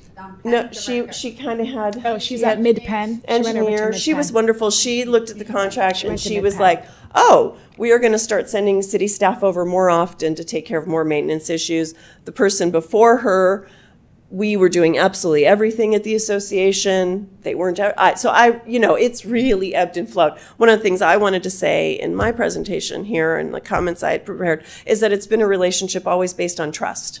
We are your neighbors. We are your partners. The nonprofit association has just been a group of citizens here in town, and we've always done absolutely everything we can to make the museum the best local history museum in the county, in California, I like to say in the world, right? I mean, every single person associated with the museum is giving their all, and we are not coming here. We haven't come in 18 years to ask for any more money. So that's because we've all been trying our very best to do everything we can without burdening the city. Thanks, Dr. Ward. And then just a couple more questions. So there are a couple other items not in the table: utilities, landscaping, structural, roof, security, lighting. Does the museum cover those costs, or somehow those are subsumed? They're part of the 4 items, but they weren't called out. Right, so the security system at the museum, such as it is, we've certainly talked to this. So we are part of the Oak Alarm system, the contract that the city of Los Altos has with Oak Alarm for your security, that Oak Alarm also sort of services us. I haven't been able to get any upgrades to our security system. The security system is certainly, so when there anything like that comes up, my basic understanding is that if it's maintaining the systems that were in there in 1977 or the systems that were in there in 2005, the lift that was put in, anything that was sort of has been there for a long time, my understanding is the city generally helps to maintain what was there. But if there's any desire for improvement, the museum is assumed that we're going to do our own fundraising for making any actual improvements to the building. So I think that's, So the city is covering those costs? Because we've had the same system and yes, we're part of, okay. Exactly. And then what about utilities? Utilities, we're in the Civic Center, and it's a publicly owned building, and so there's not a separate bill for utilities. So the utilities are also covered by the city? Absolutely, yes. Okay. Just to correct that, we do pay utilities about $30,000 a year, and we do have them separately billed. I just discovered that though, and it was actually Elizabeth that pointed that out to me. But everything you're asking is under the coverage of the city. We just started upgrading oak alarm around our Civic Center campus, lift, everything else, roof, foundation, that's all the city. Right, and I'm asking these questions because I know there are some costs that weren't identified here that the city is covering. Absolutely. And I want to make sure it's clear the full amount that the city is contributing to support the museum. On income from events. So I know the History Museum has weddings and other events, and I hope we're having more post-COVID. But what's the annual revenue generated from your events? Pre-COVID or No. currently?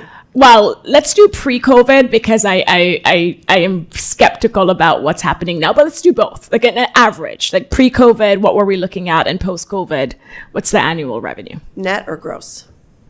Let's do net after you take out all the things you have to pay for. Okay, so the net revenue from event rentals has been about 110, 120. So yeah, that's on average. This last year it was, obviously during COVID it was way, way down, but this last year, which we've actually had some bookings again, it's more like 70 or something. Yeah. Annually? Yeah, it's very low right now. But yeah. I think there was, before I started, I think there might have been a really, really great year where it was more than that. But we had a contractor that got 50%. Okay. And then my last question, is it my last question? Yes, I think it is. On the programming piece, as you know, we started a nonprofit civic organization application process last year, where different organizations, nonprofits, and other groups will ask the city for donations, and they'll fill out a form and they'll justify how that money would be spent. So in this request, the museum is now asking for $65,000 dedicated to programming. But unlike the other applicants that came through that process a couple months ago, there's not a lot of information on the types of programming that this additional $65,000 would be used. And I'm just curious if you could describe to us how that additional what types of programming is existing programs? Are these programs that the History Museum would like to bring in? And as part of the process, I think there's going to be a follow-up report on how you spent the money. But how does the History Museum envision spending the $65,000 on programming? So the $65,000 that was approved several months ago when we did come and apply. No, so in the new proposed table, what staff is recommending, That's 55. 55. It's 55 for 55 we've been paying. right. 55 is the new. I thought 55 was for the costs and then The operating. exactly, and then the difference would be for programming. But that's what we've always been paying was the 65. But it hasn't been used for programming. Now Oh, we're well. exclusively being asked. Well, No, we went into the general fund, so it was used for everything. But it's identified now as programming. In the table it says, I want to make sure, let me pull it up. It says History Museum programming, $65,000. Okay. Could you describe for us the types of programs you envision using the $65,000 on? It would be the same types of programs that we've been doing at the museum all along with the $65,000 we've been getting from the city of Los Altos all along. So that we would be certainly using it for the same sort of programs, the caring for the collection, the Changing Exhibits program, our education program, our all the,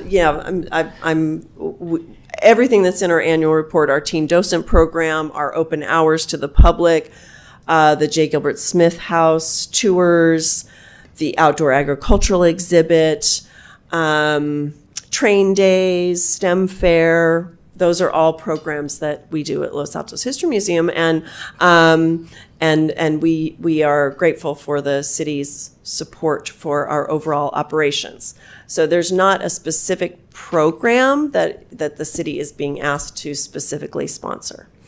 And I guess the confusion is if to date we've just been rolling in the $65,000 into the general fund and portions of it were being used for these operational expenses, it's really hard to track what really goes to programming versus what's being spent on these other things.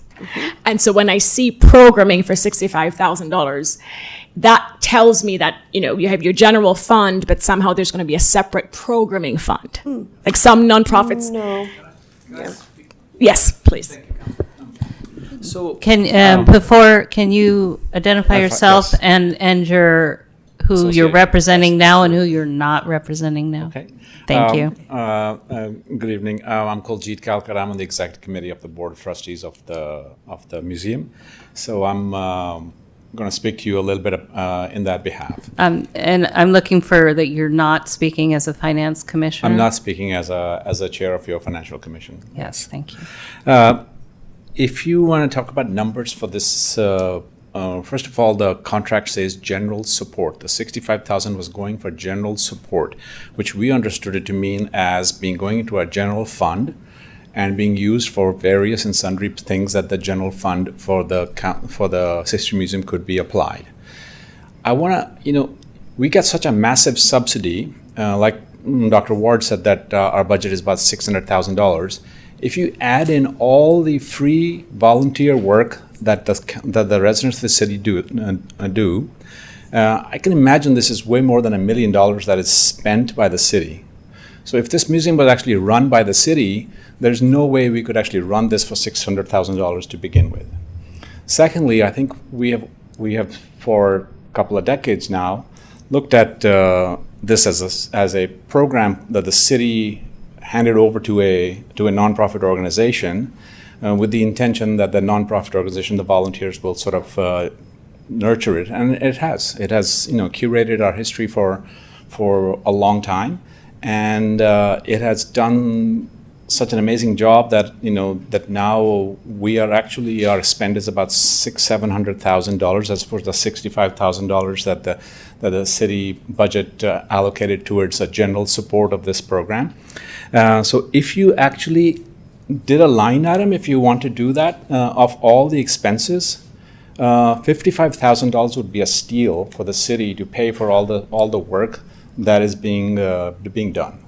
So if we want to go that way, that we want to say, okay, there's programming dollars and operational dollars and insurance, etc., and the city wants to actually take responsibility for it, I assure you this will cost way more than $55,000. So just keep that in mind, that I think the intention here at a larger level was just to say that, look, this museum has been here for 20 years and not come back and ask for any kind of increase in its support.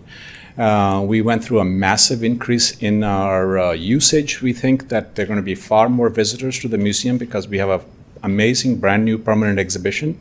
We have a lot of renewed interest and energy at the museum now. So we're going to need more help. And that's why we sort of asking the city of Los Altos and Los Altos Hills to sort of step up a little bit more. Glad to hear you're asking. I think he's building on your question. I wasn't. It's a clarification. Okay, go ahead. I think there's a disconnect. And what I'd like clarified is, in looking at the staff report, the $65,000 as it's presented to us is for History Museum programs. But in listening to you talk about it, it's funds added to the general fund. Correct. So I feel like the questions and the answers are bypassing. Yes, I'm not that's why I think Dr. Ward was also, trying to explain that we only have we have one general fund. This money goes into it. It's not restricted in any way. It doesn't come to us with any restriction, so we spend it without any restriction on staff, salaries, operations, hiring, renting, etc., anything. And thank you, Kulji. And I will just note that in our taxes, when our taxes are online on our website, and programming is one of 3 categories. So you have fundraising, programming, and administration. So those are the 3 categories in our taxes. So I think it's generally meant to point out that your funds are being used towards programming, which is a huge part of our. That's the biggest part of our expenditures is on programming. So it's if you looked in our taxes, you could see how much is spent on programming. And so I didn't have a problem with that in the wording there, because it's definitely, it goes into the general fund. The general fund goes to pay for everything. And if you'd like for us to show, we certainly could. We spend well more than $65,000 on programming. So we certainly could show it there if you wanted to, but it's probably better to have that line item say general support instead of programming. That's a good point. All right, so Councilmember Flagger, you've got clarity with that, and then I'm going to give the microphone back. Let me just check if the Vice Mayor wants to further build on that, or Councilmember Daley looks like he's got something to, again, just on this, building on this, kind of? Okay. And I wrote down your other questions. If you want, I can answer those as well. So, the History Museum is a nonprofit. It does fund accounting, which is something that most of my colleagues probably don't understand. So general support are contributions to the general fund. They are, to use Kuljit's words, not restricted, right? Contributions to a nonprofit that are restricted might be things like, oh, this is for your endowment fund, or this is for your capital reserves or whatever. We could make a restricted gift, but and the reason I bring that up, or not a gift, but we could make a restricted contribution and it could be accounted for in that way. But when money goes into the general fund, it's fungible, right? So to say this is for programming, or this is for gardening, or this is for utilities doesn't make any sense in terms of the way nonprofits are run. So if I could just simply boil this down and say, your request is quite simply for general support, which, by the way, is the same term that was used in the original contract, right? And I think we should be deciding on whether or not we are going to make a contribution for general support and not try to tie it to all of these really specific activities, because that's simply not the way a nonprofit is run from an accounting perspective at all.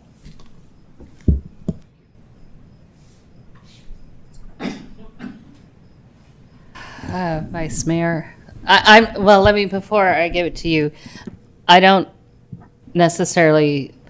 disagree with the statement in regards to the museum. I don't agree that nonprofits aren't run that way. I think there's a big differentiation in nonprofits. If you're going to fund general support, which might include salaries and light bulbs and God knows what, and programming. Programming is usually differentiated in nonprofits. So that's what I think the stumbling block is that we've been spending quite a bit of time on. But we do need to understand, are we being asked for $120,000 in general support or not? Or for programming. Or is there some delineation that can be measured? And programming is very different than light bulbs. So anyway, Vice Mayor. Thank you, Mayor. And Councilmember Daley, I think your point is very well taken, and it makes a lot of intuitive sense. And I'm embarrassed to say this as I'm the son of an accountant, but I know nothing about fund accounting. I know nothing about general accounting, and my bankers will tell you that. But to sort of echo what the mayor just said, the problem with what you just explained to us, and again, it makes logical sense. The problem that I have with it is first of all, I've been thinking about this entirely in the terms of programming because that's what was presented to us. The second problem I have is thinking back to the other applications we had from nonprofits. There were some nonprofits we turned down because they wanted money for events. And we said that our policy is not to give donations for events. Now, money is fungible, and if money goes into a general fund, it can be used for programming, and that frees up money for other things. And I don't really have a problem with it, but I think we do have to point it out because, again, we denied other requests for other uses where if they had been presented to us as general fund, I don't know if the analysis would have been different. But there's another piece of this puzzle too, and that's that our new policy, our donation policy, does require the museum and all the other nonprofits to whom we have contributed to give a report after 1 year as to how the money was used. So if it's just being used for the general fund, I think it's going to be awkward if that's what the report says at the end of the year. And I'm not quite sure how easy it is to take the money that the city would give and put it into a sub-account. I think I read somewhere maybe in the answers to council staff that you use QuickBooks. And I believe like a sub-account can be used to identify and track the expenditure of those funds. One way or another, I think it would behoove the museum to make sure that you're explaining to the council why the funds to the museum made sense, whereas funds to someone else did not make sense because they were asking for money for a purpose that we didn't want to which we did not want to contribute. Okay, so putting that aside, because I think that horse is sufficiently dead, and I don't know if there's any more we can say about it. Well, Okay. It's just, I mean. There wasn't a question there, so I don't know if I was being asked a question. Yeah, if this is a request of. Well, so let me try to pull us back because we're kind of, again, we're a little, we're going, yes, okay, city manager, go ahead. So as a bureaucrat, I really appreciate this conversation. I don't know that this will clarify things, but the staff report was written intentionally for programming. When we talked about how we separate the contract, it is ownership and it is programming. Council can fund a general fund contribution, certainly, and whatever report is required with that would also be fine. But I do want to make the point that we wrote it as programming intentionally, so it would be easier to see the outcome of the dollars invested. Yeah, I think the issue is that we're seeing a disconnect between how you were visualizing it and how they're visualizing it. We never, I don't think I knew the 65,000 before when you proposed a CPI adjustment to get the additional 55. I don't think I understood, but programming at that time, 65,000 was really just general fund dollars. That's what we're hearing. And so this rationale that staff nicely laid out that made sense to me is actually not what you're talking about. And that's why we have so many questions right now. Let me just point out to my colleagues, we're still on questions of the applicant for a better description of who you are. And I do want to get, and yes, and Councilmember Liang hasn't gone, and I do want to get to public comment before we discuss. This is a little bit of a gamish of everything. Okay, Vice Mayor and then Councilmember Liang, and that's going to end our questions for the History Museum. And then I'll go to public comment. Vice Mayor. Thank you, Mayor. If the city made a contribution of $65,000 to the museum earmarked for programming, does the museum have the capacity to trace that $65,000, directly to programming? Yes. Okay.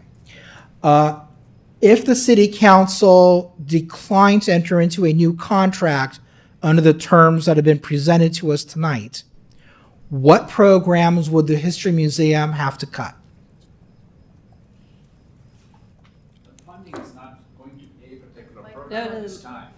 Microphone, please.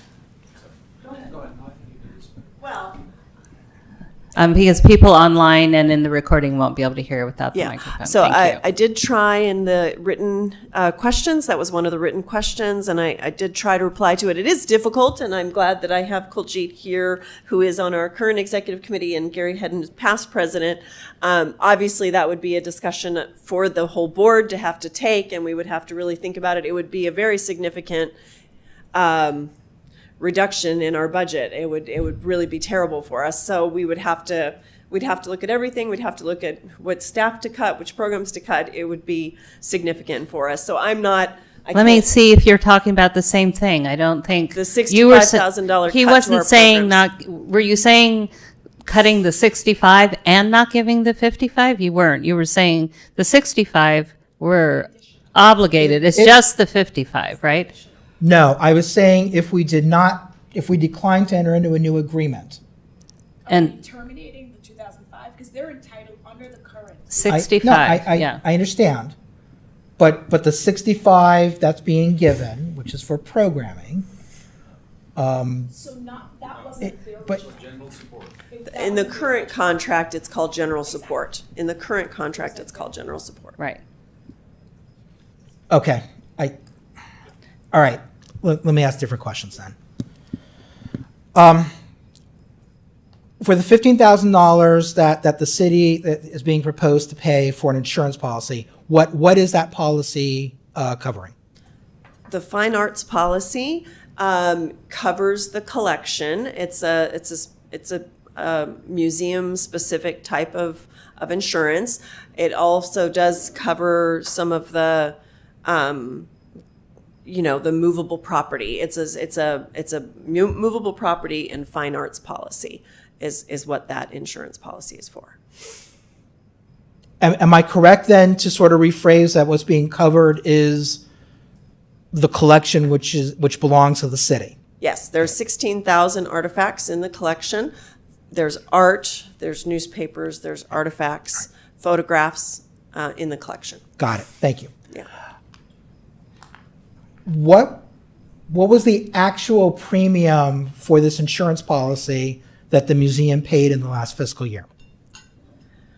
I do not have that number in front of me. We are, the fine arts policy was underfunded for many years, so we are trying to actually completely insure our collection.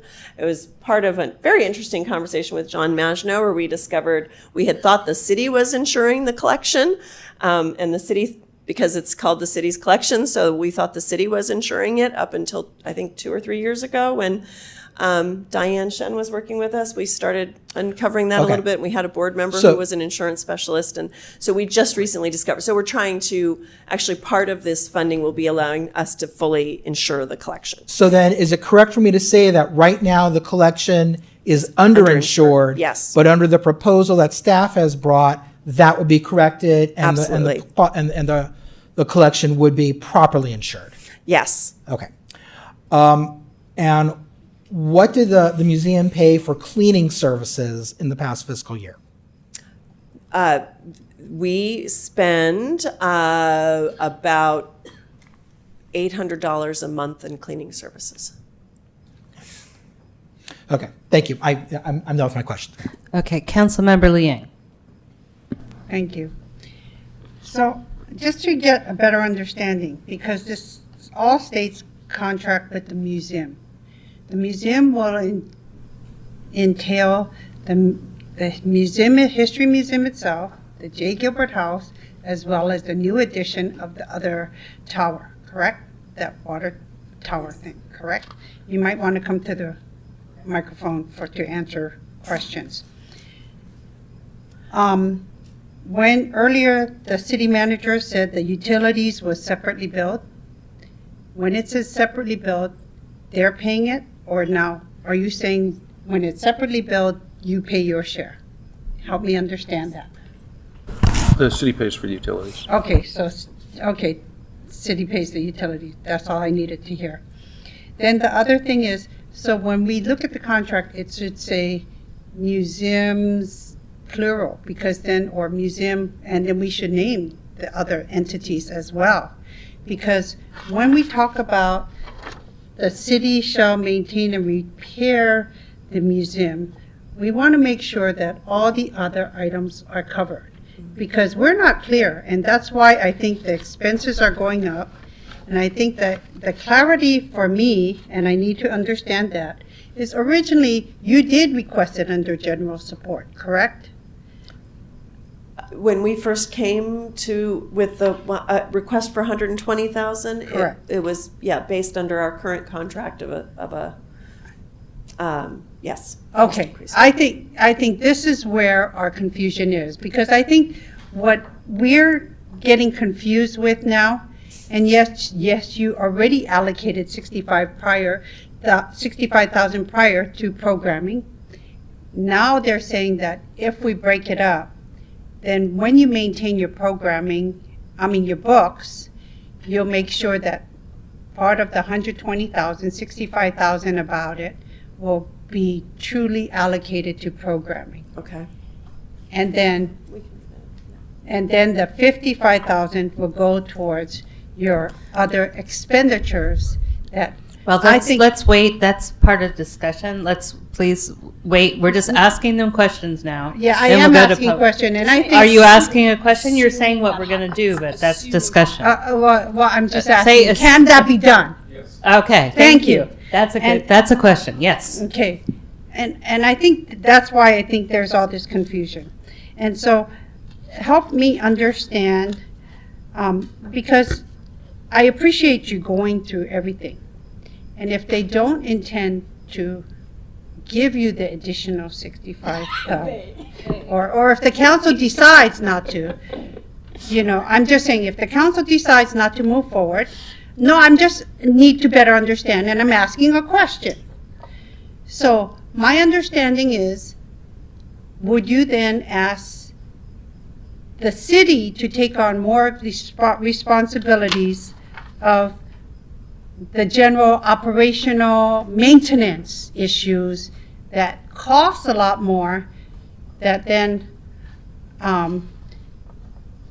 is going to be identified here, but maybe we haven't been fulfilling our services. So I help me understand that better, and come to the podium and answer my question. Because I'm a board member for less than a year, but I'll tell you the enthusiasm and the love people have for this museum. If the city declines to give this money, I assure you, you'll get an email from us, and some residents will step up and participate and increase their contribution to the museum. I don't think this museum is going to be let go that easily. So we will find the money. If it's not here, it will be residents of the city. Okay. Yeah. Thank you. Sure. Okay, so now, if that's all the questions for the moment, and I assume we might have some more during discussion. Oh, Councilmember Daley. No, that's okay. Go ahead, Councilmember. Yeah. You have another Wait, you have question? more questions? Oh, Go ahead. Councilmember Daley. Setting aside considerations of what the original allocation was based on, general support, et cetera, would the museum representatives here be happy with an outcome where we maintain the contribution of $65,000 to the general fund and make a restricted contribution of $55,000 to programming?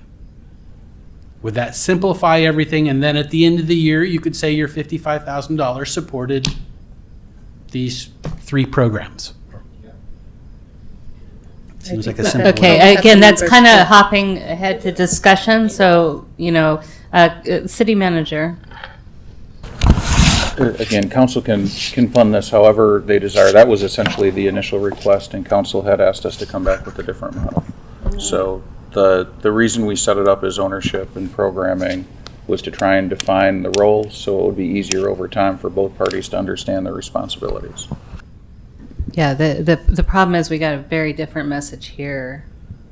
I thought it was really clear in the staff report, and now it's as clear as mud, Anyway. And I just want to. No, okay, go ahead, Councilmember Okay. Flagger, and then I want to move to public comment. We will. I just Yes. want to Go ahead, clarify go ahead. the point because everybody's asking the same question about assuming we approve any additional amounts. If the History Museum representatives were saying they would be able to identify programs that whatever that amount is would be spent on, I'm going to frame it in a question while reminding council that for the nonprofit and civic organization contribution process, we had them pre-identify what they're going to spend it on. And so a chicken and egg, it's not, oh, we're going to give you money and at the end of the year you tell us how you spent it. It's they came forward and said we're going to spend it on these things, and then we approved it. And so I just wanted to remind everyone of that and then ask the question, since it's Q&A, to the History Museum representatives. If we were to give direction tonight, council, asking you to come back and demonstrate how the $55,000 or the $65,000 or the $40,000, whatever council thinks, well, you would make the ask. Actually, we don't put a dollar amount. You come and ask for X amount and you show how it's going to be spent. That's how the policy is written. How soon would you be able to come back and turn that around? Because I realize this has been dragging out, and I know you have other things you'd prefer to be doing.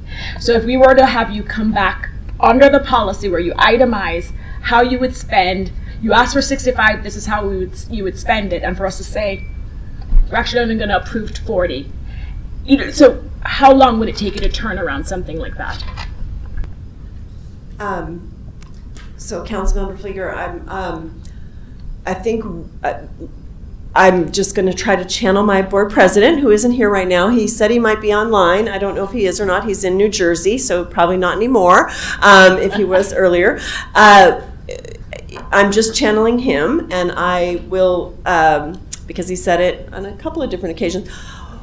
The Los Altos History Museum is not a nonprofit that exists out in the community that has that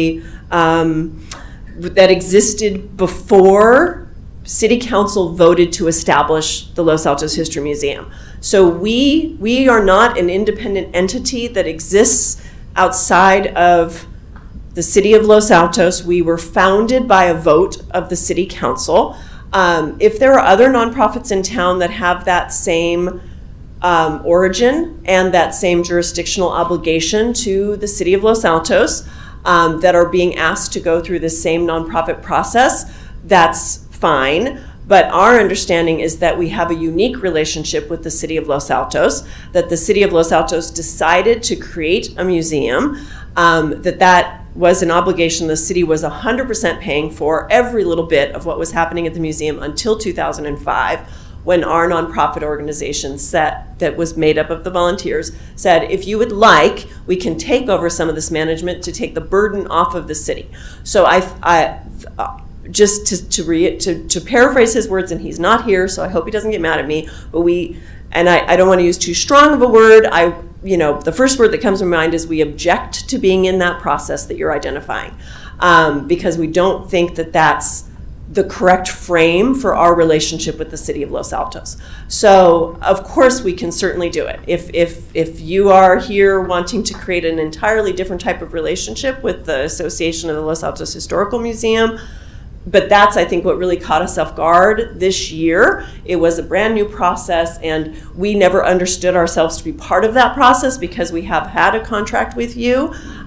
In my public comments, which I don't know if I'll get to read it, but I describe ourselves as a vendor providing a service to the citizens of Los Altos on behalf of City Council who voted to establish the museum. So other vendor relationships, of course there should be some level of sort of what's the right dollar amount, what's the right expenditure there. Happy to, with Kuljit's assistance, of course we can work out whatever kind of transparency seems correct to you, but to put us in the category of, CSA or something like that, it doesn't quite feel like the historical relationship that we have had. So we could certainly do it very quickly. I know what we spend our money on. We have a budget. We have class codes. I could certainly do it quickly if need be. And just the distinguish, you're talking about separating the 55 from the 65, what you'd really have to come back for. Well, and I mean, it would be, I don't know what kind of restrictions, when you get to to Councilmember Daley's point, you know, when we do get grants, if you apply for grants will be very specific about what you can use it for, what you can't use it for. They will tell you how much is administrative overhead, how much can be used for supplies, how much can be used for salaries, right? So I would have if I was applying for a grant, I would know before I even apply for the grant, what can and cannot be covered. So if I knew specifically, okay, you don't cover events. Okay, what else doesn't get covered? So I would need a lot more information about what the Okay, I process think is. Councilmember Liang, you have One a more final- question. Final question. So in 2005, you started off with one staff member. How many staff members do you have now? We just got up to 8. We got up to 7 and a half. 7.5. Full-time paid. Full-time? 7 full-time and 1 part-time. Okay, 7 full-time and 1 part-time. No, it helps me to understand, because your budget and understanding the budget as well, what you need to, why we need to help or the ask. Okay, so. Thank you. All right, thank you. So I'm going to take public comment. Mr. Hedden has been uncharacteristically quiet, and he has filled out a speaker card and has not spoken. So I'm viewing this as sort of the one speaker card in the chamber, because I feel that you know, Dr. Ward and Mr. Calcat have spoken. I don't really want to cut you off, but we've spent a lot of time. So I have one speaker card, which is Mr. Hedden. If there is anyone still online, they should raise their virtual hand. I will give you 3 minutes. Thank you. Honored council. I'm Gary Hedden, Los Altos resident, and I didn't know Freddie was going to say that. Anyway, I'm past board president, or I am the past president of the board. I was on the board for 6 years. A little perspective, again, getting back to what Dr. Ward just mentioned. Back in the day, 20 plus years ago, I guess now, the city came to the association and said, please take this off our hands and we'll give you $65,000, run it for us. Well, we've been doing that, and we're doing more and more all the time. So that's why we're back here thinking, we need a little bit more than 65. We have hundreds of volunteers who spend thousands of hours. The garden committee is out there. We buy the plant material that goes in. I'm on the chair of the facilities committee. We do a lot of things right now. For example, we're just working on the pathway lights, getting them upgraded. We buy that equipment. We do the things that we think we can do well, and the things that are out of our area of expertise and skill, we let the city staff do it. But they're very stretched right now, and anything we can do to help, we enjoy doing that, and we're happy to do that. So, for example, trees, they will do the trimming on the trees, but we'll do the simple stuff. In fact, we want to replace that one tree by the Smith house. So we keep busy, and we enjoy it. We think you enjoy it and appreciate what we do, and we're here just asking for a little bit more support. Thank you. All right, thank you very much. I don't see any other speaker cards for the chambers, so I don't see any hands online. Last call for any, there's a hand, here we go. Joe Beninato. All right. Okay, one moment, Joe. So I think Maybe it is on our side. It is funny.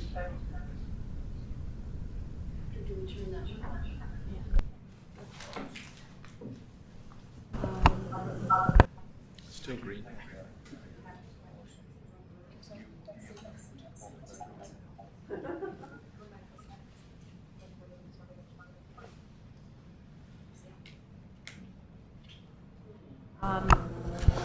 So I think the error's on our side. We lost the monitor about 10 minutes before the meeting, so we've been trying to bring it back up. Joe, I apologize.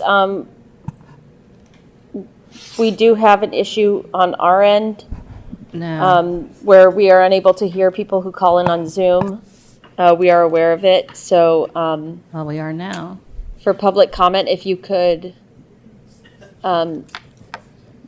send an email to me, mthurman@losaltosca.gov.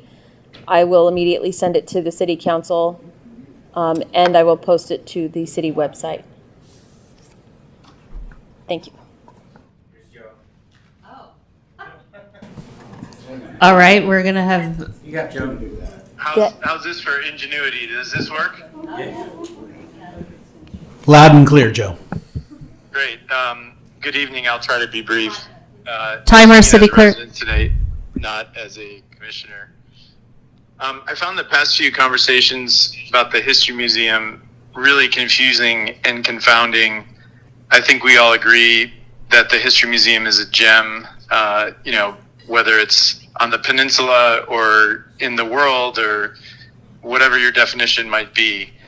And I really want to highlight the point that Elizabeth Ward made, which was that the relationship with the History Museum is different than other nonprofits that receive grants from time to time from the city.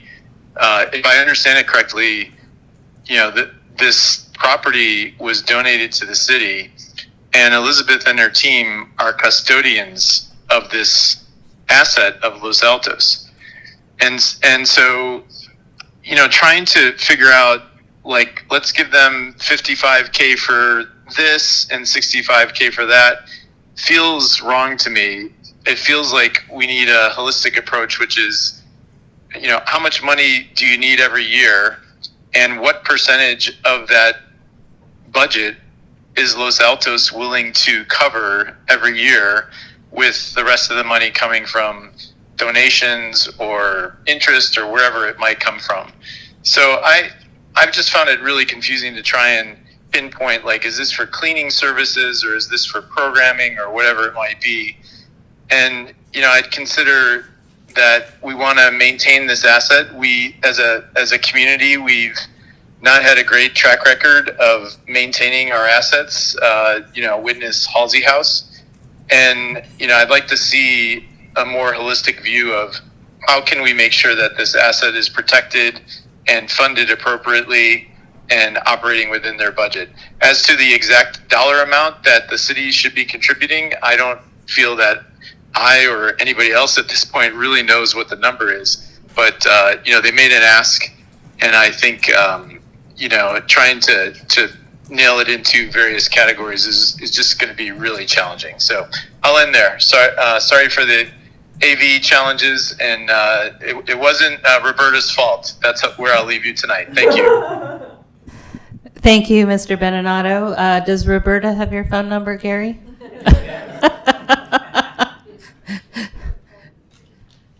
Was that a yes? Phone number she doesn't have? I don't know. I feel that, Okay, this is awkward. So I think we're going to close public comment then, and I'm going to bring it back to council.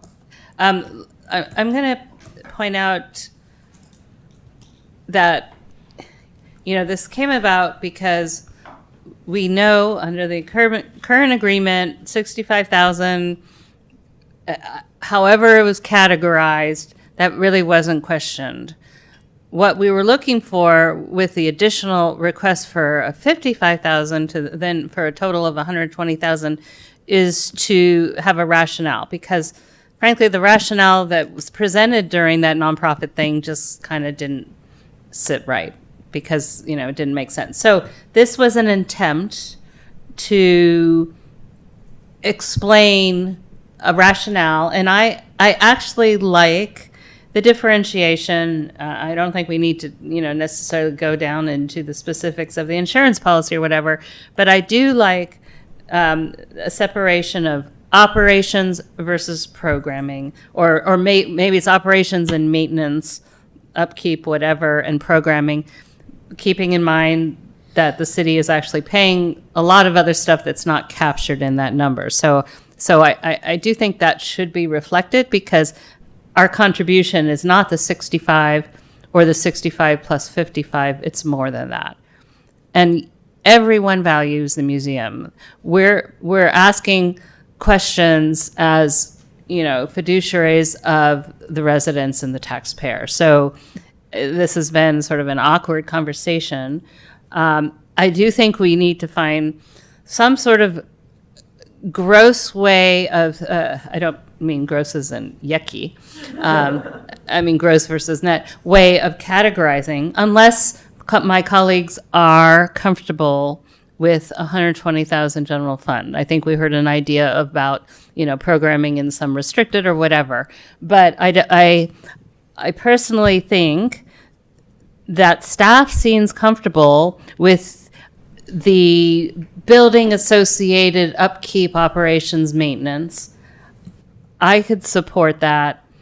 And then whether we define the rest as programming or still keep it as general support, I don't know. But I think we've already gone around in circles for quite a while on this, and I'm not sure, you know, that we can get into specific detail, but I just with that preamble from where I stand, I will let my colleagues take the discussion. Vice Mayor. Thank you, Mayor. I agree really with everything you just said. Rather than trying to summarize everything, I'll just tell everyone where I am right now. I think that it is time for a reset in the contract. I like what staff has outlined. I'm with you, Mayor. I thought it was very clear when I read it, and it's actually clear again to me now. I think that the relationship that the city has with the museum is not equivalent to the relationship that we have with other nonprofits to whom we make contributions. And I would be comfortable with a new contract that resets the relationship and does a better job outlining who's responsible for what. I'm perfectly happy with the city taking over what's listed in operations. I think it's better to do that rather than giving $120,000 cash to the museum, because if the city is paying for these 4 operational items and it's going to cost more than $55,000, that's a benefit to the museum. And if it costs less than that, it's a benefit to the city. It makes sense that the city is paying for things like insuring its property, cleaning its buildings, taking care of the garden of its buildings, taking care of the mechanical maintenance. So I propose and I would support recommending that staff draft a new contract based on the responsibilities outlined in the report. Councilmember Fliger.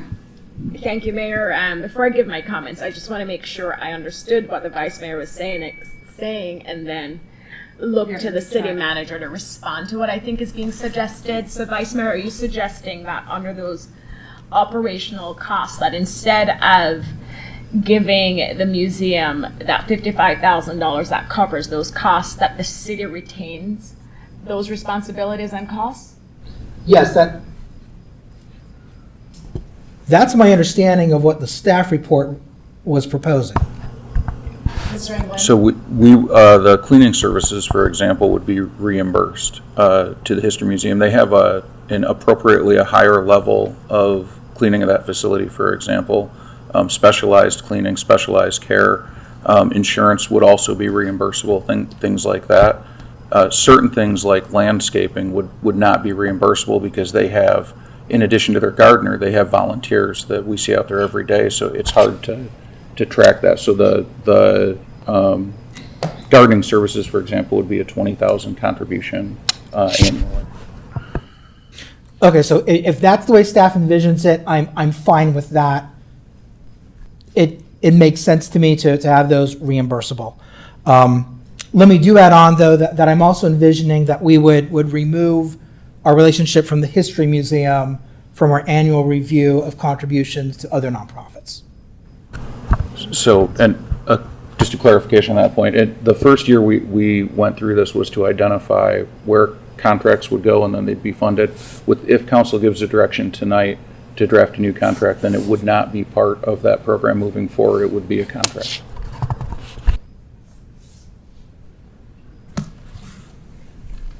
Councilmember Daley, did you? Yes, go ahead. So I agree that the History Museum is a child of the government of Los Altos and that we are obligated to care for it in that way, in perpetuity. I don't know what the right number is. And that's, I think, what many of us are struggling with. Dollars into the general fund are fungible, but they are also the most attractive dollars to any nonprofit. Given the choice of $1 in a restricted fund or $1 in a general fund, there is not a single nonprofit executive who would tell you, oh, I definitely want it in my restricted fund. I would imagine the museum even has a provision in their bylaws that says they can transfer 7% or 10% or whatever it may be on an annual basis from every one of their restricted funds into their general fund. If you don't, then it's just a case of you haven't realized that you probably can, and you'll bring it up at a next meeting and try and do it. And I'm not joking. I'm giving you, it's best practices, right? So I think that we agreed to make a contribution in general support, and I don't want to change that. I am open to either increasing our general support or making a, contracting for, to provide restricted support. As for, the list of what you would spend it on, another way to look at this is you can look at your own accounts payable, and they're all coded, right? And by those codes, you could separate some items out and just say, here's our itemized list that amounts to $120,000 or $119,742.37 or whatever, or whatever the case may be. But if we ask for that, then you have to come back. We do a whole nother cycle of this, right? I wonder if we can direct staff to come back with a new contract that resets the relationship, recognizes the fact that we have obligations, not only obligations that are driven by the fact that we own the museum and its collection, but also obligations that are driven by the fact that it was an act of this body that created the association to begin with.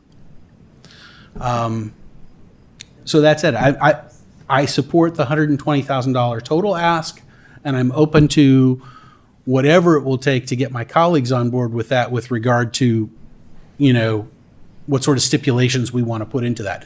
I definitely don't think this should be part of the standard grant process for nonprofits. This is an extension of our community and our body, basically. Mayor, can I offer one point of clarification? Yes, Well, actually, 2 points. One, again, the first time we went through this process, anyone receiving funds had to go through it. We're a member of a JPA. The JPA, which we also have a special relationship as a founding member, had to go through this process. And it's because of how we had funded nonprofits historically.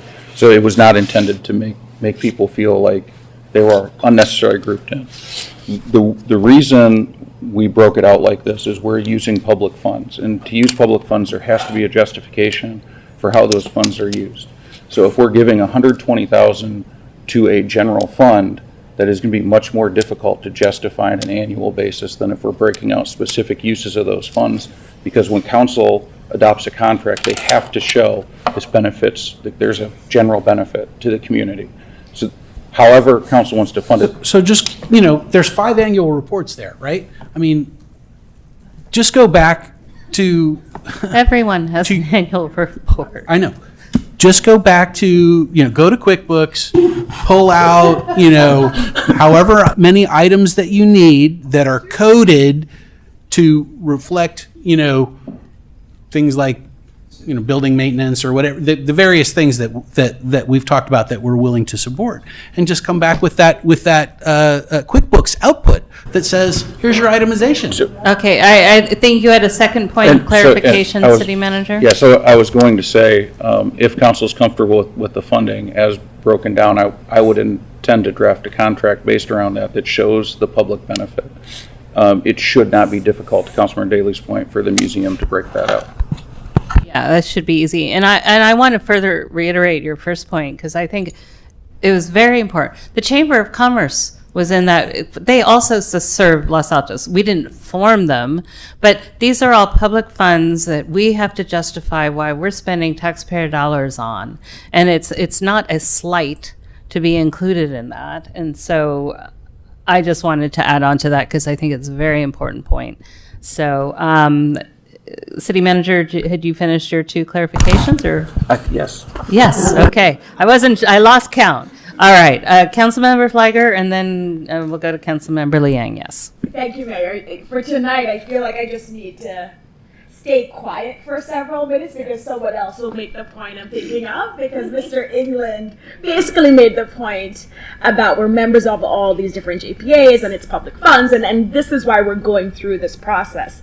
Even though Mr. Carnesecca, and I think no one here is able to really articulate the intent of the $65,000 going back to 2005, I have to imagine that what that council envisioned was covering operational costs. I mean, that had to be the primary reason for giving the money to help the History Museum operate.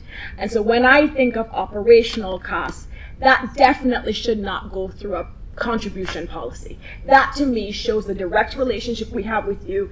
That $55,000, that if let's say costs go up, cleaning services will cost more in 2 years, then that to me does not go through the policy. Those are operational costs. Those are different. You're a child, as Councilmember Daley said, we take care of you when it comes to operational costs.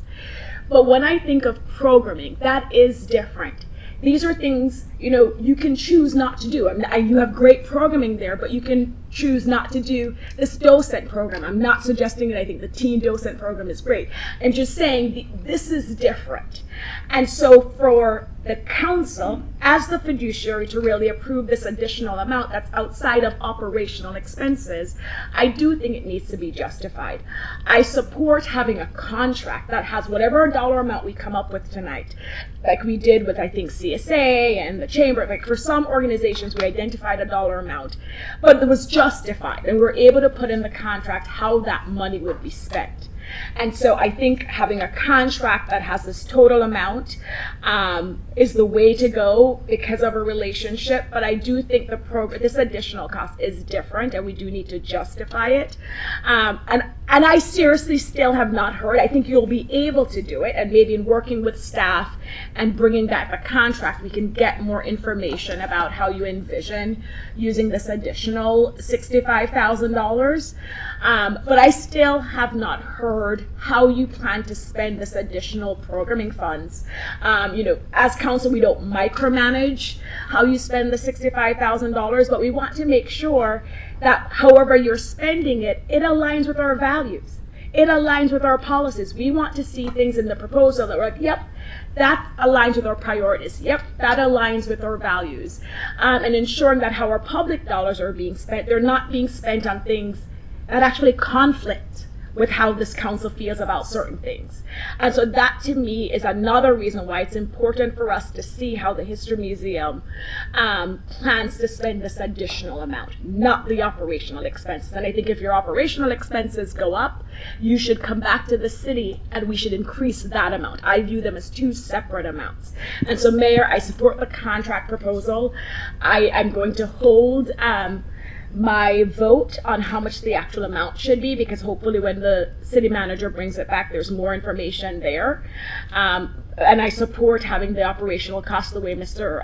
Carnesecca outlined it. And I would ask staff in the report to also identify these other costs the city's covering. Right? Because we want to demonstrate that we are taking care of our child, and we are taking and we're doing all these things. We are contributing, and we want to contribute more as long as it's justified and it's something that the council can support. So there's just one disconnect in what you're saying I'm going to point out before we move on to Councilmember Liang. The disconnect is the $65,000 they've been getting all along is not really in question. But we're resetting it where it's now right. But and so you're saying that it's 55 that you can support, and then so that's kind of changes things, because 65 is, we're looking at adding 55, not 65, but you're changing the categories, and you're saying you accept the operations as 55, and that is a given, but all along it's been the 65 that's been a given. So there's a little bit of a disconnect there. Let's hold it till, Okay. Yes. But I completely understand, Yes. Mayor.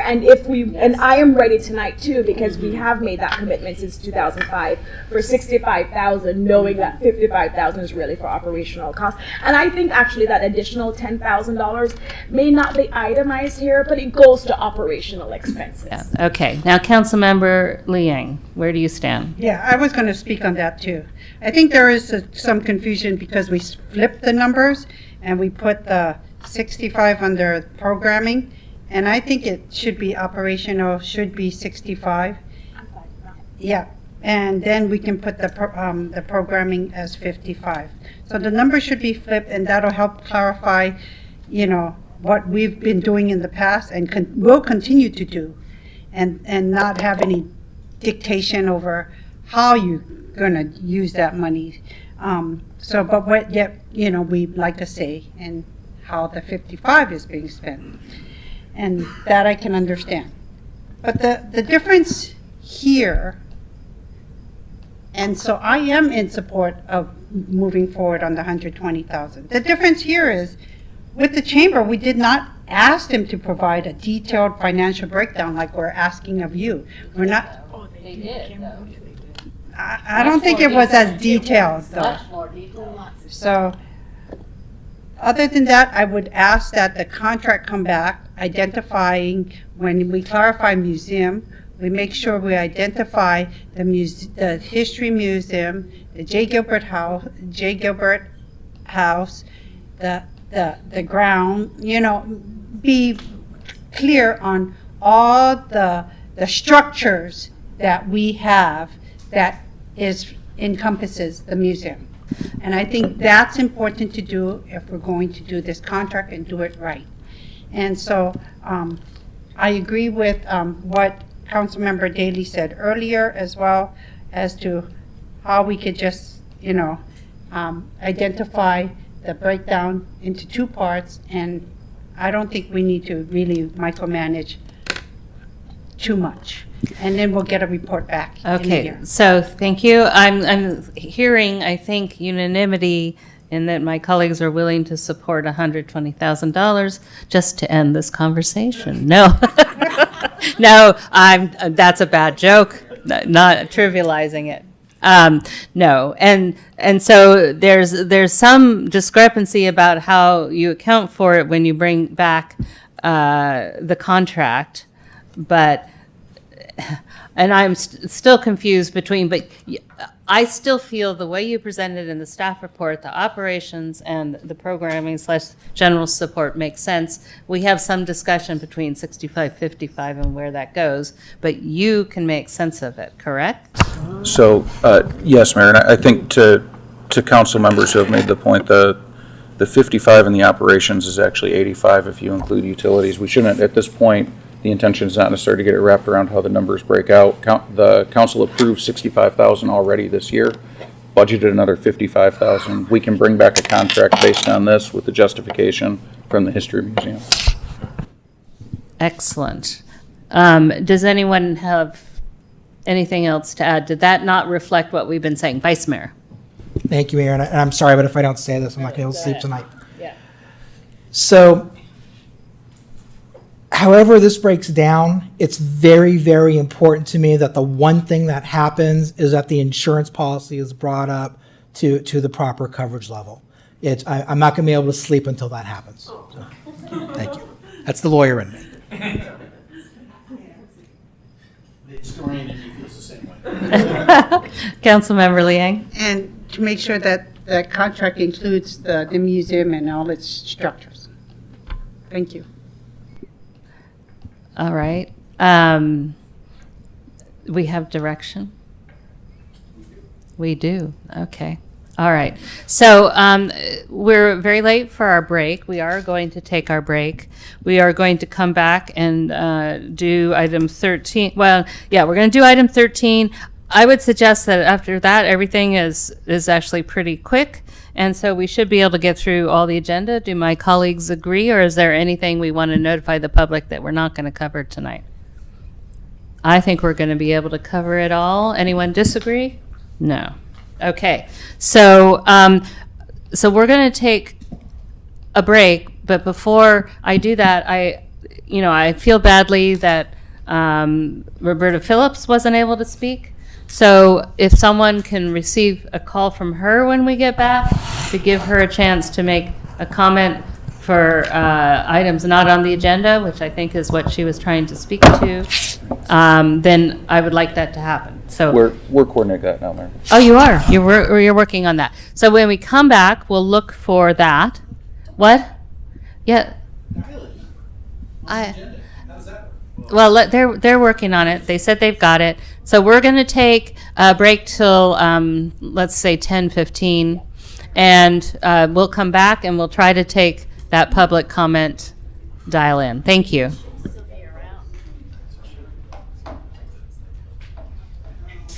Koljit and I in our public comments didn't get a chance to thank you.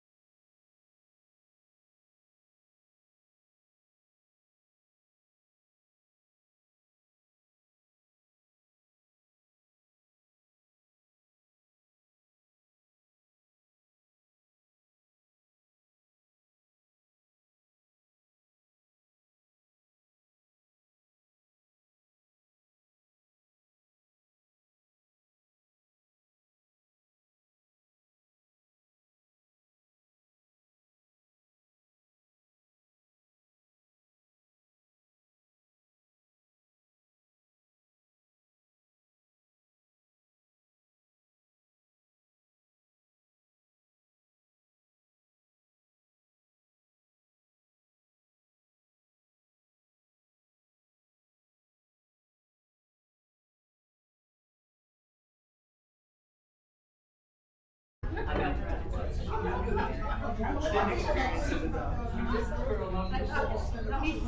it up. So if we give them $65,000 per program, what are they gonna do? They're gonna take private seats. I don't know. Recording in progress. All right, welcome back. So my understanding is we're going to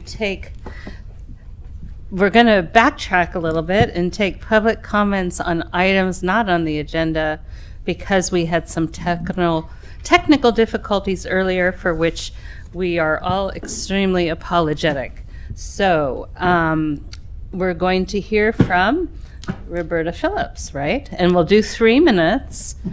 And who is making this happen?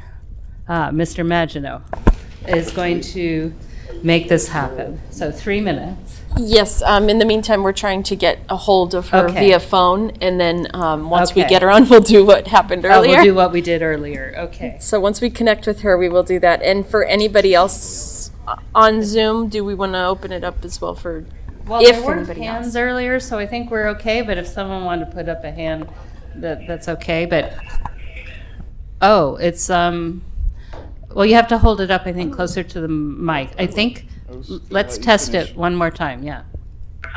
Hi, this is Roberta. Can you hear me? Hey, Roberta, can you mute your computer? I don't know how to.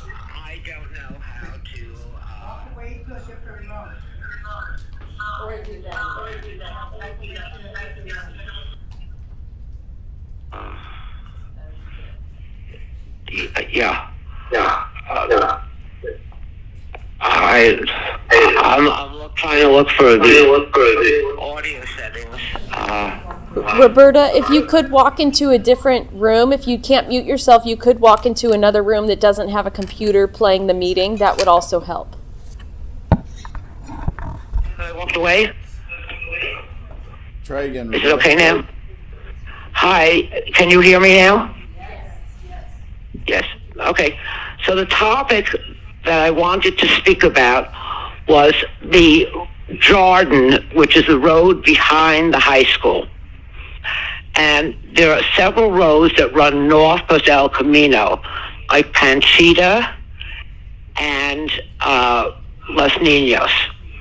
Right now, they have solid white single lines that turn into double white solid lines and then turn back into single lines, which is supposed to indicate no parking. However, people are parking there. And I know that the police have been getting a lot of complaints and there's a lot of confusion. So I'm asking City Council and the City Manager to look at putting in no parking signs, which are really inexpensive, because when you have confusion, it's just waiting for an accident to happen. And I also understand that there has been no enforcement and they're not intending to enforce the no. So if we want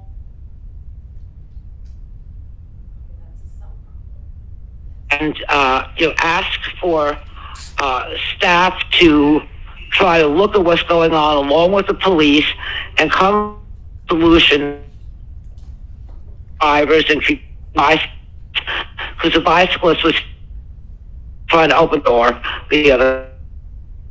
Please, seriously. Thank you.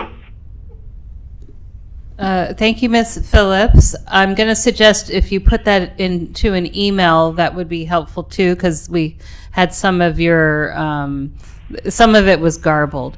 Now. Yes, okay. I will write an email to council. All right, now stay right there, because please confirm, my understanding is you also want to make a public comment on item number 13. And since it's been difficult to get you online, I'd like to just take your public comment on item 13 right now. If that is true, if the rumor is true, you want to... Yes, I do want to comment on the travel policy. Okay, so we're going to do 3 minutes on item number 13, we're just going to take Ms. Phillips right now, and we'll take any other speakers. We'll deal with it at a time. But with this extraordinary talent of Mr. Maginot's holding the phone next to the microphone, we're going to go ahead and let you go. Ms. Phillips, 3 minutes. Yes. Thank you. I appreciate all the effort that you're going through. So I do not have any concerns at all with the travel policy. It's fine with me, what you decide you're going to pay for and what you decide you're not going to pay for. My concern is that on council, there usually is, and have been for years, a majority of council and minority council. And I'm concerned that there are no criteria for approving or disapproving a trip by a council member.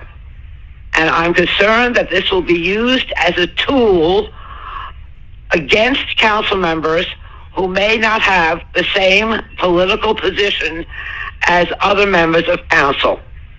I think that would be very unfortunate. I really feel that for people, these educational opportunities are important for council. Council gets paid very little money, and I think that the council agrees that going to these conferences are important. So please come up with criteria for approving or denying, so that it's just not random of I like this or I don't like this politics, and that's the reason that buying a trip. And that's my, and I will write to council on the same comment because I know that there is still feedback. Okay, thank you, Ms. Phillips. That one was actually more clear than the other one, but feel free to summarize it just so we're sure you have it. And again, I really appreciate all your efforts to try to make the residents participate. All right. Well, and sorry for the technical difficulties. Yeah. And thank you. All right. Thank you, Bye. Ms. Phillips. Yep. Okay. So with that preview of public comment on item number 13, we're actually going to open up item number 13. So is that you, Mr. Carnesecca? All right. Good evening, Honorable Mayor and council members. Oh, sorry. City staff doesn't have any report beyond what's been provided in the packet. Staff created a general policy that's compliant with state law and federal law regarding travel policy, really focused on trying to create something that's equitable, transparent, and accountable. So city staff's happy to answer any questions or adjust the policy with the direction of city council. Thank you very much. Do my colleagues have questions of staff? Oh, okay. Councilmember Liang. At a prior council meeting, I suggested perhaps an allocation that every council member should be given a budget, and then each individual can then decide which conferences they wanted to allocate it to. I was just wondering why that option isn't given as an alternative for us to discuss or either consider, because I think that that would be more efficient on time and not allow for individuals to be feeling like perhaps it's micromanagement, because go ahead and answer and then I'll ask another question. Okay. City staff is happy to adjust the policy so that it basically takes out the requirements to come forward to city council, but it's still the same process of filling out Correct. a pre-form, going through reimbursement, but each council member is allocated a certain dollar amount. Ultimately, if council directs us today that they would like to go on that path, that's fine with city staff. Okay, then my next question is, and, because I have learned that employees are given a budget of $5,000. So similar, like if we were to do something like that for council. And like you said, they comply with reimbursement, filling out forms, right? They have a budget allocated, but, but like a director or something. So city staff each department does have training budgets, but it's Right. allocated at the beginning of every fiscal year what trainings are going to be attended by staff, and then that's ultimately approved by the city council in the budget. Yeah, I think the 5,000 Councilor Langer is referring to as a purchase authorization for staff. So that would be at the $5,000 level. Okay. So we have a point of order, though I'm not sure what it's based on. Go ahead, Councilmember Daley, your point of order. Yeah, my understanding is that the policy that we have before us reflects the guidance that we already gave and that we already discussed the option that Councilmember Liang is contemplating here. And so I think we're actually getting off topic by going back over ground we already covered. So I do agree this reflects council direction. I think her asking the question is okay, but not to belabor it, and we can touch on it again when we get to discussion if council wants to change the direction we gave. I think this reflects the direction we gave. Okay, go ahead, Councilmember Liang. Well, I guess I could reserve my comments for later, because even though you're saying that this was what was given, I remember bringing this up, and you also did. I know that a couple of you were open to even hearing about it, and we directed staff as well. Right. And then when they came back, they didn't include it. But then that's why I'm asking if we feel that we wanted to even. That's why I don't know why these options are being presented, because you could have said, heard that. Wait, but let's not. Staff interpreted the direction. Okay. And let's not say why this came back. This is what they heard. I think there's two different things you're talking about. The budget, we did all say we should talk about making a realistic council travel budget. That is not what this is. Right, but then when I gave a suggestion that a budget and people can pick and choose, I recall as well, you were saying perhaps that might be an option.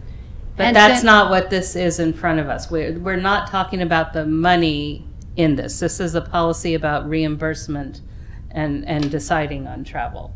But we can talk about that in the discussion, because I agree it's a part of it, but that's not what this is about. Go ahead. You're still puzzled, I see, so go ahead and ask your question. I'm kind of frustrated, because no matter what I say, in a sense, it's going to be, well, this is not what we decided on, this is not, but that's why we have discussions, that's why we ask questions, that's why we provide, and so I just am frustrated, because then my question is then, how do we make sure that these policies aren't going to be utilized to marginalize council members? Can you help me understand that? Because if we were to be treated like staff members and treated like adults, we would still be able to pick and choose and make decisions much like an employee, and follow policy and submit the paperwork, and not be treated and not given an opportunity to allow for a policy to be weaponized. Help me understand that, please. That's my question. So I'm not sure that's a question for staff to answer on the policy. I think if council wants to change or discuss other options, council is able to do that in discussion, including setting a budget. I think that's an appropriate council discussion. I don't think staff can answer hypothetically how a policy may or may not be used, but we can set up a policy based on the one that we have, which has not been used in that manner. Okay. Do you believe that it'll take every time when individuals go to council, is it good use of our time to agendize these discussions? When we have Councilmember Liang, I really think these are questions you want to ask us, your colleagues, when we get to the discussion.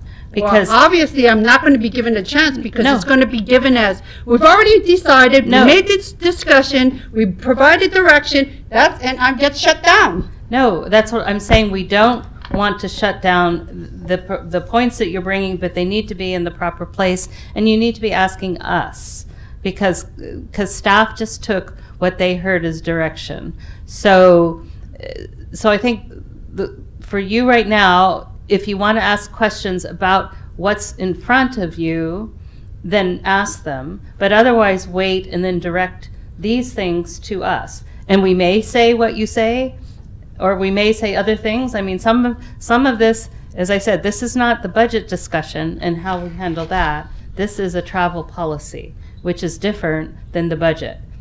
And so we did agree that we wanted to talk about a realistic budget, but I think we may or may not have this parallel ideas of what that conversation looks like. So do you have questions for staff that they can answer about this draft travel policy that's in front of us?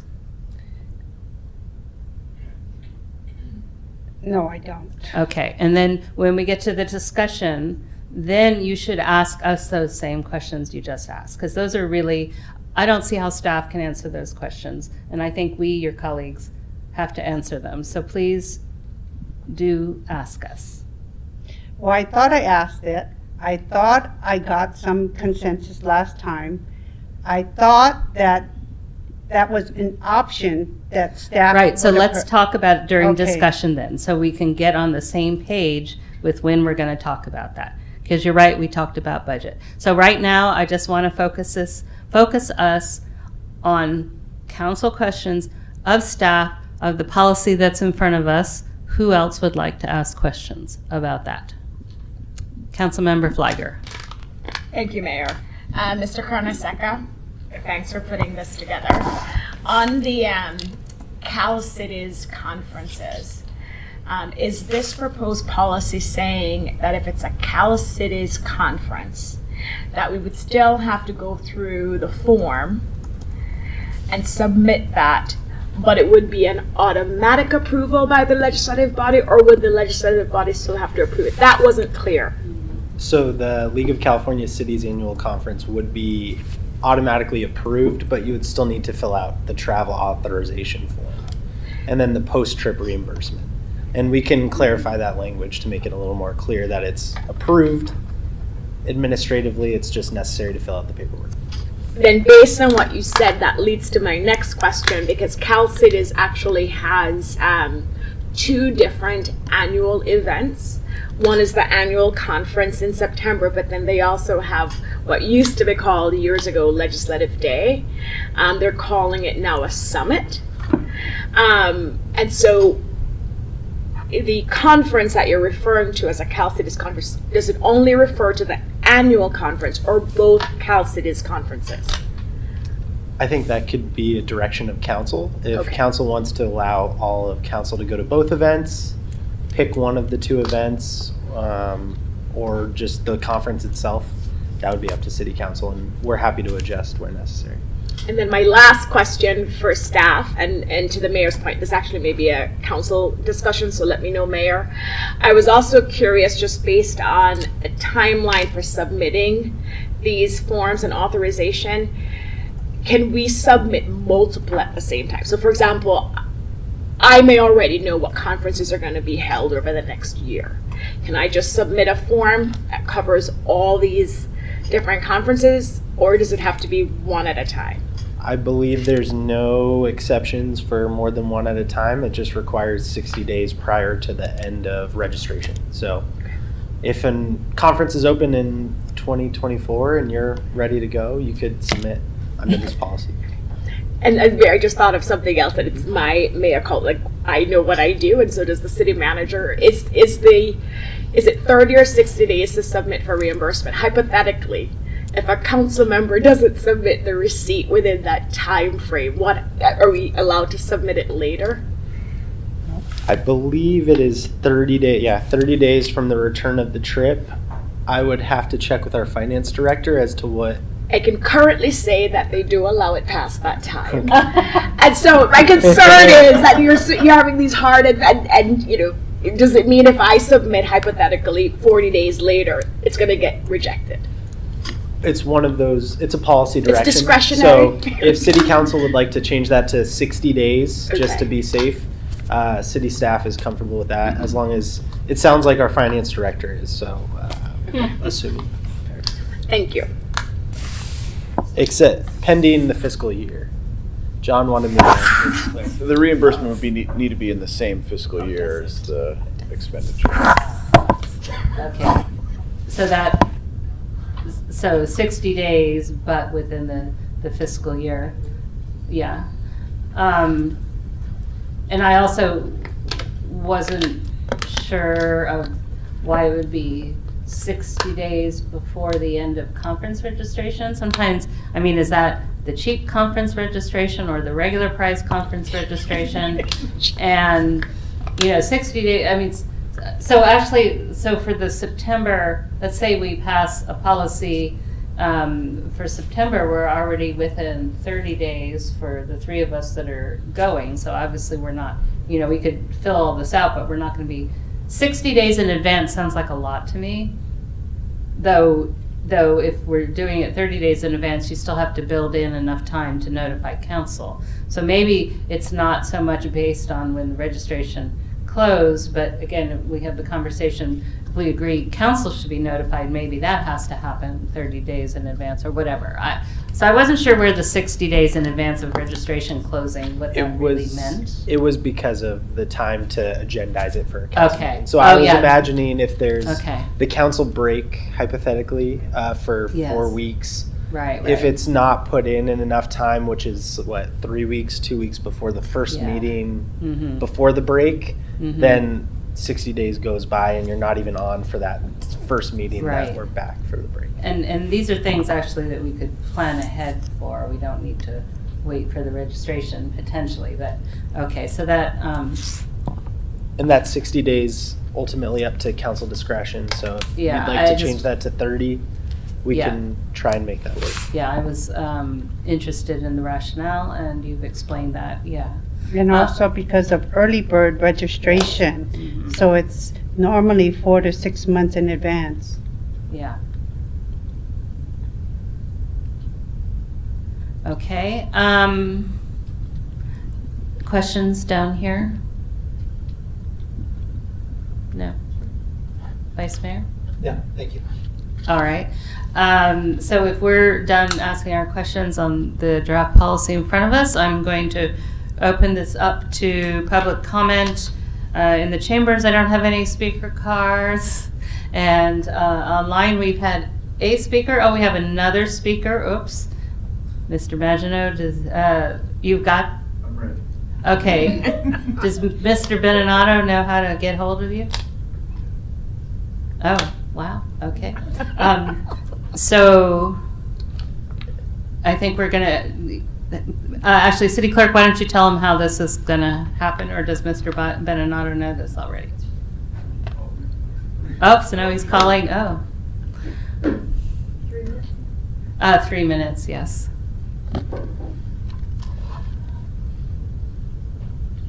Oh, yeah, 1 second.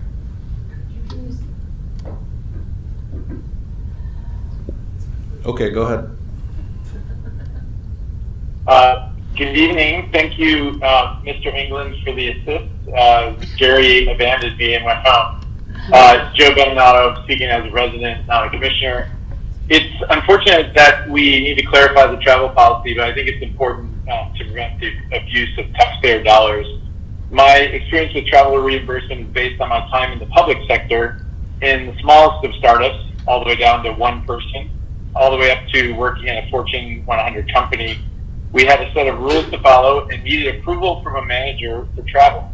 We couldn't arbitrarily decide to take a trip without telling anyone.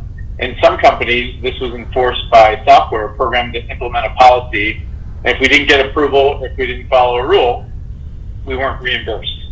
These are taxpayer dollars we're talking about that are being spent on this travel, and there needs to be a focus on spending taxpayer money appropriately and ethically, along with demonstrating the benefit to taxpayers to spend our collective dollars on a trip, whether it's the mayor or the vice mayor or any other council member. I'm glad to see that the proposed travel policy includes a few items. First, City Council should never be surprised that one of their colleagues is going on a trip for city business. It's irresponsible for an individual council member to secretly plan a trip and not inform their colleagues in advance. I'm heartened to see that advance approval from the council is required. Second, I'm also glad to see that the number of nights at a hotel is being capped. I would suggest that in some instances when attending a 3-day conference, we might need 4 hotel nights in order to fly in the night before and leave the morning after the conference, so N+1 might be more appropriate. I'd also suggest that limiting it to conferences in the policy may be too limiting. You might want to consider adding, quote, or other pre-approved meetings, close quote, to the existing language around conferences. Third, staff members are not personal travel assistants and should not be asked by council members to act in such a capacity. As a hypothetical example, asking a staff member to arrange flight seating so a council member can sit next to a friend on a flight is completely inappropriate. If a council member wants to sit next to a friend on a flight, I would argue it's the council member's responsibility to arrange the seating. Perhaps some language should be included around this topic. Finally, it's unfortunate that staff will be required to police these travel expenses, but there need to be checks and balances with taxpayer dollars. I hope that the staff will be empowered to enforce these rules without retribution from anyone. Thank you all for ensuring that our taxpayer dollars are spent appropriately, and I appreciate the efforts to allow the public to speak in spite of the Zoom challenges. Thanks a lot. Thank you, Mr. Beninato. That seems to be all the public comment on this item. So I'm going to bring it back to council. I will just start out by saying that, again, I think we have a policy in front of us that I think, you know, we can tweak it. As you know, there's been some questions. We can tweak it and we can give it a try and you know, report back in a year, sort of like as though it's a pilot, and see how it's working. But the policy itself, I don't think, is the main discussion. There's the items of beyond the policy of the budget, how we want to handle the budget, and who gets to travel and how the approvals are. So that, I think, is not necessarily in this, even though we gave some direction. So I want to see which of my colleagues would like to start off this discussion, both focused on this draft policy in front of us, and then part of really what we covered last time, which is how we're deciding our joint travel. And then thirdly, the budget, which is really, I think, to do, you know, how this is not talking about individual budgets versus council jointly budgets. That could be direction we give for the next iteration in that. So that's the 3 pieces of this I see. So would anyone care to start the discussion? Councilmember Daley. I don't think the council should vote on travel. I think the mayor should approve it, and I don't think it should be on our agenda, and we shouldn't have to carry that aspect of our business on with the same kind of noticing requirements and everything else. I like the policy as it's written. If it was as simple as the mayor just saying yes or no to travel, and you know, our meetings are long enough. Why do we want to add one more type of business to cover in our meetings? I think the mayor is one member of council, and as we structured the mayor as a rotating position, I don't know that it really represents council no mayor represents council as a whole necessarily on opinion, and I don't see why one of us should have the responsibility of determining, all the rest of the other people's travel. Just my personal opinion. I see what you mean, but it shouldn't really take that long once we get into the hang of it. Again, I think we've already defined, and some of this we don't see here, or I guess it is in the staff report, that all League of California Cities, we can go to that annual meeting, or however it is it's phrased in this. So some of it is automatic. It's really only these other trips that most of us are not doing anyway, so I don't see how it's going to take so much time. And I think the transparency is what we've kind of been missing. So I don't know, colleagues, if everyone's aligned with the mayor making the decision, there'll be a different mayor in just a few months. Are we sure about that, Mayor? I don't know. Pretty sure. Anyway, so I'm looking, so what do other people feel about, Councilmember Daley put something out there, and he said he's good with the policy. I think we had some numeric tweaks, but we can discuss that. I don't know. Councilmember Flyer? Thank you, Mayor. Apart from the suggested edits I made earlier during the Q&A portion, generally I like this approach because for me, the transparent, I don't support having the mayor. I think it's an unfair burden to place on the mayor to make that decision. I do support it coming back to council, and for me it's less about supporting individuals if you agree with them politically or not, but it's more the transparency piece and the justification piece where we, in a public setting, you're saying you would like to go to this conference and here is why, and then have council approve it. I think our public comment asked for criteria. I think that's actually in the staff report. It's justifying how it will benefit the city, how it will benefit you as an individual. For me, hypothetically, if a council member, has been to, let's say, 4 conferences, and I may be calling myself, but 4 conferences in 1 year, and then they come back to council and ask to attend a 5th conference, I think part of my deliberation for that scenario would be, yes, it may be of value to the city. Yes, you may benefit from it individually, but you've already spent X amount on travel this year. I won't support it. So I do think it's valuable to have the public discussion. The practice could be to put it on consent, and if the staff report explains it enough, then there's no reason to pull it. But I do support having it come back to us in a public setting to discuss it, justifying why they want to go, and then approving it or saying why we don't think it's justified.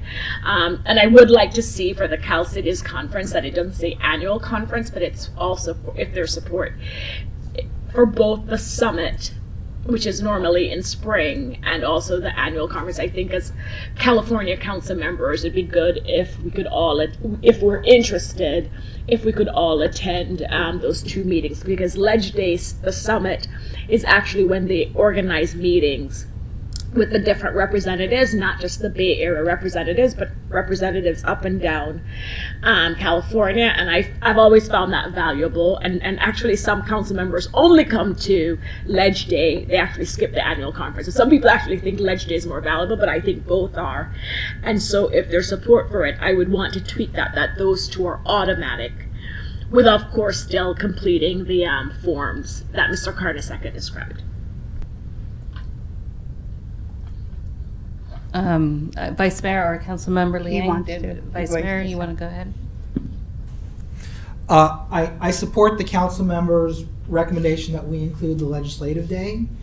And I would like to add to that another Cal Cities conference, the new mayors and new council members academy. I think any new council member and any new mayor should be automatically approved under the policy to attend. I agree.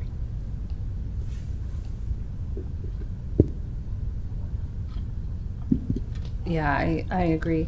I don't think, but when we get to the budget part of the discussion, again, we're not necessarily going to finalize that part of it, but I don't know that we, so mayor and new council members would be, let's just say 2 or 3 a year. Legislative day, I can't imagine all 5 council members choose to go to that. So maybe the budget purposes, it looks like 3, I don't know. But again, we still have to talk about how we want to go through the budget process. So Vice Mayor, did you have anything else that you wanted to add? Go ahead, and then we'll go to Councilmember Liang. California has a prohibition on state-funded and state-sponsored travel to states with discriminatory laws. I would like us to incorporate that into our policy. There's a list of states that's available on the Attorney General's website that's in accordance with AB 1887 from several years ago. I think that it is entirely appropriate, and it reflects not just the states, but it would reflect our values as well.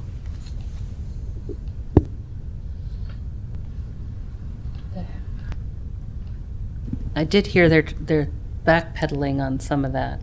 But, I mean, it doesn't take away the point, but it's just not practical because more states keep getting added to the list. We're just going to be circling around in California. But I support the thought. But anyway, so I guess I would support that. But Councilmember Liang, go ahead now. And you had some questions for us as well. Yeah, see, because right now you're saying, let's approve this 3 conferences that's. I didn't say that yet. Oh. I said I was starting to try to map Well, the out. recommendation is that we include the language to include the 3 Cal Cities conferences. And I think for, like myself, who's an experienced council member,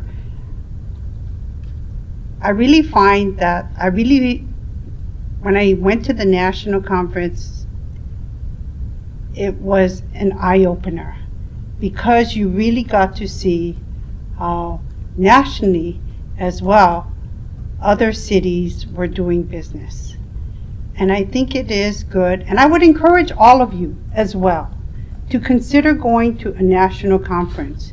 If you have that opportunity, I would encourage you because the conversations are different. The information that is shared is different. They're providing you with a different perspective. And sometimes I think when we're here, we have somewhat of a narrow view of what is happening and how business can be conducted differently. When I went there, I've learned about so many grants, so many programs that I've even shared with nonprofits and other organizations, and they've appreciated it. I mean, we're there. Point of order, Mayor. Yes. The policy in front of us doesn't preclude attending the national conference. Right, but I'm trying to explain here, and I think this is why it's frustrating for me, because every time I deviate, it's a point of order. And I'm sorry, that's how I feel. So I just need to share that, because, I mean, you got to ask questions about insurance, and I could have brought that up. Point of order, we're not here to talk about insurance, but every time I bring something up, it's a point of order. But in order to help provide some clarity in the direction I need to go, I know it doesn't preclude us, but I would encourage you, and that's why when you're saying, what is the question you want to ask? The reason is, I don't feel like I'm given an opportunity to ask these questions. That's why I directed at them. Because hopefully, when I direct it at them, you'll hear it. But we're now that you're listening, I'm going to ask it. Okay. So, you have 3 conferences within state, and if someone's going to choose something that says, okay, I'm not going to do these 2 here today, these 2 here this year, I'd rather go to that one. I just want to make sure, and that's why I felt like if you were able to pick and choose, that's fine. But then, you should be treated with the same dignity, respect, and as an adult, much like our staff. I mean, we're not even being treated that way, and that's what's frustrating. So I just wanted to understand if,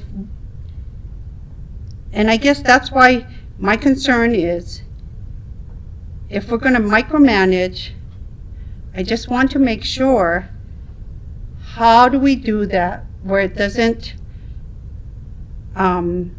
it'll be done fairly. And here we're gonna make it where now Cal Cities doesn't even have to become on the agenda, right? Well, I think That's what that's what Anthony said. Because then all we have to do is, it's understood that Cal City conferences, if we put it on the policy, we just got to submit our paperwork. And yet, when we do a national, it's not in the same. So that's why I need to understand okay, things. Councilmember Flagger, please, you're probably better off to answer this. I'm not sure, Mayor, but I do think we can easily distinguish Cal Cities from national. 90% of what we do relate to, I mean, here in Mr. Zorn's, relate to what's happening in Sacramento. And so we need to be attending these California conferences to learn what's happening, to try to influence what's happening, to learn best practices, because our colleagues on other councils in California, they have to comply with the same laws, they're experiencing the same climate, like they're going through very similar issues and facing similar issues that we are. So to me, it's very easy to distinguish Cal Cities from the National League of Cities. But I will say, Councilmember Liang, to your point, hypothetically again, let's say you do not attend any of the Cal Cities conference and you want to attend a NLC conference. And your ask of council, that's one way to justify it. You haven't attended any Cal Cities conferences this year. You want to go to one NLC. That's the ask we would make of council, and you justify why you want to go to NLC. As the Vice Mayor said, this is not precluding anybody from asking to go to another conference or pre-meeting. And if you choose not to go to a Cal Cities conference, you can always ask, well, I haven't been to any conferences, can I go to a National League of Cities conference? I mean, you would be allowed to do that under this policy. I think what this is trying to address is, whether rightly or wrongly, we as your colleagues wanted more transparency. We weren't aware of this. We're now trying to put in a policy where we all have visibility in what we're doing, and that's what we're trying to do. I do not object to a travel policy. Okay. And I want to make that clear. Yeah. I'm all for a travel policy. Yeah. But I just want to make sure everybody is treated equitably, because at times I don't feel like I am. So I guess I'm concerned that moving forward, I just want to make sure. Yeah, but this actually puts in place the ability to be treated equitably, because we weren't all on the same page. We didn't know you were traveling. So now we're all going to be aware of what we're doing. We're putting a process in place. It makes it equitable. It makes it equitable for you. It makes it equitable for us. It's leveling the playing field, and that's I'm all for that. And I know you are. So did you have more questions of us, or do you have? Because I would like to get to. No, I have an amendment. Yeah, that's what I was going to get to. But we'll work through that. So, Mr. Carnesecca, when we're talking about some of the numbers, some of the timing, I think it makes sense. You said the 60 days in advance of the conference, or whatever, however you have it phrased. And I think we heard Councilmember Flagger suggest 60 days after travel, which is fine with me too, but within the fiscal year. So that's some changes. Did we have other? But then my question okay, and then I'm coming. To add on to that Right. is, because some of these conferences have early bird specials, then it'll be prior to 60. So it should be 60 days. Or earlier. Yeah, or earlier. Yeah. And in fact, maybe this is where Councilmember Daley's going. I think we might consider having an agenda item in January where we all flag conferences that we're interested in. So we just do that as a start of the year, not to put agenda items on the next mayor's calendar. But I mean, it doesn't have to be as complicated. Right. And that levels the playing field as well. So we can think about that. There's ways to streamline this where it's not taking all the time. Councilmember Daley, you were going to say something when I interrupted. No, thank you, Mayor. I don't have anything else to add right now. Okay. So again, regarding the policy specifically in front of us, are there any other tweaks to what we see? Okay, Councilmember Liang. I guess this is my page 298. I don't know if it's on yours, but under lodging, number 1, it says no lodging expenses incurred by members within a 50-mile radius. After it shall be reimbursed. Because if a conference, you got to put the words after radius, you have to put the words of Los Altos. Where, what, 298, and then what part of page 298? Under lodging number 1. Oh, lodging number 1. Because it only makes sense that we're talking about locally, because if you say it, leave it the way it is, that means if you had a conference, you have to stay 50 miles away from the conference. Oh. Yes. All right, that's a good catch.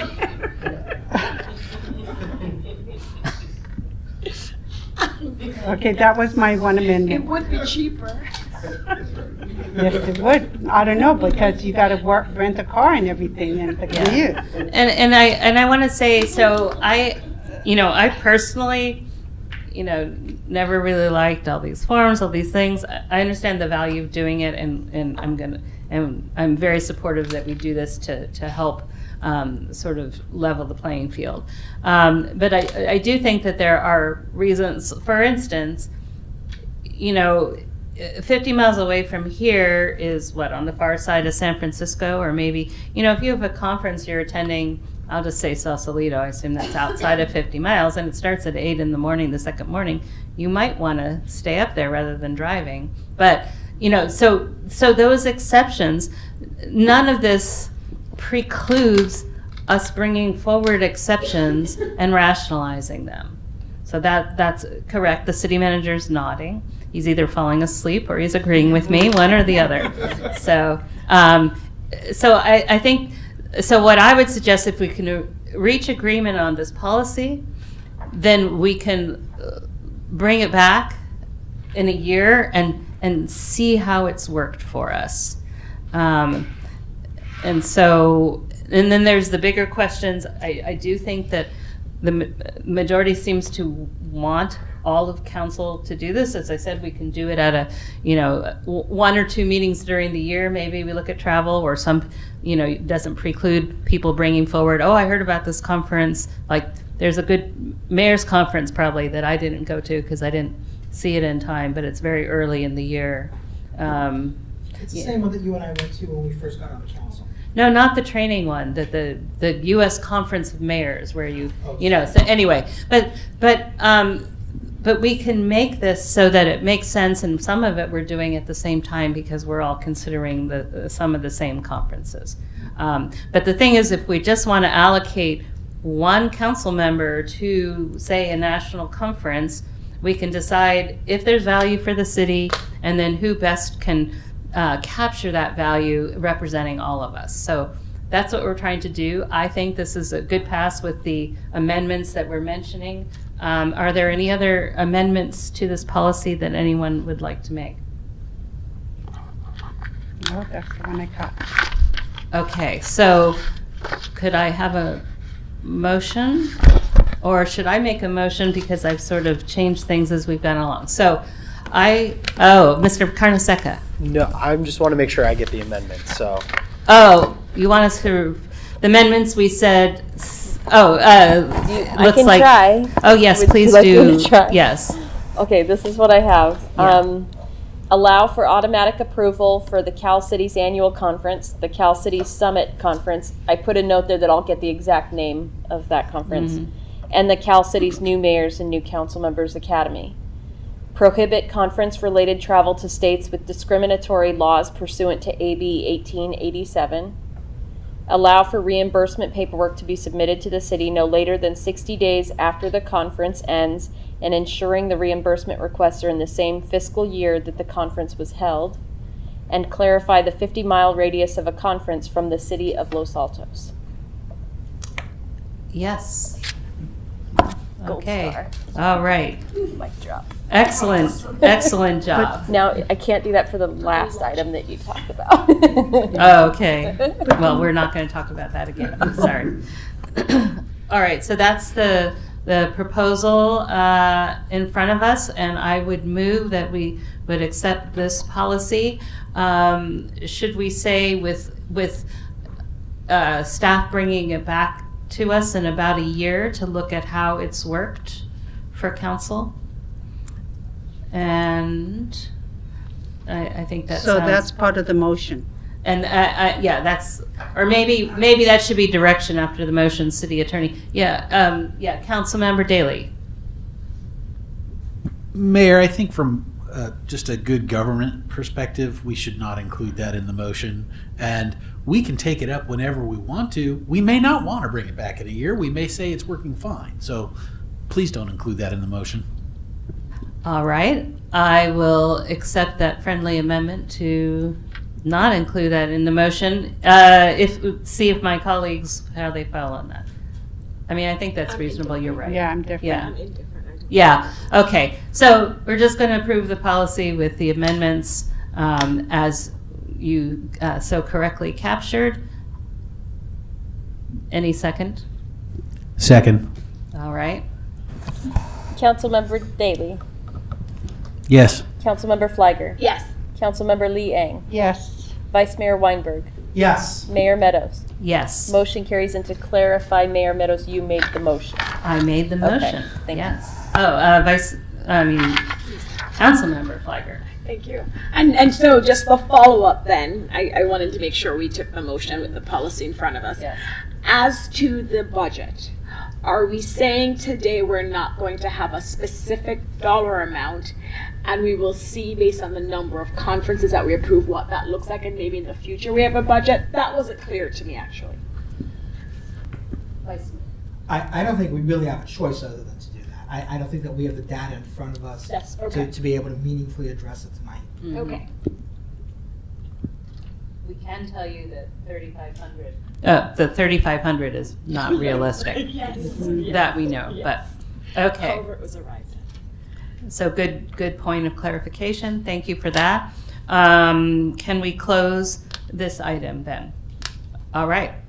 So let's move on to item 14, which is a request from the town of Los Altos Hills to engage in discussions. City Manager, would you like to take this item? Thank you.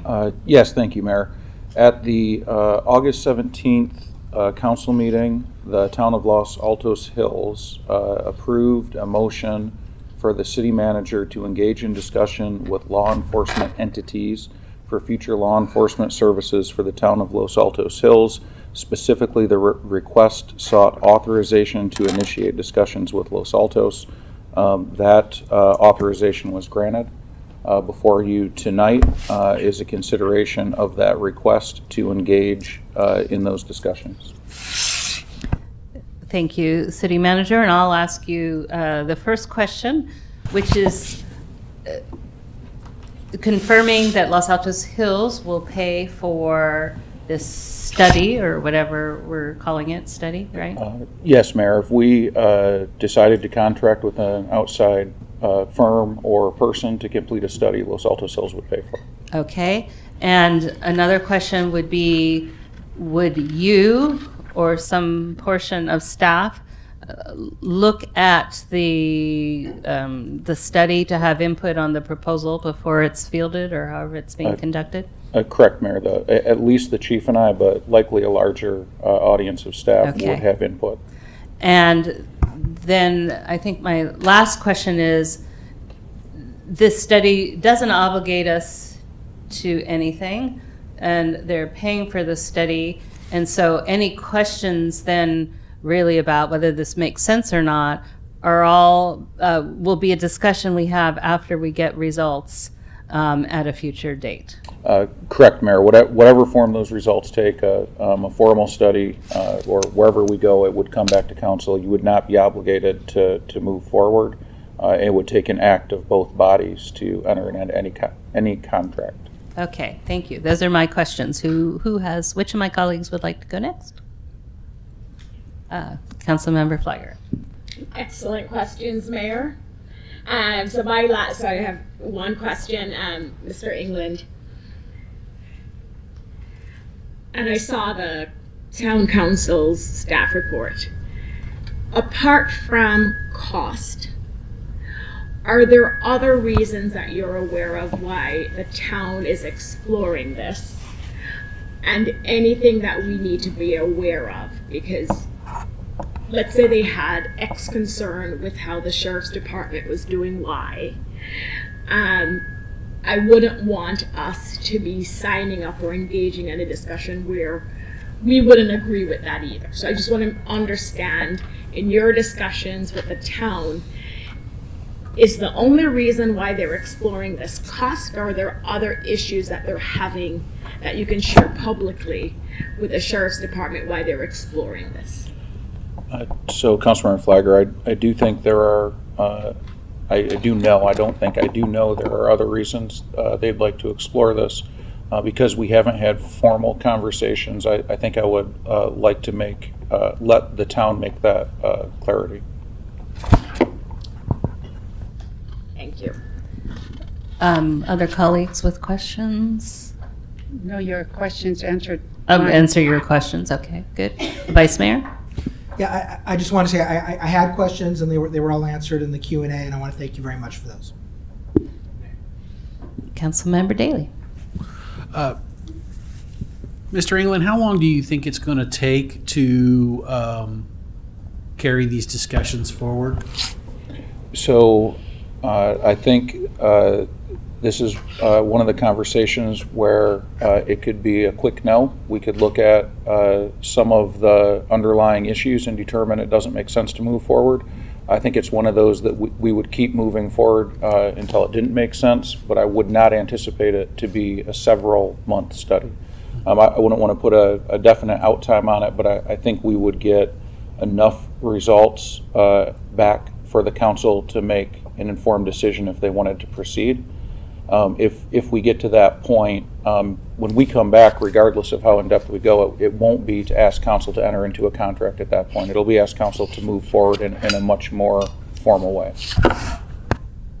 Can I piggyback on Councilmember Daley's question? I mean, their agreement expires, June 30th, 2024 with the sheriff, and they have is it a 60-day notice that they have to give them? So really that, we can back up whatever those numbers are, and, maybe it's a 6-month As I understand it, Mayor, they also have other decisions on capital expenses they have to make before the expiration of that contract. So again, I think this would not be a several months type of thing. If we think it's feasible and it's beneficial to both communities, I think we'd be back asking council in a formal way to move forward with what we know, and go from there with a definitive timeline. Okay, and actually it looks like it's 180 days of written notice, so that's actually quite what is that, 6 months, right? So so the timeline, so what you're saying is the timeline might be more compressed than it would usually be, and that's partly driven by these and partly driven by capital expenditures, or whatever they have to spend money on. Okay. Councilmember Flagger. Thanks, Mayor. On the studies, Mr. England, I just thought of this question, because if I understand the staff report, if we approve this tonight, we're giving you direction to work with the town and possibly engage a consultant to do these studies. Is that correct? So from here, you could go there. Yes, we could engage a consultant. And so, do you know the types of things a consultant would look at in these types of studies? So for example, just off the top of my head, I'm thinking what the resources demand will be, how compatible are the town council policies are with ours, because it's one PD, two small towns, not a big force. People confuse the towns, and so presumably we're going to have our PDs operating the same way in both towns. And so if you could talk a little about what you know such studies would cover, I think it would help. So I know the questions that the chief and I want answered. We've talked through that. My guess is the town has questions they want answered that we haven't considered yet. And a consultant is going to be looking at the items you listed, but as well as what type of response times will you have? What would your secondary response times be? When are peak call volumes, right? Are we going to have to add dispatchers, supervisors, things like that? And then you're going to look at fleet, all the startup costs of a police station. As far as the policies go, if we were providing those services, part of the contract would be our policies. If you look at ALPR, for example, our policies would have to be adopted as part of the contractual agreement. And would the study also look at the types of services the county is providing right now and any issues that may have come up over the years with the county providing these services? So I want to make sure that we are going in with our eyes wide open. So I don't know that a consultant that we engaged would look at that, but I think those are part of the preliminary discussions we have to have with the town. Again, when one of the sayings we tell staff all the time is a quick no is better than a long maybe. So if we hit something immediately and say, okay, well, this is not going to work, then that frees them up to look at their other options and reconcile whatever issues they have. You just made me think of another question, because in the town report, you're right, they didn't necessarily specify Los Altos. They want to explore different options. So is it your understanding they're looking at other police departments or law enforcement agencies to provide this service? And if so, are they doing it in a phased approach? Like they start with us, and if it doesn't work out, they move to the next one. Do you know how that approach is being done? So as I understand it, the only two agencies they're looking at is their current provider in the county, and then us. I think that was in the staff report, but I may have had it in a conversation with their city manager. But they've been very transparent with the county. They've let the county know that they were going to go down this road and explore it. So it is politically for them, it's something they've considered.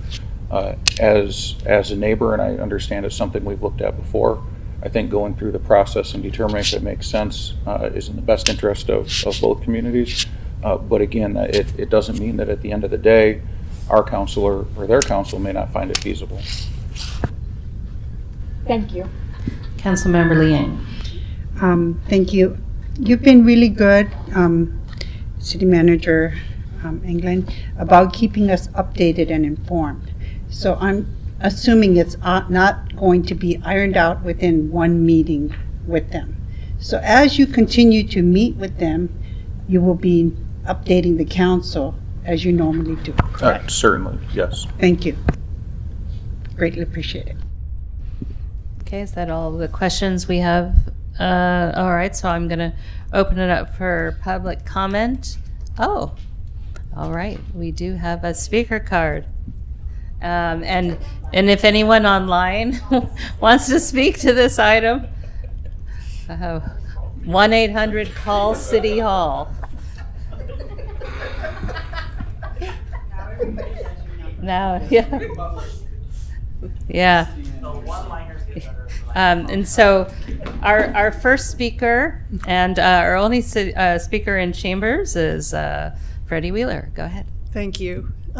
I'm speaking not as a commissioner, but as a resident of Los Altos. I would be concerned about physical infrastructure. We need a new police station here. We're talking about taking that coffee shop at Loyola Corners and making it a substation. Will Los Altos Hills need a substation? And who will pay for that? I have friends in Los Altos Hills who complain about slow response time, not enough coverage. They're rural. It's hard to find them sometimes. Everybody who has a burglary says, oh my God, crime is rampant. it's terrible, terrible. I don't know if it's terrible. Our police chief knows what the crime rate here is. I don't know. But I do think it would behoove us to understand that Los Altos residents might feel like they're getting shortchanged and the police are all covering Los Altos Hills. So if there's a way to address that by making sure we're not short-staffed on police officers, that would be helpful. I'm one of those people who think I love seeing police officers all over my neighborhood. Sometimes when there's too many, I go, oh my God, what happened? But I think everyone's reassured when they see police officers cruising through their neighborhoods. So it's just important because I do think nationwide crime has increased and burglaries have increased, that people are concerned. And if we had real education outreach saying we will have more officers, we'll have plenty, and they would cover Los Altos, and there would be no loss of coverage. If anything, maybe an increase in coverage for Los Altos. That would help. So anyway, just my thoughts. Thank you. Thank you, Ms. Wheeler. And I'm not seeing any hands online, so we'll go ahead and close public comment and bring discussion back to council. I'm just going to start off and say I support engaging in the discussions, which is the only way we'll get some information to, have an informed consideration. And I have no I personally have no preconceived notions on whether this is a good thing or a bad thing, and I trust we'll get the information that will help us and will help Los Altos Hills know that. So I don't see a reason not to engage in the discussion. Colleagues, Councilmember Daley. I suspect that with policing, as with many other things, there are economies of scope and scale. I, for one, I'm certainly open to the discussion, but I can predict in advance what my sort of requirements will be at the end of the day. And number one, my requirement is going to be that police services to our community either are at par or are improved because of the economy of scale and scope. And I do understand that, I think Los Altos Hills wants to have a substation or some sort of facility, and they're going to build it. But what that ends up meaning for the combined communities is a deeper reserve of forces to respond to events in the community.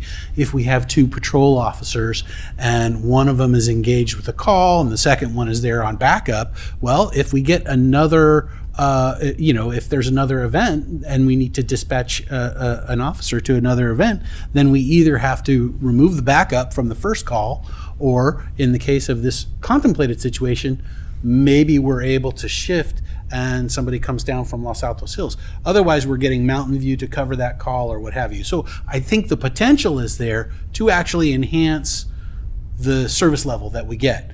And that will be my requirement in evaluating the program is, are Los Altons getting a better deal? Thank you, Councilmember Daley. Vice Mayor? Thank you, Mayor. More or less, I agree with my colleague. I think that intuitively, it makes sense to me that there be one police department for the hills and the city. But I have a hard time imagining that I would ever support a proposal that would somehow add cost to the city of Los Altos or in any way degrade the level of service that the city is getting. Thank you. I agree with you that, I'm willing to make the motion that we recommend that we engage in discussions if Okay, let's see if Councilmember Fliger. No, I support the ask, and with the discussion and the comment, I hope the study includes and addresses all those items. Yes. Okay, so motion. So- Yep. I motion that staff recommends engaging in discussions as requested by Los Altos Hills. I'll second the motion. Councilmember Daley? Yes. Councilmember Fliger? Yes. Councilmember Lee Eng? Yes. Vice Mayor Weinberg? Yes. Mayor Meadows? Yes. Motion carries. Okay, thank you. So the next items are all informational items, so we don't need to discuss them, though I will give my colleagues a heads up on item number 17, the update from CHAC to us as a JPA and other JPA partners. I will touch on in my council report and our next agenda item. So I just wanted to give you that heads up because I can give you a little bit more information than was in the update from CHAC. So, Councilmember Fliger? So I want to make sure, Yeah. are we on the tentative right now? I know it's an information, but I have a clarifying question. If you have a clarifying question of tentative, go right ahead. Thank you. For you. No, because when I turn it on, it works better. It actually helps. So Mr. England, or as city clerk, I actually appreciate this new format for the tentative calendar. And I know it mentions that other items will be provided, what does it say, at a later date? Councilmember Lee Eng and I had asked, and I think there was a third person, I don't know if it was former Mayor Enander, to bring forward a dark skies discussion. And I had my office hours last week, and one of the residents who came by, that was his issue. And so he asked, he's aware of the fact that it's something I supported agendizing, and so he wanted to know the status. And so I'm just curious if we know when that will be coming back to council. So Councilmember Fliger, we have that on our future agenda items. We haven't scheduled yet. I'm happy to bring it up with the mayor on Thursday. Appreciate that. Thank you. Okay, so if we have no other clarifications on the informational items, bless you. Yeah, woke you up. Then we're going to go ahead and move to council reports and directions on future agenda items. We can just each give both of those at the same time. I'm just going to mention what I was saying about CHAC just for my colleagues' information. In addition to the update where CHAC stands right now, that I will come back to council with updates as they are available, and particularly any decisions or actions that we need to take will come back to council. So we all know this, we don't make unilateral decisions. I'll be keeping everyone informed. I just wanted to verbalize that. Then I wanted to actually, Mr. Riffle of Mid-Penn Post scooped us. He mentioned that Councilmember Fliger and I were at the legislative picnic at Cooley Landing, which was a nice event. I'm sure Councilmember Daley, you're going to update us on the softball game when it's your turn. So I won't mention that other than when I showed up. I wasn't necessarily helping. And I did go to Club 55 actually, which was an event at the community center, which was had much more space than when it used to meet at the Assistance League. And so I thought that was actually kind of a fun event. So that's my updates, and I don't have any future agenda items at the moment. Who would like to go next? Councilmember Daley. So I will segue off of the mayor's remarks. First, an update on the softball game. Los Altos managed to snatch defeat from the jaws of victory. It was a fun game. I really appreciate the work that our recreation department did, and I really appreciate Los Altos Hills for hosting the game. And with that, I will segue into a future agenda item that I would like to see. I think we need to take up some parks issues. In particular, I think we ought to be working toward more comprehensive joint use agreements with the various school districts. Los Altos is built out. We have very few avenues to expanding our park portfolio, but a joint use agreement with the school district would be a way to definitely achieve more massive expansion of our acreage than we could under any other mechanism, and our peer cities do it. One of the reasons why Mountain View looks so much better than Los Altos when you're just measuring the number of acres of parkland per acre of residential land is because of their joint use agreements. Now, this pertains to softball explicitly. We do not have a softball field in this town. The school district has some fields that have been used in the past, but there is a softball organization. There's Mountain View Los Altos Girls Softball, and all of our young women in our community have to go to Mountain View to play because we don't have any fields. And I frankly think that that's grossly inequitable. And I think we ought to have fields in our community where our young women can play. And lastly, I would say that we could look at Rosita, which is a baseball field. It has a raised mound and a grass infield. Let's not get into discussion. Right. What's the agenda item you're that proposing? Could be turned in. We should consider taking the grass out and turning it into a softball field. So the future agenda item you're proposing is to discuss how we can expand our park portfolio. Okay. I would second that. Okay. I mean, if you need a third. Okay, so we have an agenda item on expanding our park portfolio. It could be an information. It could be a study session. Really, I think the first step would be to have a study session and get the possibilities out there. Right. We have to have a discussion. So we're all agreeing with you. Yeah. Let's discuss how we do that. Okay, so wait, Councilmember Feiger, are you building on what? Yes. Okay, go ahead. Thank you, Mayor. And as a former Parks and Rec Commissioner, I know this is something that the Commission has looked at different times. And so if this is something that we're asking staff to bring back, I'd recommend that they confer with that Commission to see the parks plan and things that they have done on this exact same topic, and make that part of the staff report that comes forward to us. Let's not forget the pool. But you know, again, I'm not trying to get us into discussion. Ooh.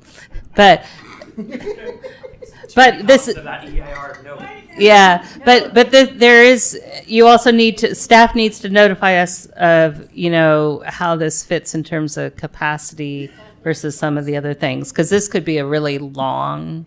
Exploration. Yeah, so we do. So if we need to focus on a priority too, that should be part of prioritizing versus XYZ. Then you have to let us know that too. But I think you do have support for a future agenda item. Was that your update?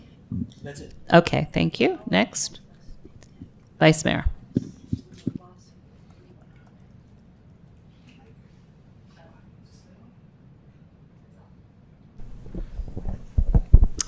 Thank you, Mayor. So I actually quite a lot during the break, but given the hour, there's only one that I really want to highlight. Assemblymember Berman hosted a webinar with the insurance commissioner to discuss the issue of the difficulty of maintaining property insurance in California. Property insurance premiums are going way up, and the insurance commissioner is trying to prevent that. And there are insurance companies that are starting to leave the state of California. This is not a problem unique to California, but here we are, so we're talking about California. I just want to let the public know that if you are having difficulty obtaining property insurance or your premiums are going way out of whack, or your carrier has decided that they're leaving the state or otherwise will not renew your policy, there are state programs that can help you.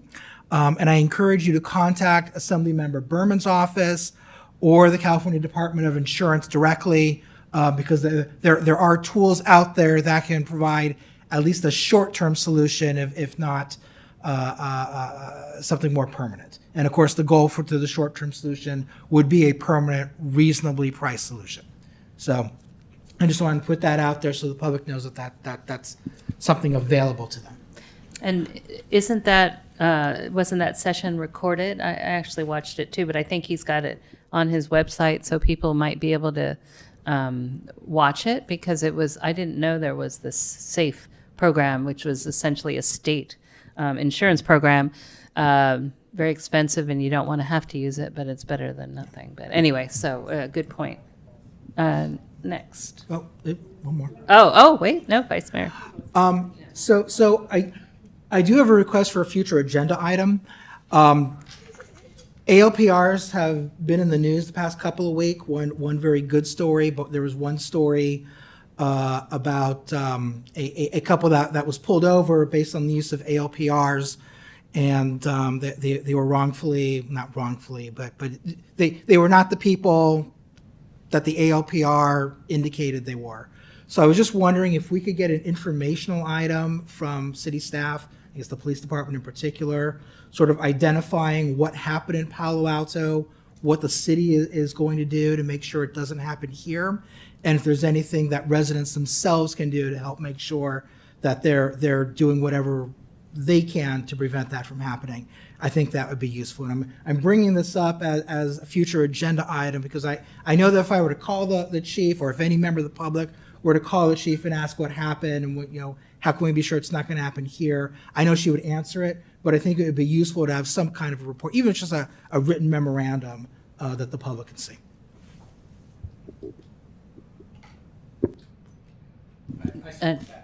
All right, so we have, but it's a staff report. Is there a third? Okay, we've got a third.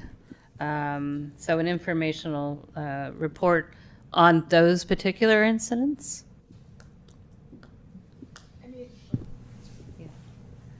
Yes. I'll have the chief or Mr. England respond, because I appreciate, so I am the third vote here, and I do think it would be helpful to hear what we're doing as a city to ensure, there's no 100% guarantee, but steps we're taking to the best ability to ensure these things don't happen. I don't know how much they can actually tell us about what's happening in the other cities, but if they can, that would be great. Okay, yeah, I think I must have missed. So you're asking for the report to talk about why that's not going to what we're doing to make sure that doesn't happen here. Is that, or are you asking? So I'm sorry, I'm just confused about what the ask. I mean, is. there was a failure in the system somewhere. Yes. And every time there's a failure in the system, I believe that we're learning something new. It's great that there was a car which was stolen in Oakland was recovered at the Stanford Shopping Center because of ALPRs.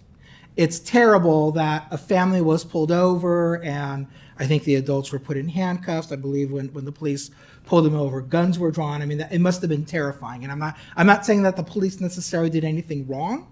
What I'm saying is that there's a failure in the system. So I think it'd be useful to find out, why was there a failure? What did we learn from that? How are we going to make sure that we don't have that failure here in Los Altos?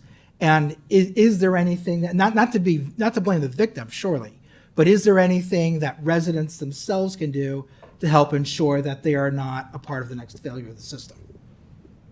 Okay, thank you. That was clear. That's okay. All right, good. That was it? Okay. Okay, Councilmember Liang. I attended the National Night Out events. I want to thank the neighborhoods that participated in this, hosting the events in their at their community centers, on their streets, in their neighborhoods. They did a great job, and I just wanted encourage you to keep up doing the great work that you're doing. The certs that were out there, I saw Councilmember Flagger at a couple of the ones I went to. And great snacks and great ice cream. Thank you for everything. I also I don't have the workshop. I'll bring it up at the next meeting. But anyhow, I have two asks. So being from the Hawaiian Islands, I wanted to express my condolences and support for the people who have been affected by the fires in Lahaina. Our hearts, our thoughts, and prayers are with you during this difficult time. Aloha nui loa, Maui, and all your residents, and all your family, and all your ohana. So hang in there, and we're with you. My ask for that is, I guess I would like to ask council if there's any chance we can consider giving a donation. I would appreciate if we can extend a small donation. I know that several cities in our county have also allocated funds to send back to This So this wasn't agendized, so I don't know if we can even talk about this it. is a request, a future agenda Of item a future agenda item, okay. So I'm just asking, I okay. can just ask. Yes. You can decide. Okay, I've made personal donations already, plural. So, does And I anyone? myself. But are you asking for city funds? Correct. You're asking for city funds. So, then the other thing is, it's like a city to city helping out. Then, the other request is, we have, I guess I wanted to, like today, the Q&A came back kind of late, and sometimes I miss, well, today I was on it, and I said, when are we going to get the Q&A, because it was past noon. So I guess my ask is to have the responses to council questions either by the end of the day Monday or earlier in the day on Tuesday. So I think this will allow us to have time to digest, and for some of us who need to do further research or review some other things in our packets based on the Q&As we get back, I really would appreciate it if we can have it come back earlier to us. City manager, that's for you, I think, to address. I think the only way we would be able to get it out earlier is if we got questions by Thursday. And that doesn't seem reasonable to us. That's when we get the packet. That's what I'm Exactly, saying. that's the point. I start compiling questions Sunday night myself. I start answering them Sunday night.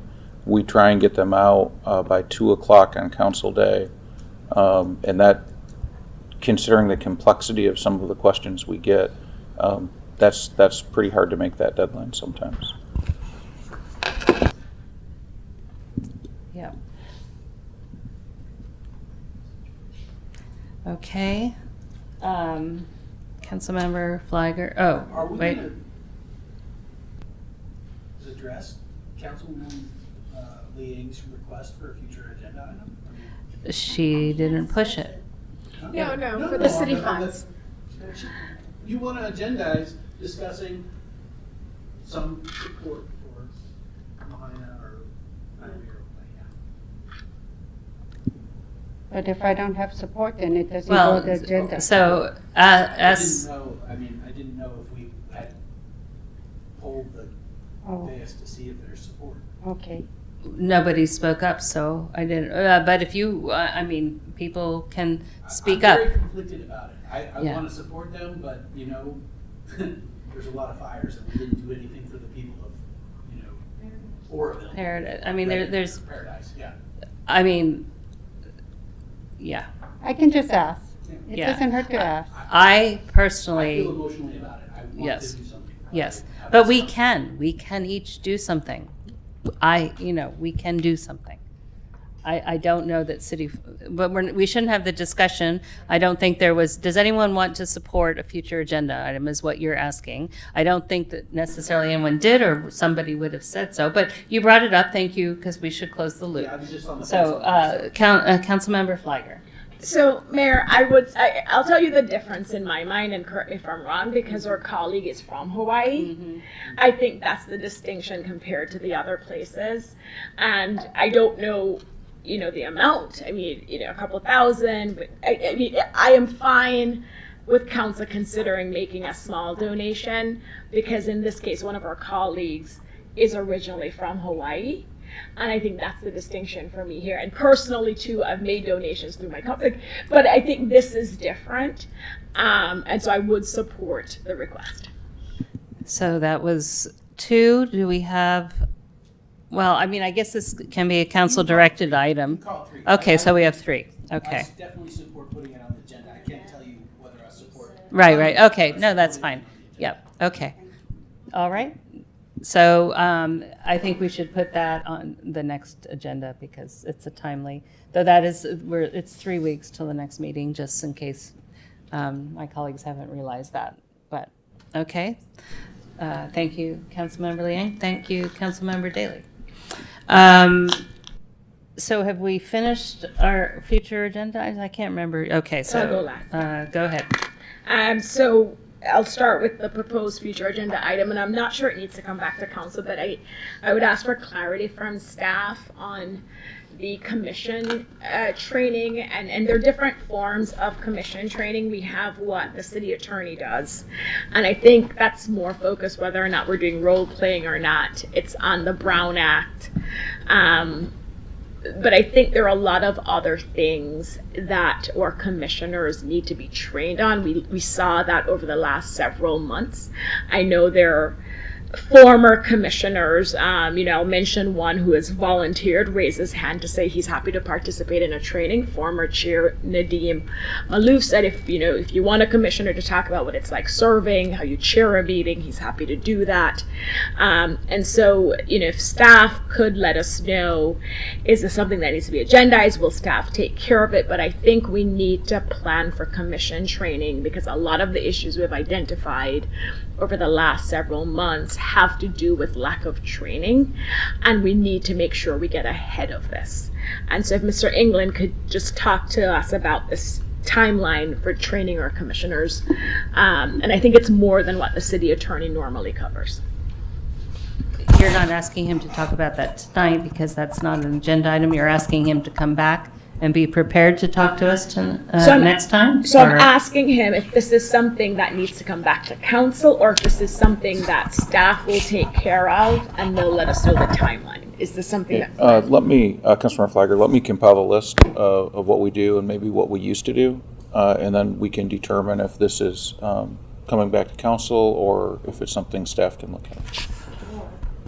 Clarifying question. You can just provide that as direction, correct? Can we just provide that as direction? Not now. No, we don't have to, right? Not Can't we provide a direction? Council can provide direction, Well, right? On an agendized item. Oh, only on agenda. I thought we did it in the past as well on non-agendized items. That's why I'm asking for the clarifying question. We'll compile it and send it back to council in some format, and then if we think it's not what we're looking for, or a council member thinks it's not, then we can discuss it at a study session or a council meeting. Yeah, because I think we'll be, well, I don't want to discuss it, never mind. There's a lot that's, yeah, yes. Yeah, no, exactly, right. And then the only thing, Mayor, I already mentioned the office hours. Councilmember Liang mentioned we both did National Night Out. It was great to see Captain Krause and other officers out and about, and many residents coming out for National Night Out. The mayor also mentioned the Mid-Penn event that we both attended. I'd never been to Cooley Landing. If you have not been, please visit. It is beautiful. Like a lot of other elected officials were there, said the same thing. They'd never been, but they'll definitely be back. And then the only new item I'll report on, it's this morning I attended the groundbreaking event for the teacher housing. in Palo Alto that county supervisors committee and spearheaded. There's a lot of press there. It was well done. And of course, it's great news for our community because our teachers and school staff here will benefit from this affordable housing building. And so it's a huge win for our community and our city. And it was good being there.